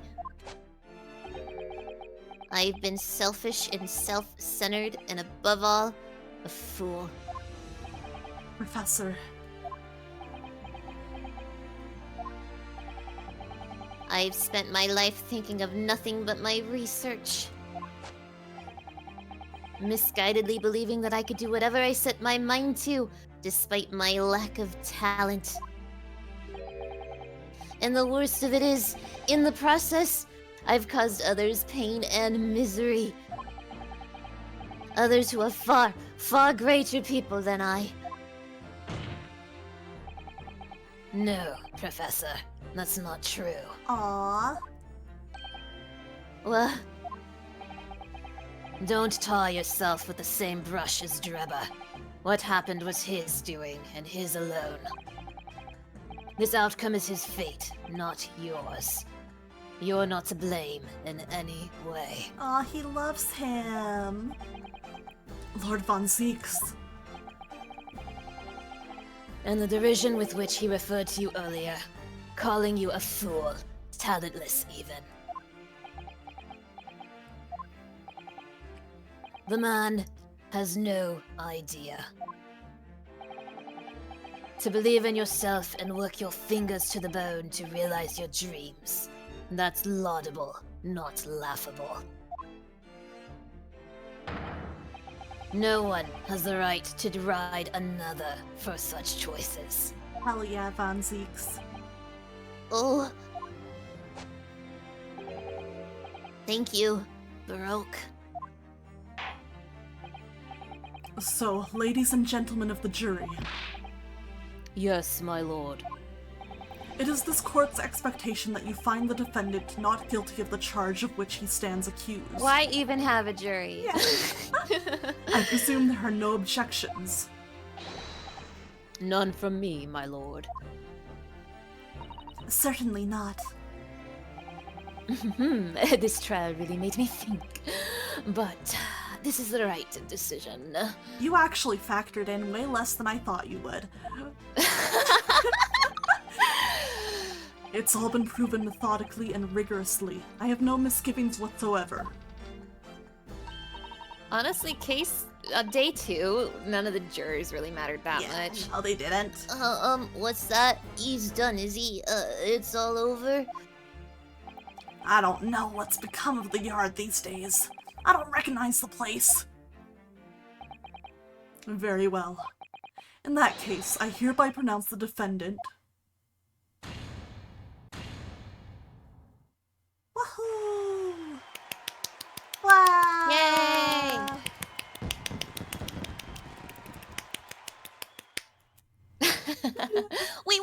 done! We did it!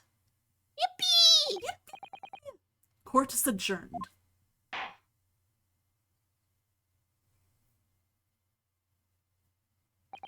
It's over.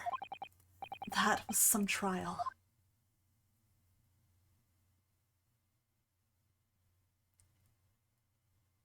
Wow, that was crazy. I love this case so that much. was crazy. I hope you can fully understand why this case is my favorite. It was This very, case very good. is so good. Thanks for hanging out, Garg. Have a good sleep.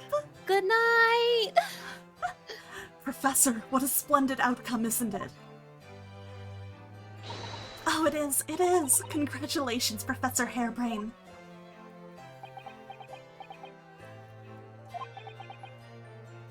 Mr. Naruhodo, Miss Susato, I am truly beside myself with gratitude. How can I ever thank you enough? Man, I just gotta be Scythe for like an hour and now I have to be this guy again. Man. What a change. I'm just glad it's all been cleared up. That you realize you were just caught up in a bad situation. Everyone was like, I like your Scythe voice. And I was like, thanks. Okay, time to be a cartoon again. Right now, you know, if I had that research grant money, I'd give the whole lot to you, every penny. Well, that's very kind, but I'm just a student, so... We don't need any financial reward. Your acquittal is more than enough. Oh dear. Oh, what can I do? Aha! Aww. How about this as a memento? The paper about my hypothesis is inside. I love the sprite of him so much. Yeah, it's so funny. Well, just as a memento then. Thank you. I've been wondering, Professor, what are you going to do now? Oh my, yes, what am I going to do? My hypothesis and my great machine lie in ruins. But still, it's been too long since I was last in London, so perhaps I'll enjoy some sightseeing. I must explore the great exhibition whilst I'm here too, and see if new inspiration hits me. Oh yes, that's a wonderful idea. I can't allow that. You... Lord Von Zeeks, what are you doing in here? Baroque! I'm sorry you had to go through that, Albert. Well, if I'm honest, it was terrifying. Oh, thank you for the posture check, Hale, and the stretch. On the You were like a... You were like a great demon behind your bench there, snarling down on your prey. Don't worry, Hale, we're almost done. You're one of the few true friends I have.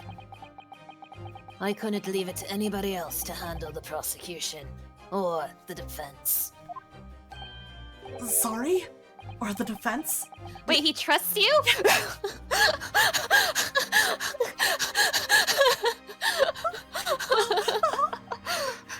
Yeah?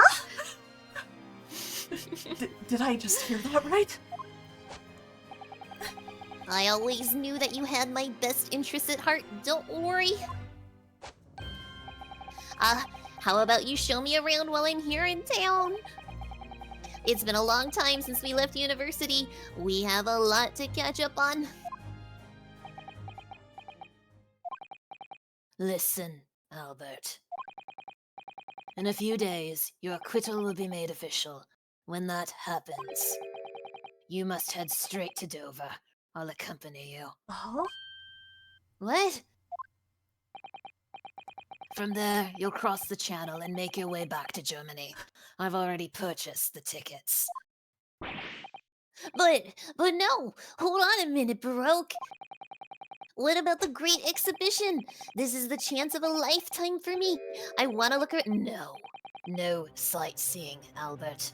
Give up on the idea. Ugh. Sometimes it's hard to see any warmth in those eyes, Baroque. Lord Von Zieks? What's all this about? Unnecessary precaution. Yes, I think I understand. You do? Well, Iris told me that when you met Lord Von Zieks at his office some days ago, he asked how Mr. Natsume was doing. Yes, that's right. I remember being surprised at the time, and thinking it was nice of him to ask. The point is, Mr. Natsume is still alive and well. Even though it's been more than 6 months now since he stood trial with the Reaper as the prosecutor. You mean... The Reaper's influence doesn't stretch overseas? Those in the Reaper's sights meet their ends days or sometimes months after their acquittal. That's been the pattern up to now. But of course, we know that both Mr. Natsume and Gina were completely innocent. True. And perhaps that governs the Reaper's actions. The truly innocent are spared. But I don't want to take any chances with a close personal friend. Oh my Damn. god. Oh my god! Oh my god. Oh my god! Baroque! Like the mustache Nipponese, this man should leave the country without delay. That's why I'm packing him off to Germany at once. Damn. Right. Does your friend-shaped package get any say in it? He wants to protect Harebrain. Yeah. That's insane. Oh my god, that's crazy. Goodness, was this your intention all along then, Lord Von Zieks? In court, where people think of him as the Reaper, this man seems absolutely merciless. And yet, maybe this Von Zieks guy isn't so bad after all. Maybe this Von Zieks guy is not so bad After all, Aqua. Oh my god, he's such a good character. He's great. He is written so Oh my well. god, I love him. I. Continue. What's your line? One of these days. Sometimes I feel as though I don't understand him at all. It's time to go, Albert. Back to the prison for the time being. Yes, alright. Well then, Mr. Naruhodo. Thank you so much for everything! Not at all, Professor. It was a pleasure getting to know you. To protect him, send him away. Best wishes, Professor Harebrain. The drama! It's just like so many famous anime ships. Well, once the dust has settled, you must come and visit me in Germany! Anyway, goodbye for now. Toodaloo. Toodaloo! Now, my Nipponese friend. Oh, yes? I thought you'd gone too. We have matters to discuss. Can you spare me some time? You want to talk with me? Yeah, we're both really in the shitter. I'll be waiting in the courtroom in 10 minutes. Right, he's got big heart behind hard walls. I love that shit. Oh, that was strange. For some reason, I didn't get that sense of impending doom as he walked away this time. Hey, Aqua, Yeah? turn it up. The music? Yes. Okay, give me a second. Give me a second. Well, maybe wait until we're in the courtroom. Okay. The Enigma, Baroque Van Zieks. What does he want to discuss, I wonder? The answer awaits in the courtroom, I suppose. Here goes then. Okay, now turn it up. Okay.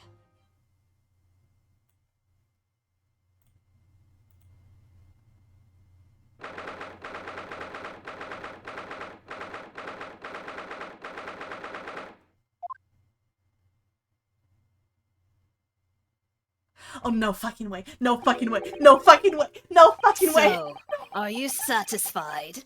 You saved a guileless scientist from a great injustice. Shaking. Yes, I think so. I'm relieved at least that the man's innocence could be proven.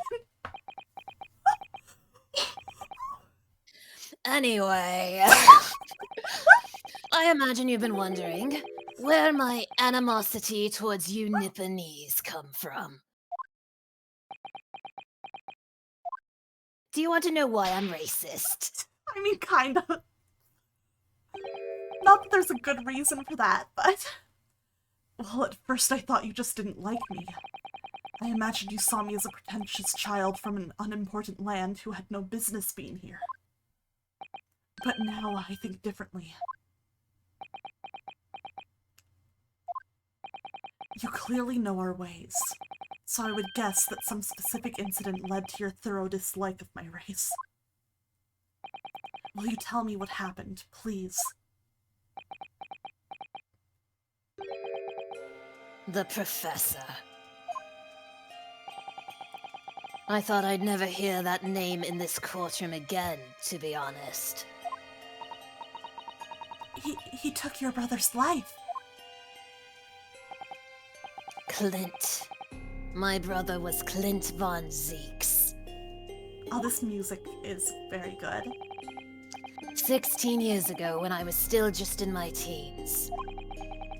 He was already the director of prosecutions and a key member of the judiciary. I looked up to him. He was everything I aspired to be. He was involved in the establishment of justice systems in foreign countries as well. There were exchange programs between Britain and other nations then too, to share knowledge and ideas.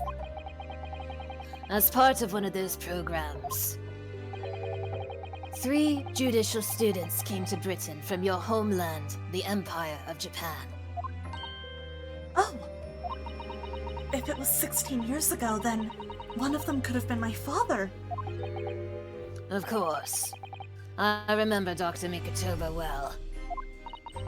I had no idea. I was a minor at the time, training at the prosecutor's office. One day, Clint introduced me to the 3 visiting Nipponese. So, you've actually met my father. He and his colleagues were polite and admissible. They were adept at their work and exacting in their standards. It was my first encounter with the Nipponese spirit, and it made a very great impression upon me. But 6 years later, that's when it happened. The investigation was going nowhere. There were no suspects even, just an ever-growing list of victims. And in the end, my brother became one of them. The last, in fact, before the case was finally resolved. I'm so sorry, Lord von Zeeks. Truly. Clint was always ready to put his life on the line for justice anyway. So he wouldn't have wanted it any other way. He lost his life to the killer, but it was his victory in the end. Damn. For me personally, though, it was a great loss. I found myself in a very dark place indeed. When I finally found out the killer's identity, the reason why no one had been able to catch the man sooner ceased to be such a mystery. He'd been hiding in plain sight all the time. I swear to God, if it's who my current guess is. In plain sight. Are you aware of political events 10 years ago? It was a period of extremely sensitive diplomacy between the British and Japanese empires. A new treaty was being forged, I think. Correct. The Anglo-Japanese Treaty of Friendship and Navigation was being concluded. The leaders of both countries were deep in extensive political discussions. Which is why this particular killer's appearance in court was conducted as a closed trial. If the British public had known the identity of the killer, not only would the treaty have been in jeopardy, but our two nations could very well have ended up at war. Shit. What? A war between Britain and Japan? But that would mean... Oh my! You mean to say the professor was...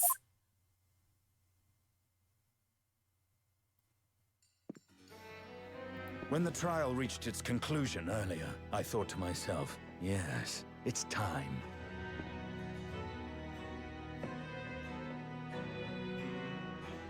Oh my god. Hi. Oh my god. I know that sounds really impressive, but it's not me this time. Just like, oh shit, voice acting. Time for you to come face to face with this hideous monster. Okay. I borrowed the key for the mask from the proprietress of the Waxwork Museum. So see for yourselves now. Confirm it with your own eyes. The truth that's been hidden this past decade. Oh my god, I'm so nervous. This is so cinematic. I'm so impressed.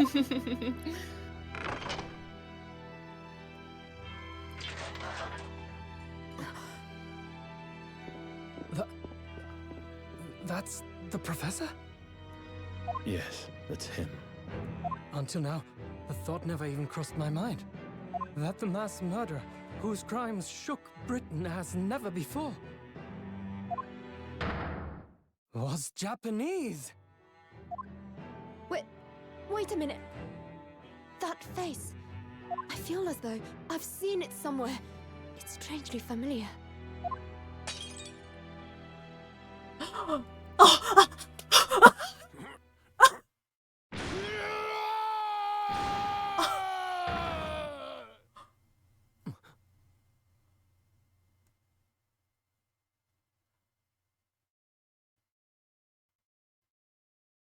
Yes.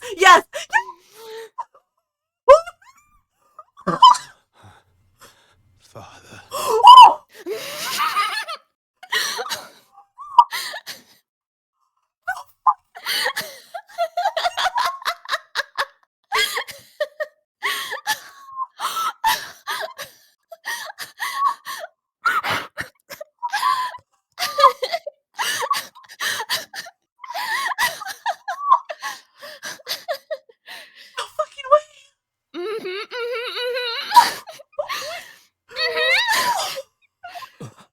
What?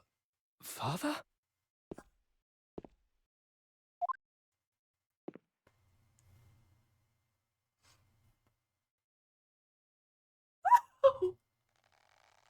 I've been waiting for this.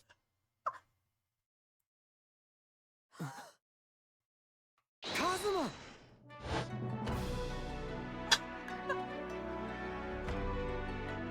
My best friend, Kazuma Asogi.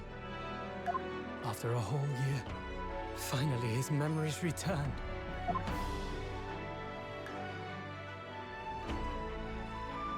Oh my god, he looks so good. As he stood there before me.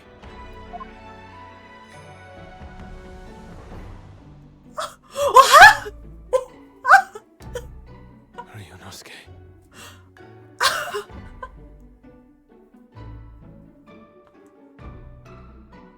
Hello again. My friend. Kazuma-sama! Judicial Assistant Mikotoba.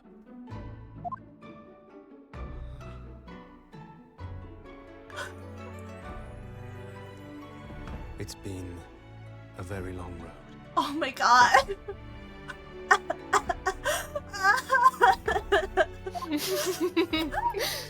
Thank you for guiding my friend here when I could not. It was an honor.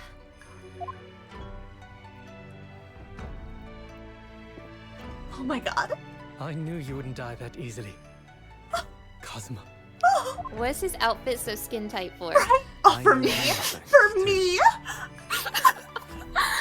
No, Aqua, for us. For us! I want to say better words, but I'm like... Emotionally overwhelmed, are you? Just a little! Just a little! For taking good care of that in my absence. Oh my god. Oh. Delulu girls stay winning. Karuma, the great blade of the Asogi clan, passed down through the generations. Oh my god. I didn't even know I was setting myself up. When we left Japan, this sword was at my friend's side. A Japanese man's katana is his soul, and he couldn't be parted from it. But then, when the incident happened, it was Susato-san's wish that I inherit the sword. And I've kept it with me ever since, along with my memories of the friendship we shared. Oh my god. With this by my side, I always felt that you were watching over me somehow.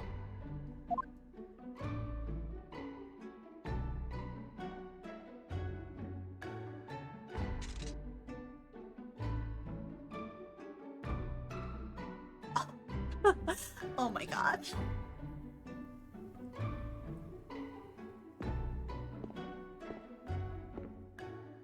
I've made it. At last. Father. Are you saying... Surely not. You mean, you knew all this time? I'm looking at it, but I still can't believe it. This mass murderer is Kazuma's father. What the fuck?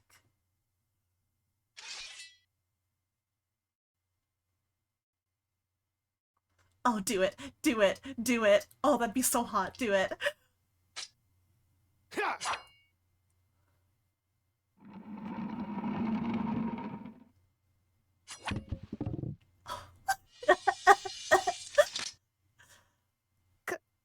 Kazuma-sama. I know he's shaking. Oh my god. Ryunosuke, we have much to talk about, but now is not the time.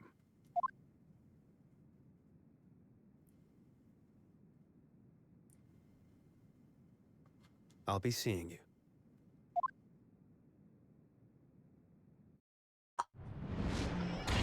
What a fucking cut. That's all Kazuma said. Before he turned and left us there, in the courtroom. Holy shit. Oh my god. Well, that was weird. So, he's the living after-image of the man who took my brother's life, is he? Well, this just got really awkward. Yes, Kazuma Asugi. My best friend. Oh my god, shut up. 3 months ago, when Lord Strongheart introduced us, I had an inkling there was something there. Some connection. But why did Lord Strongheart do that? Why did he make Kazuma Lord Von Zieks' apprentice? And when he was suffering amnesia too? The man was apprehended, even executed. But his legacy just won't die. And that's the sad truth. Anyway, that's all I have to say. I thank you for meeting with me as I asked. That's why I'm racist, by the way. Bye. Bye. Toodaloo. Holy shit, though. 10 years ago, my grandmother took me to the railway station. We were there to meet my father from the train. For me. It was the first time I'd ever seen him. Poor Susato-san. All this tied up with painful memories for her, too. She's never talked about this with me before, though. It took time to adjust to having Father around, but just when I was starting to get used to it, he called me into his study one day. He told me that a great friend of his had passed away in London, and that the friend had left behind a son. A boy, 7 years my senior. Father told me the boy had made a promise to his late father, so he was studying to become a defense lawyer. I wanted to help, so I studied to become a qualified judicial assistant. As I'm sure you've worked out, that young man's name was Kazuma Asugi. Oh yeah, all the gaslighting is forgiven. It was so worth it. So you see, that's how he and I met. For a brief moment, my great friend had returned, only to disappear again all too soon. But in that fleeting encounter, something stirred. Something that had been dormant for a long time, as if great wheels had been set in motion. I could almost hear them creaking into life. In some ways, it was the end of a chapter, but in many, it was the start of a new one. Holy shit. So that was case 3. What did you think? It was so fucking good. Why was it that good? I think I told you this before, Aqua, but I don't remember if I said it on stream. Oh, the achievement! I don't remember if I said it on stream, but literally every time we finished a stream together, I would go and watch that scene from the end of case 3, and I would get upset like every time. Scene. That's such a good scene. Like I've seen that scene a million billion times, and I still get like choked up over it. Oh my god, like, that's so good. That's me so over here good. like, hey Aqua, turn it up. Thank you for telling me to do that. Oh my god. Oh my god. No, the last case. Holy shit, this is gonna be so good. This is gonna be so good. They really build up the professor this entire case and then just drop the ball at the very end. Like, by the way, that's Kazuma's dad. Oh my god. Oh my god. And you can really hear the Astinian in his voice. You in can. That scene. That's crazy. That's actually crazy. Dude, that's crazy. Dude, that's crazy. So hey, I hope you enjoyed case 3. I did. I really, really did. Oh my god, that was so good. That was so good. Oh my god. I really liked that. I said that wasn't going to be another 8-hour stream, but it looks like it was. We did it. It's fine. It's fine. It's fine. It was worth it. Yeah. At least it was 8 hours of this and not 8 hours of Shamsphere, am I right? Exactly. Like, listen, when I'm at work in a couple hours, I'm gonna just think about Kazuma. Oh, hey, Aqua. Yeah? Hey, now I have clearance to send you Kazuma art in his new snazzy outfit. Please. I don't have to hide this shit no more. Please. I'm genuinely really impressed that you never got spoiled on that, and I'm relieved too. I don't know how I managed that. I don't know People how. aren't exactly shy about it. Yeah, so. I'm just like, I am the luckiest girl on earth, or something. Holy shit. So good. Kazuma is my favorite character in all of Ace Attorney, like all of the games. I can see why. I can already tell he's gonna be my favorite. Kazuma is an incredible character. Oh my god. And like, now that he's officially back, like officially back, we're gonna get to see what really makes him tick. And it's gonna be so I can't wait. Good. Oh my god, I'm gonna like chew on him. Like. Oh yeah, absolutely. I am not going to. But don't worry, because I will be sending you lots of nice Kazuma art. Yes, Mono will go through it all. If you can't handle the game at Shamsphere, you don't deserve it at a skin tight Kazuma. Fair, true. Okay, anyway, as I've been saying, that case is my favorite case in the entire series, but do not let your guard down. The next case is so fucking crazy. Oh, I can't wait. Now that the also- Cosmo stuff's out in the open, this is gonna be so fun. I do want to be upfront that the next case is the last one, but it is split into 2 chapters. So Okay, so we're not yeah. expecting it to, be... It's gonna still take a few more sessions. I'm down with that. I'm Oh, happy for more. The case is huge. It's gonna Good. take a lot of sessions. That's fine I with think it's me. gonna take more sessions than this case did. Okay. I don't even think it's necessarily realistic to do like an investigation one day, a trial the next, and so on and so forth. Like I think Okay. it's too big for that. But I don't want you to get your hopes up because technically there's 2 chapters left, but it's all the same case. Okay. So No, that's good to know. That's good to know. I'm looking forward to it. I'm looking forward to like this final case and the finale and what, is going to happen. I can't wait to see it. Aqua, I am not normal about Cosmo, so Oh my are you God. fucking kidding me? You heard me. I'm not normal. I think my mic was cutting me out because I was peeking it the whole time.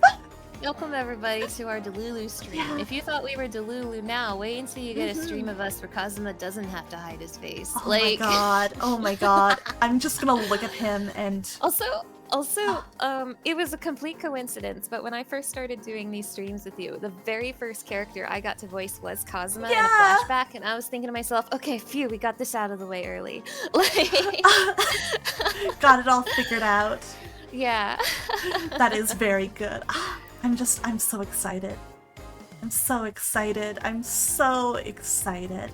Yeah, I think Freaking a Sheet is right. I think like chapter 5 is almost entirely in the courtroom, but it is so long. So I am fine with that. I'm down with that. Here, I'm gonna give you something to chew on for a week. I'm gonna give you something to chew on. Okay. When the next case starts, you're gonna be very angry. So chew on that. Am I? Chew on that. Yeah, you will be very, very angry. So chew on that for a week. Huh? You'll be very, very angry. They wouldn't kill Kazuma immediately. No. You are not going to be angry at the story. You're going to be angry at a character. Oh? A character that you despise is going to piss you off. Shomes, you fucking bitch. So chew on that for a week. God damn it. Of course. Can't stand this man. Can't stand him. I hope you forget what I just told you, and then once we start the case, you remember instantly, and you're like, God damn it, that's what Mana meant. I'm excited. It's gonna be a lot of fun.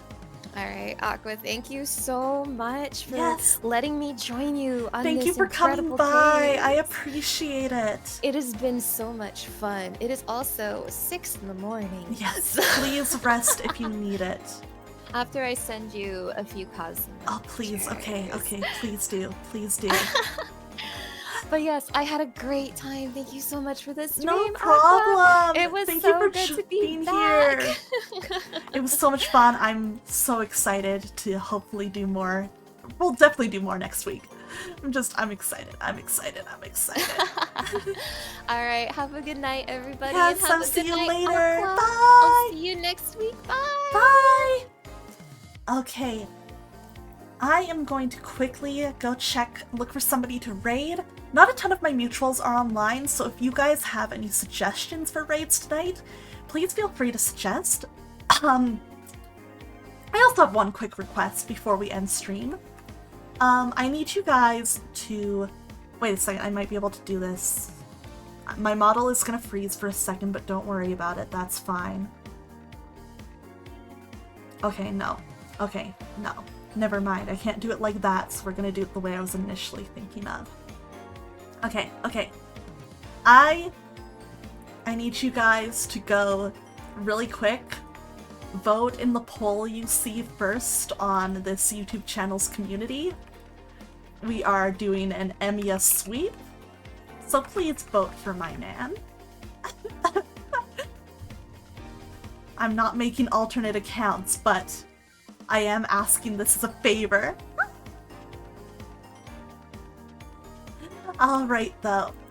Yeah, next week's gonna be so fun. It's gonna be so much fun.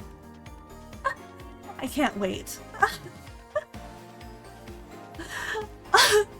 It's not propaganda, it's only good things. Hi Riker, I'm so sorry you're hopping in near the end of stream, but thank you for dropping by, it's good to see you. We're looking for somebody to raid. You can't forget the solo session? What about it? What about the solo session? The solo session was fun. Bro was choking so hard trying to impress you. Yeah, and it charmed me. That's what I like in a man. Literally, I was talking with Malty, and we were talking about that high school AU that, like, Captain Freestar is working on for the Fate campaign, and he was like, oh, Emiya's gonna be a loser in the high school AU. He's gonna be cool. Because he said that to try and get a reaction out of me, and to try and, like, see if I'd be upset about it. And I was like, oh yeah, cool, good, nice. I'm looking forward to it. It'll be cute to see. And then he was like, well, I thought you'd be upset. I was like, no. I think he's cool already, honestly, so this doesn't bother me, Malty. But that was fun. Yeah, it's literally, has anybody seen that post that's like, I need dick from a man who's cringe? That's me. But, so, you know what, we could, let's see. He has the actually energy? No, he doesn't. He would never. He would never. You know what? I'll post it. I'll post it in the section of my server when I have a second. I have it saved on my fucking phone. I should edit Fate, Aqua, and Emiya onto it because that's how it is. Alright though, if you guys don't have any suggestions for people who you'd like me to raid, I'm just gonna pick somebody. How about,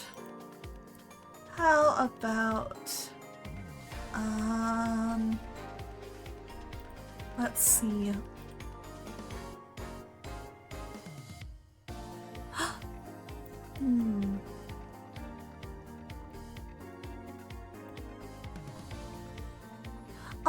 This is a cute artist that I just saw.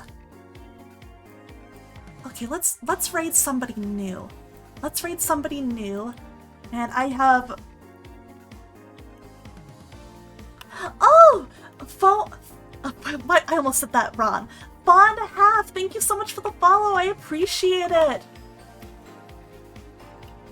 You seem pog and short and cute, and Scurry seems to have raided you, so you're back. Welcome back! I hope you've been having a good night. I'm sorry, I'm just wrapping up stream, but I appreciate you coming by. Thank you so much for coming in. Anybody from Curry's community is good people, so I appreciate it. Nice to meet you. I'm just putting in a raid message in the chat. If you are a subscriber, feel free to use this message. I figure we're gonna go Delulu Girl raid because it really speaks to who I am. You lurk in her streams and end up in random places. Oh, that's the fun of, like, just riding raid trains. It's a good time. But we're going to raid this artist called Real Kura, who does some really cute art. This will be my first time raiding them, so hopefully they're nice. I'm sure they are. It looks like they have a really cute bird and they're doing some really pretty art, so this might be a good chance to make some new friends. Once again, thank you guys so much for dropping by. I am starting a new job on Monday, so I'm not entirely sure what kind of my schedule is gonna fully look like right now. So next week might be pretty guerrilla, but I will try and give a good heads up on Twitter and my Discord if you guys want to, like, keep up with things. Let me do the commands. If you are not already in the Discord or following me on Twitter, please feel free to check me out there. But otherwise, I hope you guys have a great night. Rest well. Thank you everybody who stayed up with me if it's late where you are. Please have a wonderful night, and thank you so much. This was so fun. I will see you all later, hopefully sometime this weekend. I'll let you all know. But once again, thank you, love you, have a wonderful, wonderful night. Goodbye!